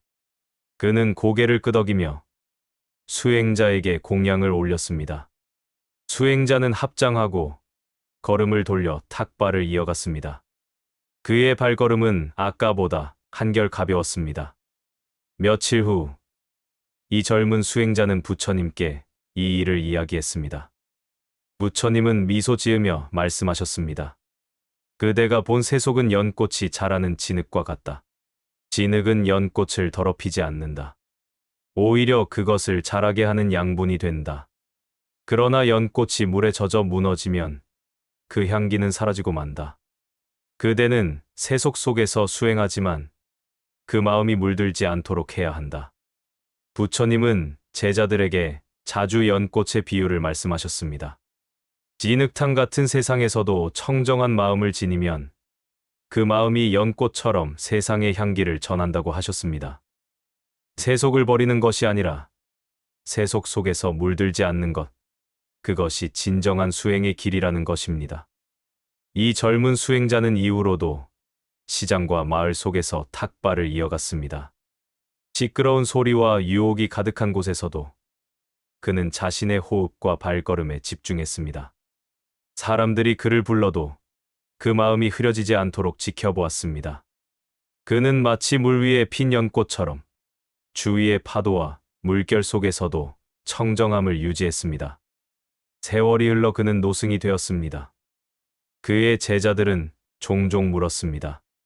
스승님, 세속 속에서 수행하는 것이 가장 어렵지 않습니까? 그는 조용히 대답했습니다.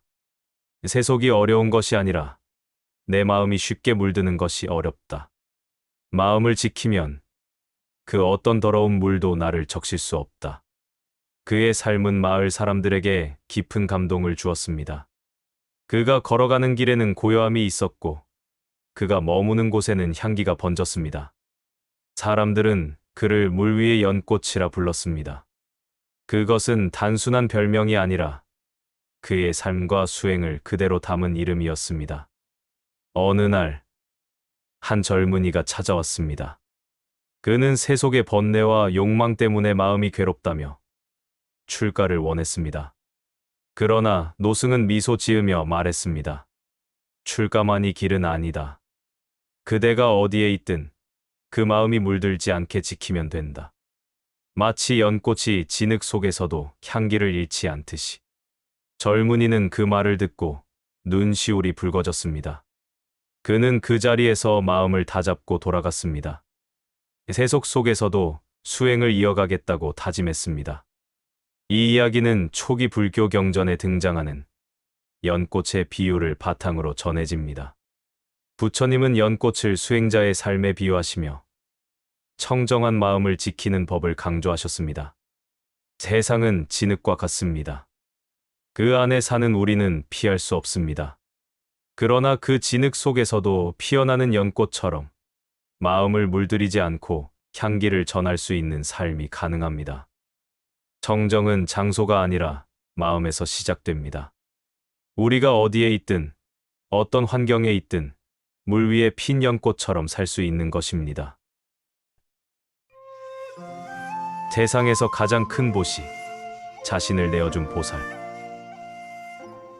아득한 옛날, 부처님께서 아직 깨달음을 이루시기 전 수많은 생을 거듭하며 보살행을 실천하시던 시절이 있었습니다.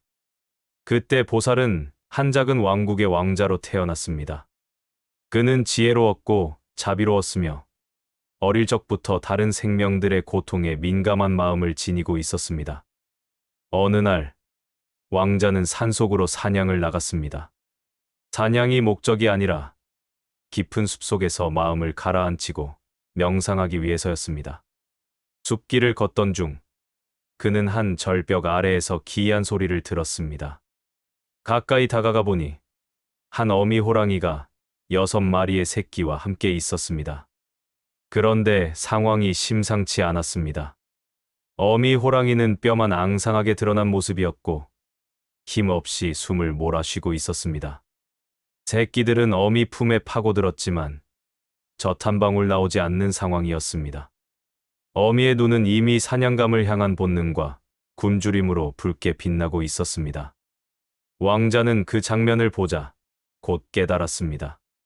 이 어미 호랑이는 곧 굶주림에 미쳐 자기 새끼마저 해칠 수 있겠구나. 왕자는 순간 마음이 무겁게 내려앉았습니다.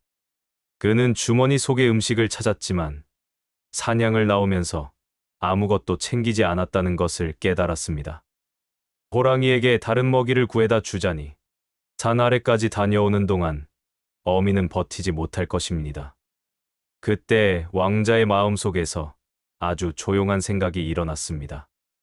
내 몸을 주면 이 어미와 새끼들이 살 수 있다. 그 생각은 잠깐 스쳐간 충동이 아니었습니다. 그는 평생 들어온 가르침과 마음 깊이 간직한 자비심을 떠올렸습니다. 보살행이란 내 것을 아낌없이 내어주는 것이며 그중 가장 큰 보시는 생명을 주는 것임을 알고 있었습니다. 그는 깊이 숨을 들이마시고 스스로에게 물었습니다.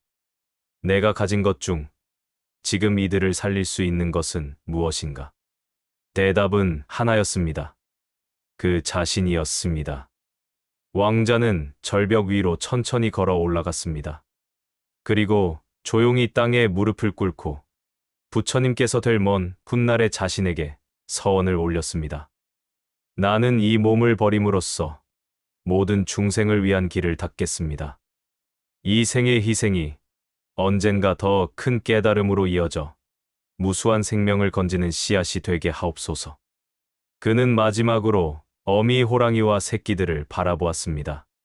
굶주림에 지친 어미는 여전히 힘없이 쓰러져 있었고 새끼들은 울음소리조차 내지 못한 채 몸을 웅크리고 있었습니다. 왕자는 조용히 절벽 아래로 몸을 던졌습니다. 그의 몸은 땅에 떨어져 숨이 끊어졌고 피 냄새를 맡은 어미 호랑이는 힘겹게 일어나 다가왔습니다. 그 순간 어미의 눈에서 광기가 서서히 가시고 먹이 앞에서도 조심스럽게 새끼들을 먼저 먹였습니다. 왕자의 몸은 어미와 새끼들을 살렸고 그 생명들은 다시 숲속에서 살아갈 수 있게 되었습니다. 이 이야기는 단순히 한 사람의 희생담이 아닙니다. 불교에서 말하는 보시의 궁극적인 정신을 보여주는 상징적인 사건입니다. 보시는 단순히 재물이나 물건을 나누는 것을 넘어섭니다. 진정한 보시는 자신의 가장 소중한 것을 기꺼이 내어주는 행위입니다. 그리고 왕자의 선택은 그 보시 가운데에서도 무외시의 극치를 보여준 것입니다. 그가 몸을 버린 것은 단순히 생명을 이어주기 위함이 아니었습니다. 굶주림과 공포 속에서 죽어갈 어미 호랑이와 새끼들에게 삶에 대한 기회를 다시 주기 위함이었습니다. 그 마음은 두려움보다 크고 자기 자신에 대한 애착보다 깊었습니다. 전해지는 이야기에는 이 장면을 숲속에서 지켜본 천신들이 있었습니다. 그들은 왕자의 희생에 눈물을 흘리며 하늘에서 꽃비를 내렸다고 합니다. 꽃잎은 절벽과 숲을 덮었고 어미 호랑이와 새끼들이 그 속에서 조용히 숨을 고르며 잠들었다고 전해집니다. 그리고 이 공덕은 왕자의 다음 생들에 이어져 마침내 그는 석가모니 부처님으로 태어나 모든 중생을 제도하게 되었다고 합니다. 한 생의 희생이 수많은 생의 구원을 열어준 셈입니다. 마을의 노승들은 이 이야기를 들려줄 때마다 이렇게 덧붙입니다. 보살의 보시는 자기 몸을 버린 것이 아니라 자기 마음을 버린 것이다. 애착을 놓는 순간 그 마음은 이미 무한한 생명을 품고 있다. 연민과 자비는 거창한 준비에서 시작되지 않습니다. 내로는 아무것도 가진 것이 없을 때 그 사람이 무엇을 내어줄 수 있는지가 드러납니다. 왕자는 자신의 모든 것을 내어줌으로써 세상에서 가장 큰 보시를 완성한 것입니다. 부처님이 웃으신 이유, 미소 속에 담긴 예언. 기원전 5세기 마가다 왕국의 수도 라자가는 이른 아침이었습니다. 부처님께서는 제자들과 함께 인근의 숲으로 걸어가고 계셨습니다. 길가에는 꽃이 막 피어나는 들판이 펼쳐져 있었고 새들이 아침 노래를 부르고 있었습니다. 제자들은 오늘도 평소처럼 부처님 곁에서 걸으며 그분의 말씀을 들을 수 있다는 기쁨으로 마음이 가득했습니다. 그런데 갑자기 부처님의 얼굴에 아주 은은한 미소가 번졌습니다. 말없이 주변을 둘러보던 부처님이 아주 잠시 입가를 올리셨습니다. 그 미소는 소리 없는 연꽃이 피는 것처럼 잔잔했고 주변의 공기마저 부드럽게 만드는 듯했습니다. 제자들은 서로 눈빛을 주고받았습니다. 무슨 일이시지? 왜냐하면 부처님께서 이유 없이 미소 지으시는 일은 흔하지 않았기 때문입니다. 언제나 자비롭고 평온한 얼굴이셨지만 이렇게 짧고도 선명한 미소에는 반드시 무언가 깊은 뜻이 담겨 있었기 때문입니다. 그때 옆에 있던 아난다가 조심스럽게 물었습니다. 세존이시여, 지금 무엇을 보시고 미소 지으셨습니까? 부처님은 잠시 발걸음을 멈추셨습니다. 그리고 들판 너머를 바라보며 대답하셨습니다. 아난다여, 저기 보이는 작은 마을이 보이느냐? 아난다는 고개를 끄덕였습니다. 예, 세존이시여. 저곳은 평범한 농부들이 사는 마을입니다. 부처님께서 말씀하셨습니다. 그렇다. 그러나 500년 후 저 마을에서 한 아이가 태어나리라. 그 아이는 평생 진리를 찾고 마침내 이 땅에 다시 법을 일으킬 것이다. 그의 이름은 지금의 그대들조차 알지 못하나 그는 중생들을 위해 큰 등불이 될 것이다. 아난다는 그 말씀에 놀라 다시 물었습니다. 세존이시여, 500년 후라니 그 먼 미래를 어떻게 알 수 있습니까? 부처님은 부드럽게 웃으며 답하셨습니다. 아난다여, 깨달은 눈은 과거와 미래를 함께 본다. 이 들판 위에 지금 피어 있는 꽃이 지는 시기를 아는 것처럼 사람의 인연이 맺히고 풀리는 시기도 안다. 마치 봄의 씨앗이 여름에 싹트고 가을에 열매 맺는 것을 아는 것과 같다. 그 말씀을 들은 제자들은 고개를 숙였습니다. 그들은 깨달았습니다. 부처님의 미소 속에는 단순한 즐거움이 아니라 수많은 생을 건너뛰어 바라보는 깊은 연민과 확신이 함께 담겨 있다는 것을. 이날 이후 제자들은 종종 부처님께서 길을 가다 문득 미소를 지으시는 모습을 보았습니다. 그럴 때마다 그들은 더 이상 왜 웃으셨는가를 묻지 않았습니다. 그 미소 속에는 언제나 지금 이 순간의 고요와 더불어 머나먼 미래까지 품는 마음이 깃들어 있다는 것을 알았기 때문입니다. 부처님의 미소는 짧았지만 그 속에는 3가지의 의미가 담겨 있었습니다. 첫째, 인연에 대한 확신입니다. 오늘 우리가 행하는 선한 행위가 당장은 보이지 않더라도 먼 훗날 반드시 그 열매를 맺는다는 확신입니다. 둘째, 시간을 넘어선 자비입니다. 깨달은 이는 지금 살아있는 중생만이 아니라 미래에 태어날 중생들까지 품고 계십니다. 그 마음이야말로 무량겁을 건너 이어지는 자비입니다. 셋째, 법에 끊어지지 않음입니다. 비록 한 시대가 지나고 부처님의 육신이 사라진다 해도 진리의 불씨는 다른 이들의 마음 속에서 다시 타오르게 된다는 약속입니다. 길을 걸으며 부처님은 마을 쪽으로 마지막 시선을 보내셨습니다. 그리고 제자들에게 말씀하셨습니다. 아난다여, 기억하라. 미래는 멀리 있는 것이 아니다. 오늘의 발걸음이 곧 미래의 길을 만든다. 그러니 순간순간을 헛되이 쓰지 말고 지금 이 자리에서 깨어 있으라. 그 말씀을 들은 제자들은 발걸음을 조심스레 내디뎠습니다. 그들의 마음속에도 부처님의 미소가 담겼고 그것은 그 후로도 오랫동안 사라지지 않았습니다. 그날 저녁, 아난다는 경전을 기록하는 승려들에게 이 일을 전했습니다.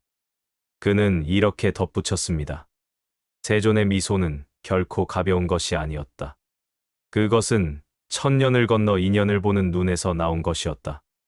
우리는 그날 미소 속에서 예언을 들었고 예언 속에서 자비를 보았다. 이 이야기는 훗날 많은 불자들에게 전해졌습니다. 사람들은 부처님의 미소를 단순한 표정이 아니라 시간과 공간을 넘어 전해지는 마음의 언어로 기억하게 되었습니다. 오늘날에도 불교의 경전과 설법 속에서 부처님의 미소는 종종 언급됩니다.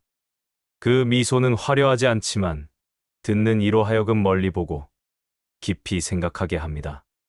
그리고 우리에게 이렇게 속삭이는 듯합니다. 지금의 선한 마음이 언젠가 세상을 밝히리라. 우리가 만난 10가지 이야기는 모두 수천 년 전의 기록이지만 그 울림은 지금도 변함이 없습니다. 어떤 이는 3번의 권유를 거절했고 어떤 이는 목숨을 걸고 두려움 속에 앉았습니다. 또 어떤 이는 단 한 숟갈을 내어놓았고 어떤 이는 사리를 품고 다가오다 마음을 내려놓았습니다. 누군가는 수천 리를 걸었고 누군가는 떠나는 이를 조용히 보내주었습니다. 또 누군가는 죽음을 통해 이별을 배웠고 누군가는 세속 속에서도 연꽃처럼 피어났습니다. 자신의 몸을 내어주어 중생을 살린 이도 있었고 미소 하나로 먼 미래를 품으신 부처님도 계셨습니다. 이야기는 다 달랐지만 모두가 같은 길을 향해 있었습니다.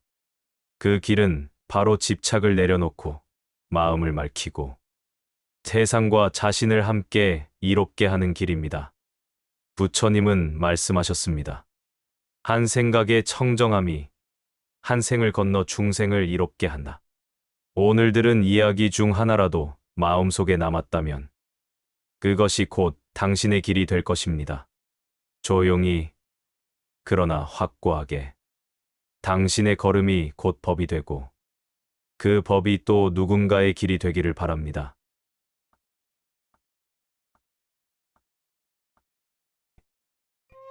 삶을 다시 보게 만드는 불교의 순간들, 불교의 깊은 통찰 10가지. 세상은 늘 변하고 삶은 예기치 못한 길로 흘러갑니다. 때로는 목숨을 걸고 지켜야 할 서원이 있고 때로는 빈 그릇 하나가 세상을 울립니다. 전쟁터의 피바다에서도 법은 설해지고 궁궐의 질투 속에서도 자비는 꺾이지 않습니다. 어머니의 사랑은 지옥조차 두려워하지 않고 아들의 효심은 생사를 넘어 부모를 품습니다. 황제의 칼끝도 결국 법 앞에 고개를 숙이고 달비 딸에 이어진 법문은 밤을 빛으로 채웁니다. 사냥꾼의 손끝에서도 자비가 움트고 마지막 순간조차 진리의 빛으로 남습니다. 이것은 멀리 떨어진 옛날의 이야기가 아닙니다. 오늘을 살아가는 우리 마음 속에서도 여전히 이어지는 길입니다. 목숨을 걸고 지킨 계율, 자타카의 왕자. 옛날 어느 나라에 지혜와 용기로 이름난 왕자가 있었습니다. 그는 어려서부터 부처님 전생담에 전해 내려오는 가르침을 듣고 자라며 어떤 상황에서도 계율을 지켜야 한다는 굳은 서원을 세웠습니다. 그의 마음속에는 언제나 생명은 소중하지만 거짓과 속임은 더 큰 해악을 낳는다는 믿음이 자리하고 있었습니다. 왕자는 학문과 무예에 뛰어났을 뿐 아니라 자비심이 깊어 백성들의 사랑을 받았습니다. 그러나 이러한 덕망은 때로 사람들의 시기와 질투를 불러왔습니다. 인근 나라의 왕은 이 소문을 듣고 그 왕자를 시험해 보려는 계략을 꾸몄습니다. 어느 날 왕자는 사냥을 나갔다가 숲속에서 적국의 군사들에게 붙잡히게 되었습니다. 그들은 왕자를 포박해 왕 앞에 데려갔습니다. 너야말로 계율을 목숨보다 중히 여긴다 하지 않느냐? 그렇다면 내가 정말 계율을 목숨처럼 지키는지 시험해 보겠다. 적국의 왕은 왕자를 조롱하며 술잔을 내밀었습니다. 그 술잔에는 고기를 섞은 국물이 담겨 있었습니다. 당시 계율을 지키는 수행자나 보살은 술과 육식을 철저히 멀리했습니다. 마셔. 그렇지 않으면 당장 목숨을 잃게 될 것이다. 왕자는 잠시 눈을 감고 깊은 숨을 내쉬었습니다. 그는 두려움과 갈등 속에서도 마음의 중심을 굳게 다잡았습니다. 내가 이 세상에 태어난 것은 계율을 지키고 진리를 따르기 위함입니다. 만약 오늘 이 자리에서 목숨을 잃더라도 계율을 어기고 살아남는 것보다 옳습니다. 그는 담담히 고개를 저으며 대답했습니다. 왕이시여, 제 목숨은 당신께 달려 있으나 제 마음은 제가 지킵니다. 술과 고기를 입에 대는 순간 저는 이미 제가 아닙니다. 죽음은 제게 두렵지 않습니다. 그 말은 단호했지만 목소리에는 분노나 원망이 없었습니다. 오히려 자비와 평온함이 깃든 말이었습니다. 적국의 왕은 왕자의 눈빛에서 흔들리지 않는 신념을 보았습니다. 죽음 앞에서도 미동하지 않는 그 당당함은 오히려 그의 마음을 압도했습니다. 잠시 침묵하던 그는 웃음을 터뜨렸습니다. 나는 너를 조롱하려 했으나 오히려 내가 나를 부끄럽게 하는구나. 목숨을 걸고 지키는 계율이라니 그것이 진정한 용기다. 그는 명령을 내려 왕자를 풀어주고 오히려 예를 다해 돌려보냈습니다. 왕자는 무사히 돌아왔지만 그의 마음속에는 더 큰 깨달음이 자리 잡았습니다. 계율은 억지로 지키는 규칙이 아니라 나와 남을 함께 지키는 울타리라는 것이었습니다. 술을 마시고 고기를 먹는 것은 단순한 행위 같지만 그것은 탐욕과 방위를 불러옵니다. 작은 균열이 생기면 큰 무너짐이 뒤따르는 법입니다. 왕자는 그것을 몸으로 증명해낸 것입니다. 그 소식은 인근 나라에 전해져 많은 이들의 가슴을 울렸습니다. 백성들은 왕자가 계율을 지키기 위해 목숨도 아끼지 않았다는 이야기를 자녀들에게 들려주며 진리 앞에서는 어떤 유혹도 굴복할 수 없다는 교훈을 전했습니다.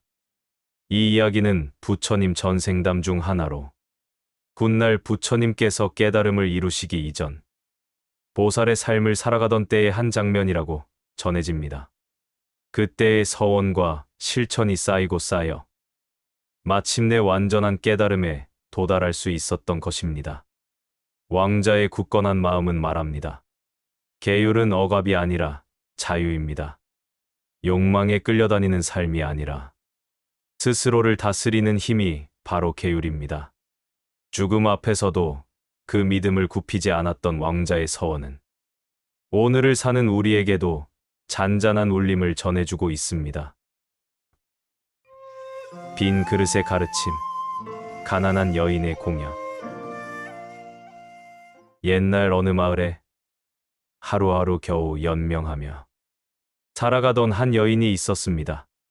그녀의 집은 허물어져가는 오두막이었고 가진 것이라곤 낡은 옷과 작은 흙그릇 하나뿐이었습니다. 그러나 그녀의 마음속에는 언제나 부처님을 향한 깊은 존경과 동경이 있었습니다.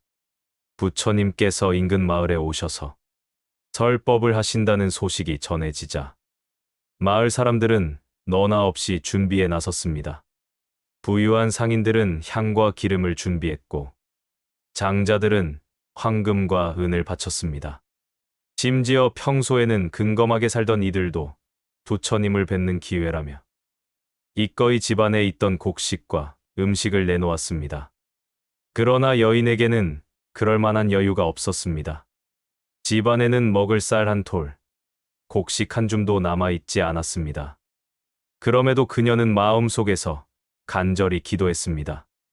부처님께 나도 무엇인가를 공양드리고 싶습니다. 가진 것이 없으니 마음이라도 올려야 하지 않겠습니까? 여인은 방안을 두리번거리다 자신의 손에 들려있던 작은 흙그릇을 바라보았습니다.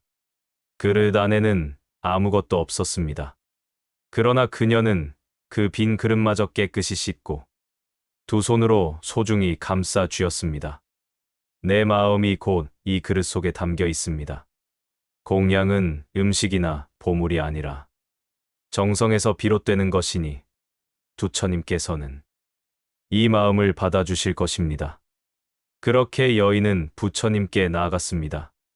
부유한 이들이 차려놓은 화려한 음식과 값비싼 공양물 사이에 한 여인이 빈 그릇을 두 손으로 받쳐 들고 서 있는 모습은 오히려 더욱 눈길을 끌었습니다. 부처님은 그 여인을 조용히 바라보셨습니다. 사람들은 수군거렸습니다. 어떻게 빈 그릇을 공양이라 할 수 있단 말인가? 부처님 앞에 와서 아무것도 내놓지 못하다니. 그러나 부처님께서는 미소를 지으시며 말씀하셨습니다. 이 여인의 그릇은 비어 있으나 그 마음은 가득 차 있습니다. 재물이 많은 자가 큰 그릇에 음식을 담아 바칠 수는 있습니다. 그러나 진심 어린 마음 없이는 그 어떤 공양도 진정한 공양이라 할 수 없습니다. 이 빈 그릇 속에는 탐욕도 없고 교만도 없으며 오직 정성만이 담겨 있습니다. 부처님의 말씀에 대중은 숙연해졌습니다. 사람들은 그제야 깨달았습니다. 공양의 가치는 외형에 있지 않고 그 마음의 깊이에 있다는 사실을. 여인의 빈 그릇은 눈에 보이기에는 아무것도 담지 않았지만 그 속에는 가난을 이겨낸 용기와 진심이 담겨 있었습니다. 그녀가 그릇을 씻으며 흘린 눈물. 아무것도 없는 현실 속에서도 부처님을 향한 간절한 마음. 그것이 그대로 공양이 된 것입니다. 부처님께서는 다시 말씀하셨습니다. 탐욕이 가득한 금 그릇보다 자비와 정성이 담긴 빈 그릇이 더 값집니다. 이 여인의 공양은 하늘과 땅을 울릴 것입니다. 그날 이후 사람들은 공양을 올릴 때 단순히 많은 것을 내놓는 데에만 마음을 두지 않았습니다. 그 대신 내 마음 속에 얼마나 정성이 담겨 있는지를 스스로 묻곤 했습니다. 이 이야기는 오늘을 살아가는 우리에게도 잔잔한 울림을 줍니다. 현대 사회에서 우리는 물질의 크기와 양으로 모든 것을 평가하려 합니다. 더 많은 것을 내놓아야만 가치 있는 것이라 착각하기 쉽습니다. 그러나 부처님은 그 본질을 일깨워 주십니다. 진정한 가치는 크기나 양이 아니라 마음에 있습니다. 누군가에게 따뜻한 말 한마디, 작은 배려 한 번. 그것이 거대한 금은보화보다 더 큰 울림을 줄 수 있습니다. 여인의 빈 그릇은 곧 비움 속의 충만함을 보여주는 상징이 되었습니다. 빈 그릇의 가르침은 단순한 가난의 이야기가 아니라 마음의 정직함과 순수함이 무엇보다 귀하다는 교훈을 전합니다. 우리가 가진 것이 많든 적든 중요한 것은 그것을 어떤 마음으로 내놓는가입니다. 부처님의 말씀처럼 진심은 결코 작지 않습니다. 가난한 여인의 빈 그릇이 1000년이 지나도록 전해지는 것은 그 안에 담긴 마음이 진실했기 때문입니다. 비바다에서 법을 설하다. 전장의 부처님. 옛날 인도 북부의 강가 근처 두 왕국 사이에 큰 전쟁이 벌어졌습니다. 양쪽 군대는 서로를 향해 창과 칼을 겨누었고 함성은 하늘을 울리며 대지는 말발굽과 전차의 굉음으로 뒤흔들렸습니다. 피비린내는 강바람을 타고 멀리까지 번졌으며 전장은 말 그대로 피의 바다와 같았습니다. 한쪽에서는 무너져 내린 전사들의 신음소리가 울려 퍼지고 다른 쪽에서는 분노와 원한의 외침이 끊이지 않았습니다. 죽음과 고통이 한순간에 뒤엉켜버린 그곳은 자비와 평화가 설 자리를 찾기 어려운 참혹한 땅이었습니다. 그때 전쟁터로 향하는 부처님의 발걸음이 있었습니다. 제자들은 깜짝 놀라 물었습니다. 세존이시여, 이곳은 사륙의 현장입니다. 검과 창이 난무하는 곳에서 어찌 법을 설하실 수 있겠습니까? 부처님은 담담히 대답하셨습니다. 법은 산속에만 머무르지 않는다. 비바다에서도 고통의 자리에서도 중생이 있다면 그곳이 곧 설법의 도량이다. 그 말씀을 따라 부처님은 군대가 서로 맞붙어 있는 전장 한가운데로 걸어 들어가셨습니다. 병사들은 처음에 놀라서 무기를 들고 부처님을 노려보았습니다. 그러나 그분의 눈빛은 조금도 흔들리지 않았습니다. 고요한 미소, 온화한 기운, 그리고 발걸음마다 풍기는 평안함은 사람들의 분노를 서서히 누그러뜨렸습니다. 칼날을 치켜들었던 병사들의 손이 덜덜 떨렸고 마침내 누군가는 창을 내려놓았습니다. 그 순간 전장은 짧은 침묵에 휩싸였습니다. 부처님은 고요히 앉아 설법을 시작하셨습니다. 분노로 일어난 전쟁은 끝없는 전쟁을 낳는다. 오늘의 원한은 내일의 복수가 되고 그 복수는 또 다른 고통을 만든다. 적도 없고 나도 없다. 모두가 같은 고통 속에 빠져 있는 중생일 뿐이다. 부처님의 말씀은 피바다 위에서 더욱 뚜렷하게 울려 퍼졌습니다. 부상당한 병사들은 눈물을 흘렸고 살아남은 자들은 손에 쥔 무기를 내려놓았습니다. 칼로는 적을 꺾을 수 있으나 분노는 꺾을 수 없다. 자비로만이 분노를 끊을 수 있다. 병사들은 부처님의 말씀에 차츰 고개를 떨구었습니다. 피로 물든 땅 위에서 처음으로 분노 대신 침묵이 자리 잡았습니다. 부처님이 설법을 이어가자 양쪽 군대는 서로를 바라보며 손을 떨기 시작했습니다. 그리고 한 병사가 갑옷을 벗어던졌습니다. 나는 다시는 이 전쟁을 원치 않는다. 그 외침을 시작으로 병사들은 무기를 버렸습니다. 칼과 창이 산더미처럼 쌓였지만 그 속에는 더 이상 살기가 없었습니다. 사람들의 가슴 속에는 전쟁을 멈추고 싶다는 작은 불씨가 피어올랐습니다. 그날 전장은 피바다가 아니라 법의 바다로 변했습니다. 죽음을 가득 품고 있던 땅이 부처님의 자비와 말씀으로 인해 새로운 생명의 터전이 된 것입니다.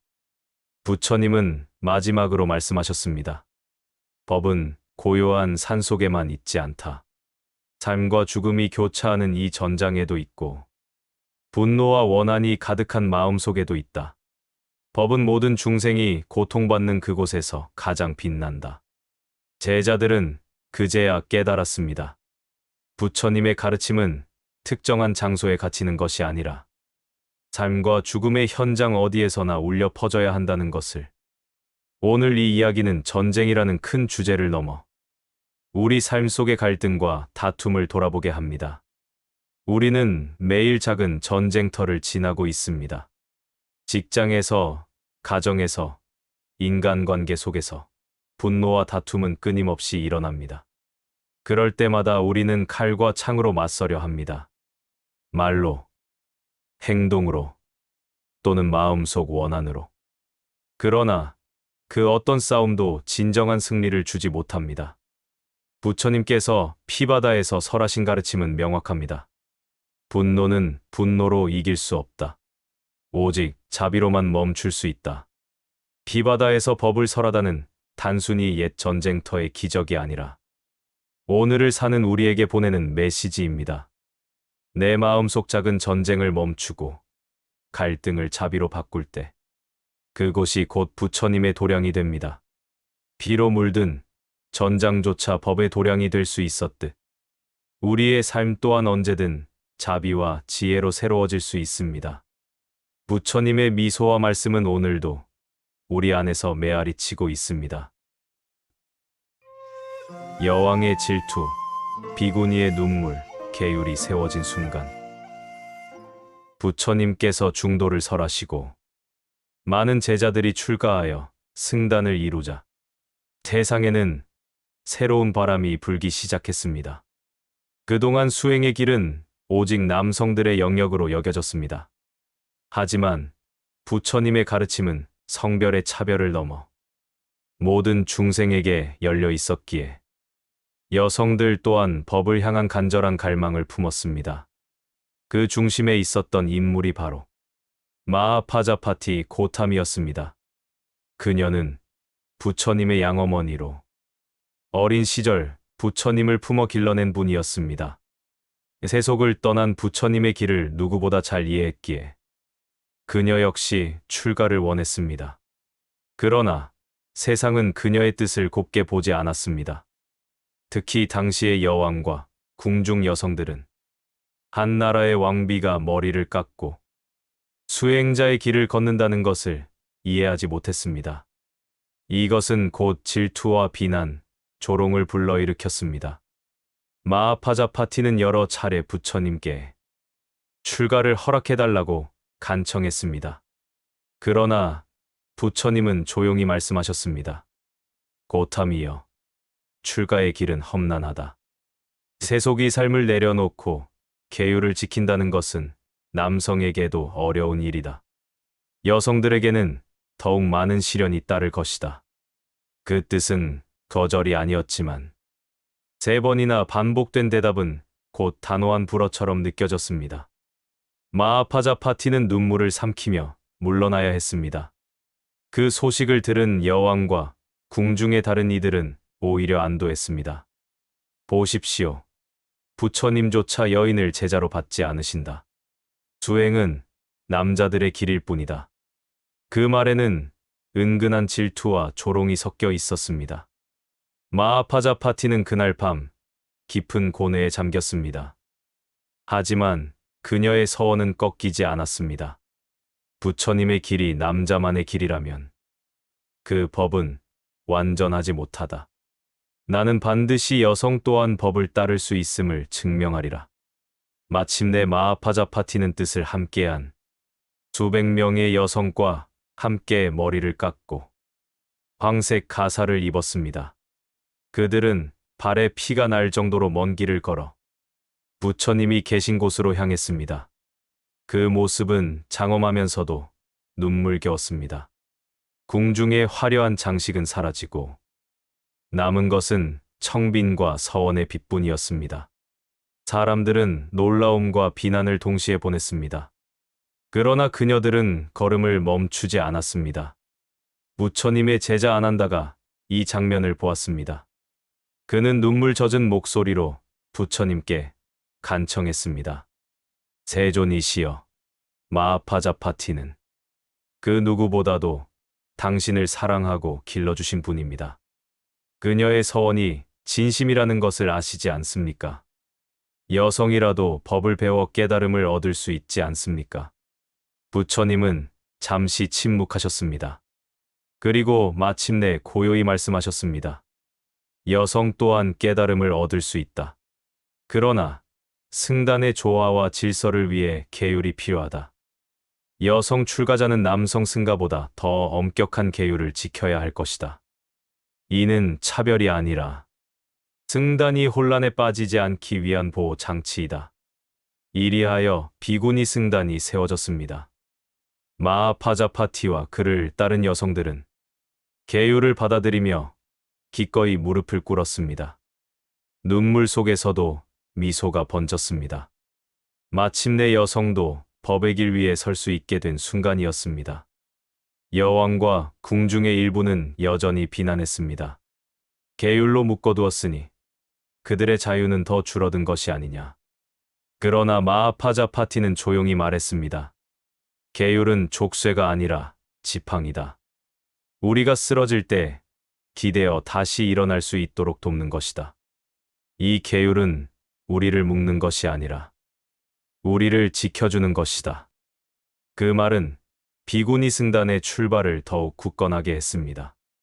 비록 눈물로 시작했으나 그 눈물은 곧 맑은 샘물이 되어 후대까지 이어지는 수행의 길을 열어주었습니다.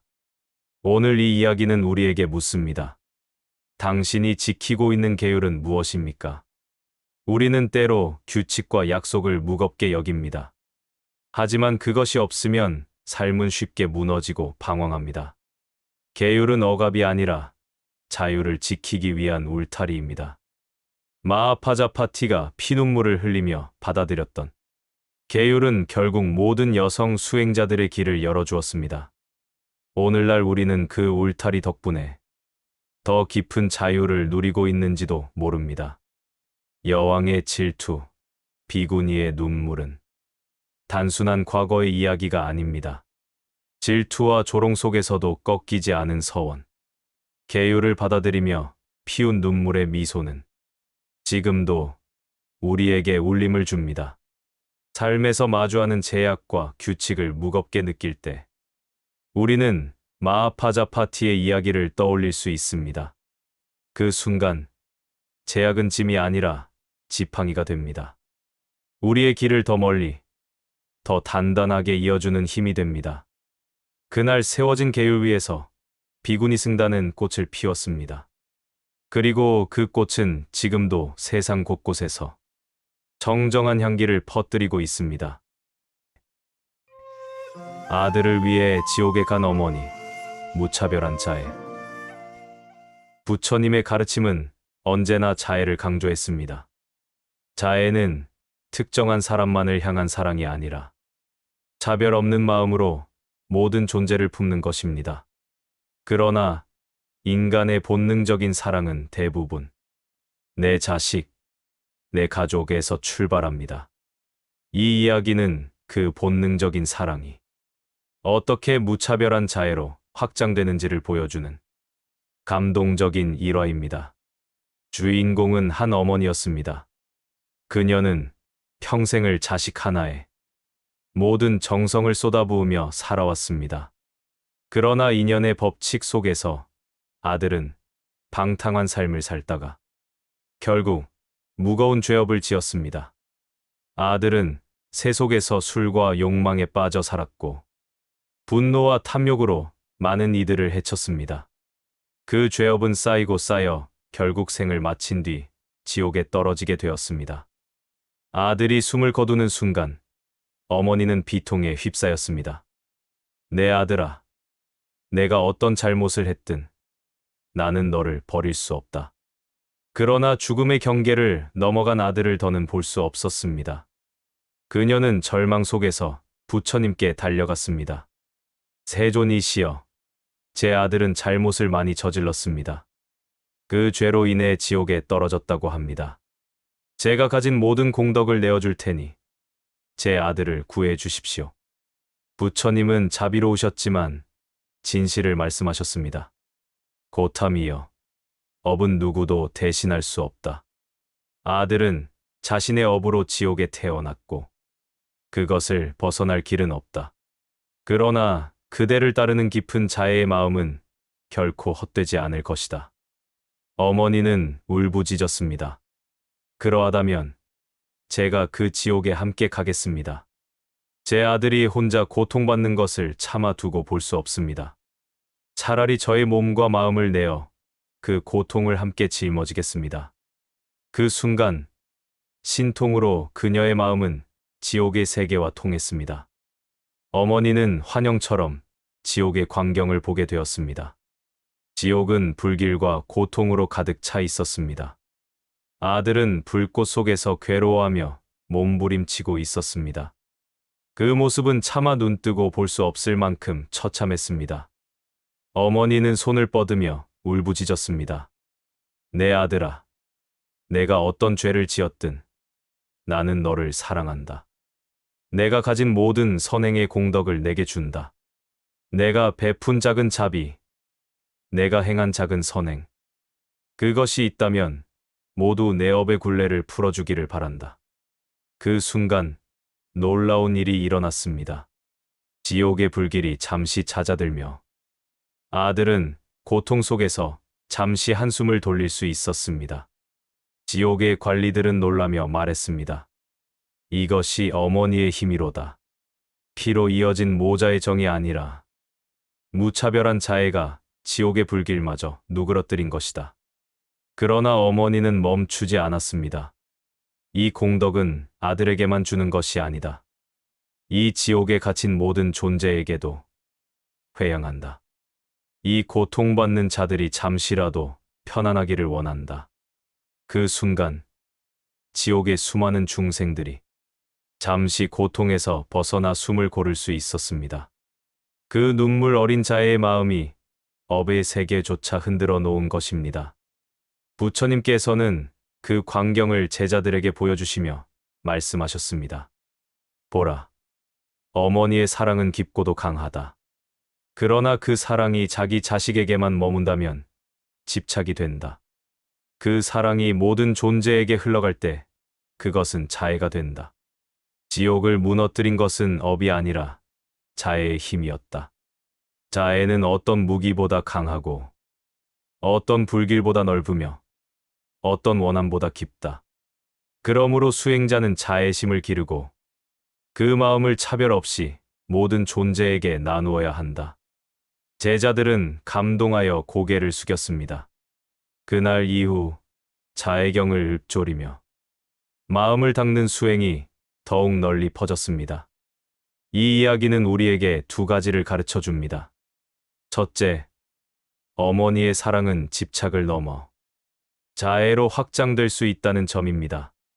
자식을 향한 사랑은 자연스럽지만 그 사랑을 모든 중생에게 회양할 때 비로소 보살의 길이 열립니다. 둘째, 자애심은 지옥조차 흔들 수 있는 힘이라는 것입니다. 분노와 원한이 가득한 곳에 자애가 흘러가면 그 순간만큼은 불길도 잦아듭니다. 오늘날 우리에게도 작은 지옥 같은 순간이 있습니다. 분노가 가득한 가정, 미움이 넘치는 직장, 차별과 경쟁 속의 사회. 그 속에서 우리는 자애심을 실천할 수 있습니다. 자식만이 아니라 이웃과 낯선 사람, 심지어 나를 해친 사람에게도 자애를 보낼 수 있다면 그 순간 작은 지옥은 천국으로 변합니다. 부처님께서 말씀하셨습니다. 자애는 어둠을 밝히는 등불이며 고통을 잠재우는 약이며 세상을 평화롭게 하는 길이다. 아들을 위해 지옥에 간 어머니의 이야기는 단순한 모성애의 전설이 아닙니다. 그것은 모든 존재를 향한 무차별한 자애의 가능성을 보여주는 이야기입니다. 우리가 가진 작은 선행, 작은 자비조차도 회양할 수 있다면 그 힘은 고통의 세계를 바꾸는 씨앗이 될 수 있습니다. 어머니의 눈물은 아들을 넘어 지옥의 모든 존재를 품었습니다.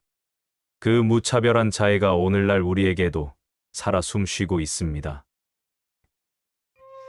아버지를 살린 아들, 출가자의 효에.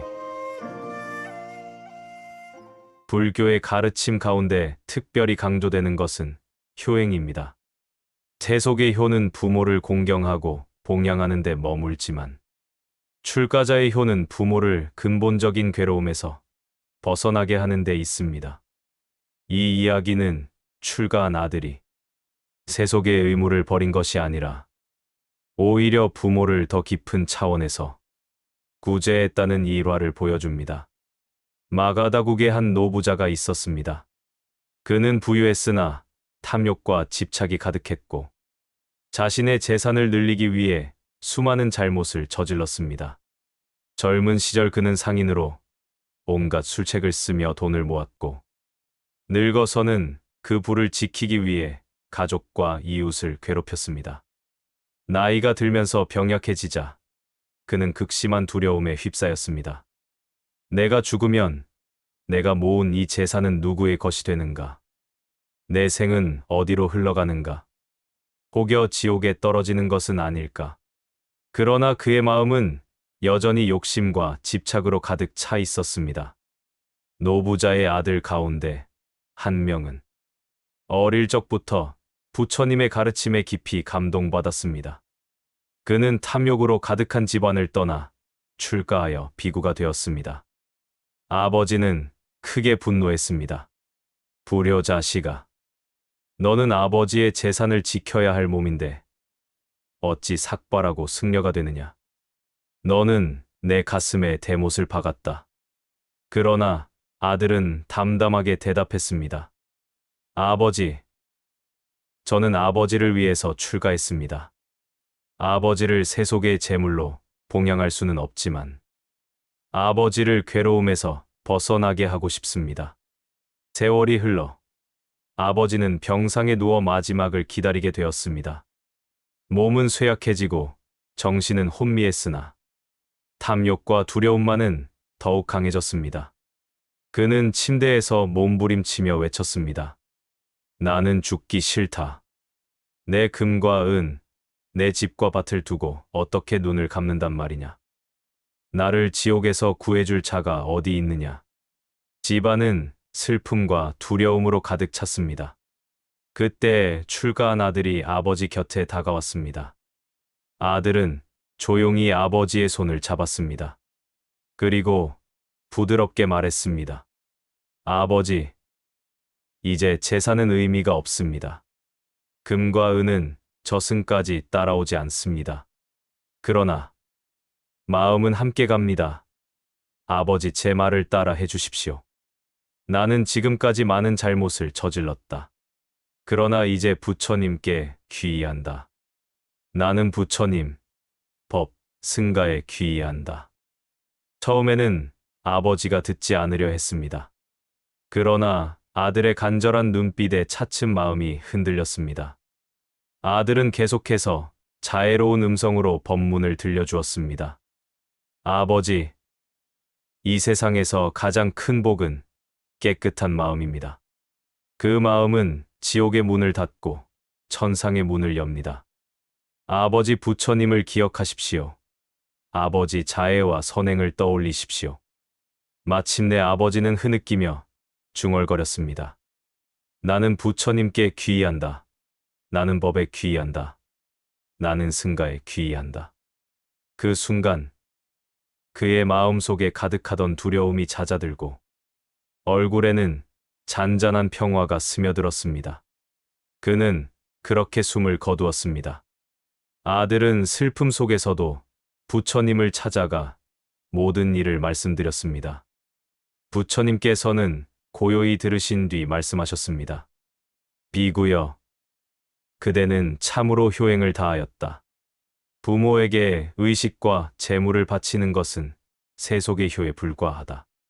그러나 부모가 어리석음과 집착으로 괴로움에 빠졌을 때 그들을 깨달음의 길로 인도하는 것은 출가자의 큰 효이다. 그대는 아버지를 구제하였다. 죽음을 두려움 없이 맞이하게 한 것은 세상 어떤 금은보화보다 귀한 공양이다. 이 이야기는 두 가지 교훈을 전합니다. 첫째, 출가자는 부모를 버린 존재가 아니라는 것입니다. 그들은 부모를 더 깊은 차원에서 구제하기 위해 수행합니다. 몸의 봉양을 넘어 마음의 해탈을 열어주는 것이 참된 효행입니다. 둘째, 죽음의 순간 가장 큰 힘이 되는 것은 재물이 아니라 믿음과 지혜입니다. 탐욕과 집착은 죽음을 고통으로 만들지만 법에 귀의한 마음은 죽음을 평화롭게 맞이하게 합니다. 오늘날 부모를 모시는 방식은 다양합니다. 경제적으로 돕는 것도 필요하고 곁에 있어드리는 것도 중요합니다. 그러나 가장 큰 효행은 부모의 마음이 불안과 두려움에서 벗어나도록 돕는 것입니다. 부처님의 가르침을 나누고 선행을 함께 실천하며 마음을 자애와 지혜로 인도하는 것이야말로 진정한 효행입니다. 아버지를 살린 아들의 이야기는 단순히 전생담이 아닙니다. 그것은 오늘을 살아가는 우리에게도 그대로 적용됩니다. 자식이 부모를 살리는 길은 두 가지입니다. 몸을 돌보는 작은 효행, 그리고 마음을 구제하는 큰 효행. 그 가운데 더 깊은 효는 부모를 어둠에서 빛으로 인도하는 일입니다. 출가자의 효행은 부모를 버린 것이 아니라 부모를 근본적인 괴로움에서 구원하는 위대한 선택이었습니다. 황제도 굴복한 말씀, 아쇼카 왕의 회심. 고대 인도의 마오리아 왕조는 찬란한 문화와 강대한 군사력을 자랑했습니다. 그 중심에 선 인물이 바로 아쇼카 왕이었습니다. 그는 알렉산더 대왕 이후 최대의 정복자라 불리며 광대한 영토를 차지하고 인도의 대부분을 통일한 군주였습니다. 그러나 오늘 우리가 기억하는 아쇼카 왕은 단순한 정복자가 아닙니다. 그는 역사의 한순간 피비린내 나는 전쟁터에서 부처님의 가르침을 만나 비의 황제에서 자비의 군주로 바뀌었습니다. 아쇼카 왕은 즉위 후 끊임없는 정복 전쟁을 벌였습니다. 그 가운데 가장 참혹했던 전투가 칼린가 전쟁이었습니다. 칼린가는 오늘날 오디샤 지역에 해당하는 강대한 나라였습니다. 그곳 사람들은 독립심이 강했고 마오리아의 지배에 쉽게 굴복하지 않았습니다. 아쇼카는 이를 굴복시키기 위해 대규모군을 이끌고 침공했습니다. 전투는 길고 잔혹했습니다. 칼린가는 끝까지 항전했으나 결국 무너지고 말았습니다. 전쟁이 끝난 후 전장은 참혹한 피바다로 변했습니다. 역사서에는 10만 명이 죽고 15만 명이 포로로 끌려가며 그 이상의 사람들이 고통을 당했다고 기록되어 있습니다. 피로 물든 강, 울부짖는 여인과 아이들, 불타버린 마을. 아쇼카 왕은 승리를 얻었으나 눈앞에 펼쳐진 것은 참혹한 파괴와 죽음뿐이었습니다. 전쟁이 끝난 뒤 아쇼카 왕은 말을 타고 전장을 돌아보았습니다. 그곳에서 그는 쓰러진 병사들의 시체와 울부짖는 백성들을 마주했습니다. 승리의 기쁨은 사라지고 마음속에는 깊은 허무와 괴로움이 찾아왔습니다. 이것이 내가 원한 제국의 모습인가? 정말 이것이 왕의 길인가? 내가 세운 권력은 수많은 피 위에 세워진 것이 아닌가? 그 순간 아쇼카 왕은 인생 처음으로 무력감을 느꼈습니다. 그의 눈앞에 선명하게 드러난 것은 정복의 허무와 폭력의 무상함이었습니다. 그때 불교 승려들이 아쇼카를 찾아왔습니다. 그들은 피폐해진 전쟁터를 돌며 사람들을 위로하고 있었습니다. 한 노승이 아쇼카에게 다가와 조용히 말했습니다. 대왕이여, 칼로 세운 나라는 칼로 무너지고 피로 얻은 승리는 피로 씻겨 내려갑니다. 진정한 정복은 타인의 땅을 빼앗는 것이 아니라 자신의 마음을 이기는 것입니다. 그 한마디는 황제의 가슴을 깊이 찔렀습니다. 아쇼카는 눈을 감고 오랫동안 침묵했습니다. 그리고 무너져 있던 마음의 방패가 조용히 내려앉았습니다. 그날 이후 아쇼카는 칼을 내려놓았습니다. 그는 더 이상 정복 전쟁을 벌이지 않겠다고 맹세했습니다. 내가 이룰 정복은 오직 법의 정복, 자비의 정복뿐이다. 아쇼카는 불법을 정치의 중심에 두기 시작했습니다. 그는 승려들을 후원하고 불탑을 세우며 사방에 불교의 가르침을 전했습니다.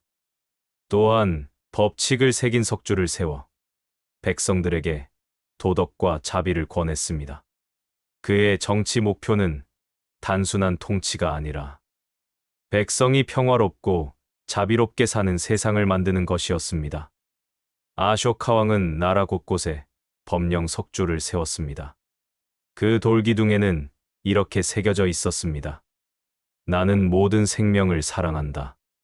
나는 전쟁을 다시는 원하지 않는다. 나는 백성들이 서로 자비롭게 살기를 바란다. 그는 사람과 짐승을 위한 치료소와 약초원을 세우고 길가에 나무를 심어 여행자들이 쉬게 했습니다. 짐승을 함부로 죽이지 못하게 하고 백성들에게 자애로운 삶을 권장했습니다. 특히 그는 자신의 과거를 숨기지 않았습니다. 오히려 석주에 이렇게 새겼습니다. 칼린가 전쟁의 피는 나를 깨우쳤다. 나는 그날 이후 참회의 눈물을 흘렸다. 나는 다시는 무고한 생명을 해치지 않겠다. 아쇼카 왕의 회심은 우리에게 큰 교훈을 줍니다. 첫째, 가장 강한 힘은 칼이 아니라 자비라는 것입니다. 수많은 나라를 정복한 황제도 결국 한마디 법문 앞에 무릎 꿇었습니다. 둘째, 참된 승리는 외부의 정복이 아니라 자기 마음의 정복입니다. 탐욕과 분노, 어리석음을 이기는 것이야말로 영원한 승리입니다. 셋째, 권력자일수록 더 큰 자비와 도덕이 필요합니다. 힘이 큰 자가 자비를 잃으면 세상은 고통에 잠기지만 힘이 큰 자가 자비를 품으면 세상은 평화로워집니다. 오늘날 우리는 전쟁 대신 경쟁 속에서 살아갑니다. 직장에서, 사회에서, 때로는 가정에서조차 이겨야 한다는 강박에 사로잡혀 있습니다. 그러나 아쇼카 왕의 이야기는 묻습니다. 당신이 얻은 승리 뒤에는 누군가의 눈물이 있지 않은가? 그 승리는 정말 당신을 행복하게 하는가? 진정한 회심은 오늘 우리 마음속에서도 가능합니다. 경쟁과 집착을 내려놓고 자비와 나눔을 품을 때 우리도 작은 아쇼카가 될 수 있습니다. 황제도 굴복한 말씀은 역사가 전해주는 진실입니다. 무력으로 세상을 다스리던 왕조차도 자비와 지혜 앞에서는 무릎을 꿇었습니다. 아쇼카 왕은 칼린가에서 수많은 목숨을 앗아갔지만 그 전쟁터에서 얻은 깨달음으로 수많은 생명을 구제했습니다. 오늘 우리 역시 기억해야 합니다.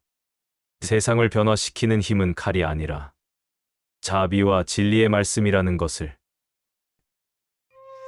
달빛 속의 법문, 밤새 앉아 법을 들은 제자들. 부처님의 법문은 언제나 많은 이들의 마음을 움직였습니다. 그 가르침은 단순히 지식을 전하는 말이 아니라 듣는 이의 마음을 뒤흔들어 새로운 삶을 열어주는 열쇠였습니다. 당시 사위성 기원정사에는 수많은 제자들이 모여 있었습니다. 그날은 특별히 달빛이 맑고 밤이 유난히 길게 느껴지던 날이었습니다. 부처님은 제자들에게 깊은 설법을 전하시기 시작했고 그 법문은 해가 지고 어둠이 내려와도 멈추지 않았습니다. 제자들이 모두 법당에 모였습니다. 그 가운데는 아난다, 사리불, 목걸령 같은 큰 제자들뿐 아니라 막 출가한 젊은 비구들과 먼 길을 걸어온 제가 신자들도 있었습니다. 부처님은 조용히 자리에 앉아 말씀하셨습니다. 세상은 무상하다. 꽃은 피어도 시들고 달은 차면 기울며 사람의 삶도 더덥다. 그러나 이 무상 속에서 영원히 빛나는 진리가 있다. 그것은 바로 자비와 지혜, 그리고 해탈이다. 그 말씀은 마치 밤하늘의 달빛처럼 고요하게, 그러나 선명하게 울려 퍼졌습니다. 제자들은 숨을 죽이고 귀 기울였습니다. 시간은 흘러 어느덧 자정이 되었습니다. 그러나 누구도 피곤하다고 말하지 않았습니다. 제자들의 눈빛은 더욱 맑아지고 마음은 더욱 집중되었습니다. 부처님은 괴로움의 원인과 그것을 소멸하는 길, 팔정도의 실천을 하나하나 풀어주셨습니다. 때로는 비유를 들어 설명하시고, 때로는 조용히 침묵하며 스스로 성찰하게 하셨습니다. 달빛은 점점 기울었고, 새벽녘 별빛이 반짝이기 시작했습니다. 그러나 법문은 멈추지 않았습니다. 부처님은 밤을 넘어 해가 떠오를 때까지 말씀을 이어가셨습니다. 그 광경은 장엄했습니다. 달빛과 별빛, 그리고 동트는 빛 속에서 앉아있는 제자들. 그들 얼굴에는 피곤이 아니라 법을 향한 열망과 환희가 가득했습니다. 밤새 이어진 법문이 끝났을 때 제자들 가운데 많은 이들이 눈물을 흘렸습니다. 그 눈물은 슬픔이 아니라 마음 깊은 곳에서 솟아난 기쁨이었습니다.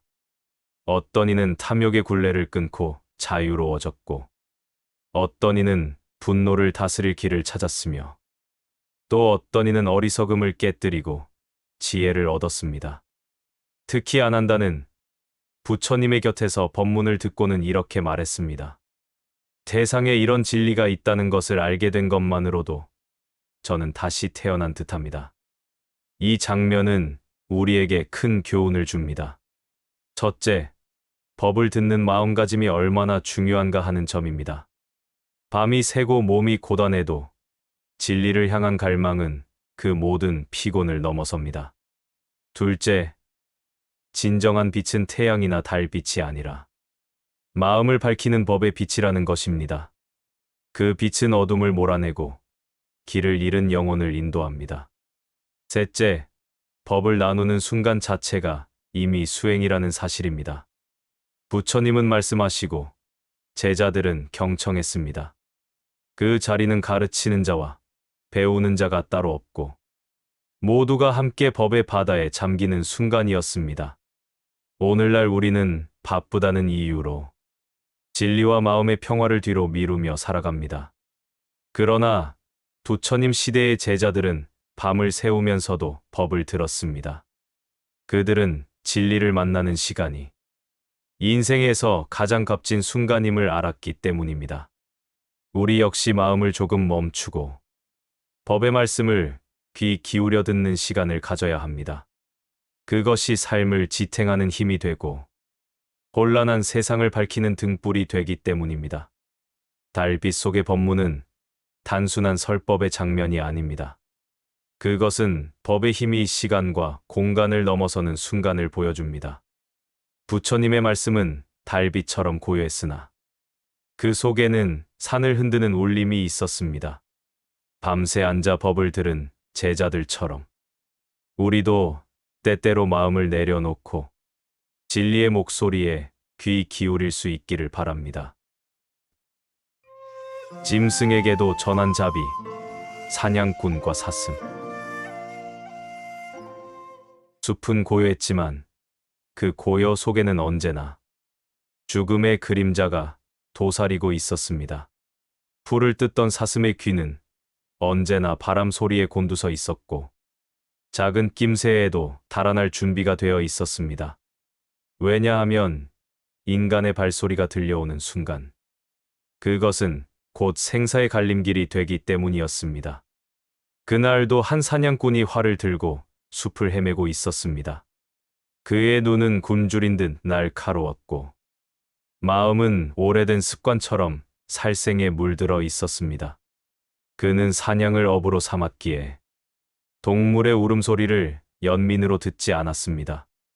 오직 자신의 배를 불리고 재산을 늘려줄 고기를 찾을 뿐이었습니다. 그러다 그의 시선은 한 마리의 어린 사슴에게 꽂혔습니다. 무리에서 떨어져 나온 듯 아직 어리고 약한 사슴은 풀밭에서 고개를 숙이고 있었는데 사냥꾼의 눈에는 그저 쉬운 먹잇감으로만 보였습니다. 그는 소리 죽여 활을 당기고 사슴의 몸을 향해 화살을 겨눴습니다. 사슴은 무언가를 눈치챈 듯 고개를 들었습니다. 순간 두려움에 떨며 눈을 크게 떴지만 이미 늦은 순간이었습니다. 활시위가 놓이며 화살은 바람을 가르고 달려들었습니다. 그때였습니다. 어디선가 나타난 부처님이 그 사슴과 사냥꾼 사이에 조용히 서 계셨습니다. 화살은 부처님의 곁을 스치며 땅에 떨어졌습니다. 놀란 사슴은 뒷걸음질을 치며 숲으로 몸을 숨겼습니다. 사냥꾼은 당황해 외쳤습니다. 이 숲은 내 삶터요. 저 짐승은 내 먹잇감이었소. 어찌하여 내 앞을 가로막으시오? 부처님은 흔들림 없는 눈빛으로 그를 바라보셨습니다. 그리고 이렇게 말씀하셨습니다. 너는 그 사슴의 고기를 먹고 잠시의 허기를 채우려 하였지만 내 마음은 여전히 굶주려 있을 것이네. 살생은 결코 배고픔을 끝내지 못하고 오히려 끝없는 두려움과 어둠을 더할 뿐이네.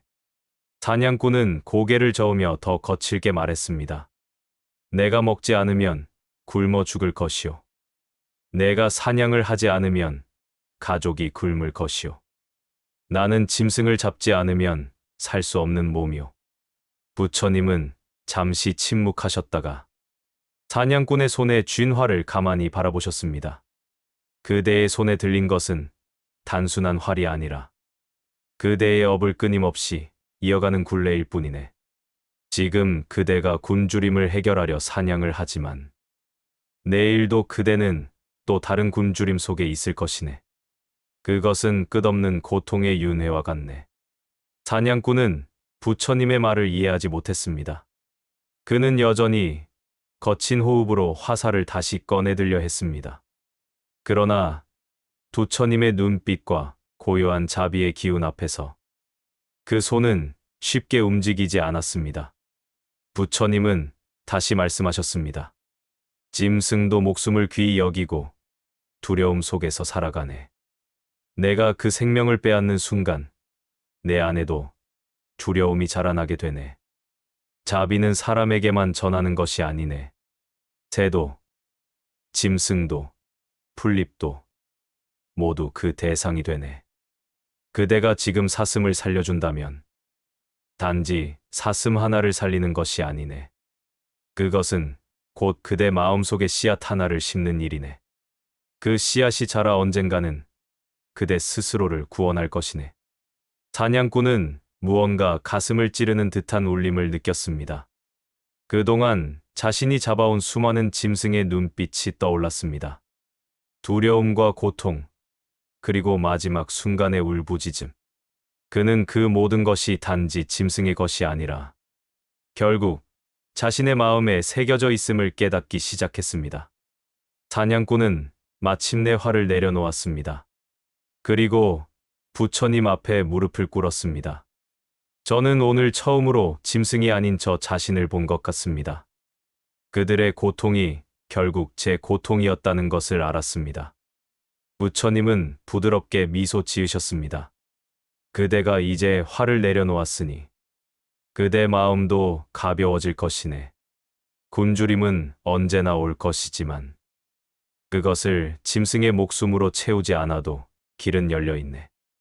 그대가 이 숲에서 짐승을 해치지 않는다면 사람들은 오히려 그대의 자비를 기억할 것이네. 사냥꾼은 다시는 사슴을 쫓지 않았습니다.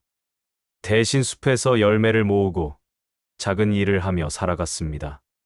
사람들은 처음엔 그를 의심했지만 시간이 지날수록 그의 달라진 눈빛과 말투를 보며 인정했습니다.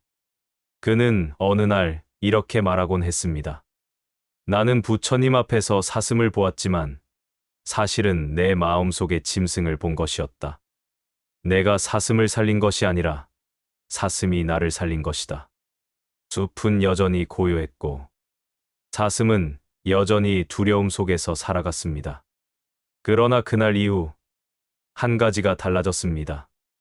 적어도 한 사람의 손에서 죽음의 화살이 다시 날아오지 않았습니다. 자비는 멀리 있지 않았습니다. 그것은 눈앞에 한 마리 사슴을 살리는 순간 이미 세상에 흘러넘치고 있었습니다. 마지막 설법, 열반을 앞둔 부처님. 숲은 깊고 고요했습니다. 쿠시나가라 근처의 사라상수 아래. 부처님은 자신의 생이 얼마 남지 않았음을 이미 알고 계셨습니다. 수많은 세월 동안 중생에게 법을 전하며 걸어온 길이 이제 마지막을 향하고 있었던 것입니다. 제자들은 그 사실을 알고 있었기에 부처님을 한 걸음 한 걸음 따르는 발걸음조차 무겁게 느껴졌습니다. 그날 부처님께서는 마을 사람의 청을 받아 마지막 공양을 하셨습니다. 숫 따라가 공손히 올린 음식을 드신 후 부처님은 깊은 병을 얻으셨습니다. 제자들은 크게 두려워하며 눈물을 감추지 못했습니다. 하지만 부처님의 얼굴에는 미묘한 평온이 깃들어 있었습니다. 병든 몸조차 그분의 자비로운 빛을 가리지 못했습니다. 부처님은 제자들과 함께 길을 나섰습니다. 길 위에서 부처님은 여전히 중생을 향한 가르침을 멈추지 않으셨습니다. 어떤 제자가 찾아와 물으면 부처님은 자신이 힘겹게 숨을 고르면서도 차분히 답하셨습니다. 열애가 오래도록 너희 곁에 있기를 바라지 말라. 법과 계율이 곧 너희의 스승이 될 것이다. 제자들은 가슴이 미어지는 듯했으나 동시에 그 말은 자신들이 의지할 바를 명확히 일러주는 지침이 되었습니다. 부처님은 단지 한 개인의 스승이 아니라 영원히 사라지지 않는 진리의 길을 남겨주고자 했던 것입니다. 사라쌍수 아래 자리를 잡으신 부처님은 제자들을 불러 모으셨습니다. 하늘에는 달빛이 은은히 흘렀고 숲속의 새소리조차 멎은 듯 고요했습니다. 제자들은 차가운 땅 위에 무릎을 꿇고 그분의 마지막 말씀을 기다렸습니다. 부처님은 눈을 감고 침묵에 잠기셨다가 천천히 눈을 뜨며 말씀하셨습니다. 비구들이여, 모든 것은 무상하다. 게으르지 말고 정진하라. 생겨난 것은 반드시 사라지고 모인 것은 흩어지며 태어난 것은 언젠가 죽는다. 이것이 세상의 이치다. 그 말씀은 단순한 언어가 아니었습니다. 제자들의 마음 깊은 곳을 흔드는 벼락 같기도 했고 동시에 따스한 햇살 같기도 했습니다. 눈물은 흘러내렸지만 그 눈물 속에는 슬픔만이 아닌 진리에 대한 깊은 깨달음이 함께 담겨 있었습니다. 마하가섭 존자는 부처님 곁에서 눈물을 삼키며 고개를 숙였습니다. 그는 부처님의 발 아래 이마를 대며 말했습니다. 세존이시여, 저희는 이제 누구의 가르침을 받으며 살아가야 하겠습니까? 부처님은 미소를 지으며 대답하셨습니다. 내가 전한 것은 나의 말이 아니라 법이다. 나는 단지 길을 가리킨 자일 뿐, 그 길을 걷는 것은 너희 자신이다. 아난다 존자는 울먹이며 부처님의 곁을 지켰습니다.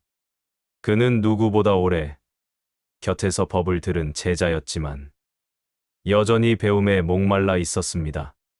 부처님은 그런 아난다를 바라보며 말씀하셨습니다. 아난다여, 너는 오랫동안 열애를 섬겼다. 그것은 헛되지 않았으니 곧 너 또한 깨달음을 얻으리라. 그 순간 아난다의 마음에는 슬픔 속에서도 새로운 다짐이 생겨났습니다. 스승의 가르침을 이어받아 자신이 걸어야 할 길을 더 굳건히 걷겠다는 결심이었습니다. 마지막 설법을 마치신 부처님은 사라쌍수 사이에 오른쪽 옆구리를 대고 누우셨습니다. 가부좌 대신 평범한 휴식의 자세였지만 그 안에는 무한한 평온이 깃들어 있었습니다. 제자들은 마지막까지 그분의 얼굴을 뵙고자 둘러앉아 숨결 하나하나를 지켜보았습니다. 밤은 깊어갔고 숲에는 달빛만이 고요히 비추고 있었습니다. 마침내 부처님의 호흡이 잦아들며 멈추자 숲 전체가 숨을 죽인 듯 고요해졌습니다. 사라쌍수의 꽃잎들이 바람 없이도 흩날리며 부처님의 몸 위에 떨어졌습니다. 그것은 마치 대지가 스승의 떠남을 애도하는 듯한 모습이었습니다. 제자들은 통곡했습니다. 하지만 곧 그 통곡 속에서 부처님의 마지막 말씀이 다시 울려 퍼졌습니다. 모든 것은 무상하다. 게으르지 말고 정진하라. 그날 이후 제자들은 더 이상 부처님을 직접 뵐 수 없었습니다. 그러나 그분이 남기신 말씀은 제자들의 가슴 속에서 그리고 세상의 역사 속에서 끊임없이 살아 움직였습니다. 부처님은 떠나셨지만 그분의 법은 사라지지 않았습니다. 그 마지막 설법은 단순한 유언이 아니라 지금 이 순간에도 이어지고 있는 살아있는 가르침이었습니다. 그리고 그것은 여전히 우리에게 속삭이고 있습니다. 모든 것은 무상하다. 게으르지 말고 정진하라. 한 사람의 선택, 한 순간의 자비, 한마디의 가르침이 세상을 바꾸기도 합니다. 계율을 지킨 왕자의 서원에서 빈 그릇을 올린 여인의 진심까지 전쟁터의 피비린내 속에서도 꺼지지 않은 자비의 법음, 그리고 눈물 속에서도 피어난 깨달음의 이야기들. 부처님의 길은 거창하지 않았습니다. 언제나 가장 작은 마음, 가장 소박한 행동 속에 있었습니다. 지금 우리가 살아가는 하루하루 역시 그 길 위에 놓여 있습니다. 넘어지고 흔들리고 때로는 어둠에 갇히더라도 부처님의 말씀은 늘 우리 곁을 밝혀주고 있습니다. 이제 걸음을 멈추고 마음 깊이 새겨봅니다. 모든 것은 무상하다. 게으르지 말고 정진하라. 그 마지막 가르침은 시간을 넘어 지금 이 순간에도 살아 있습니다.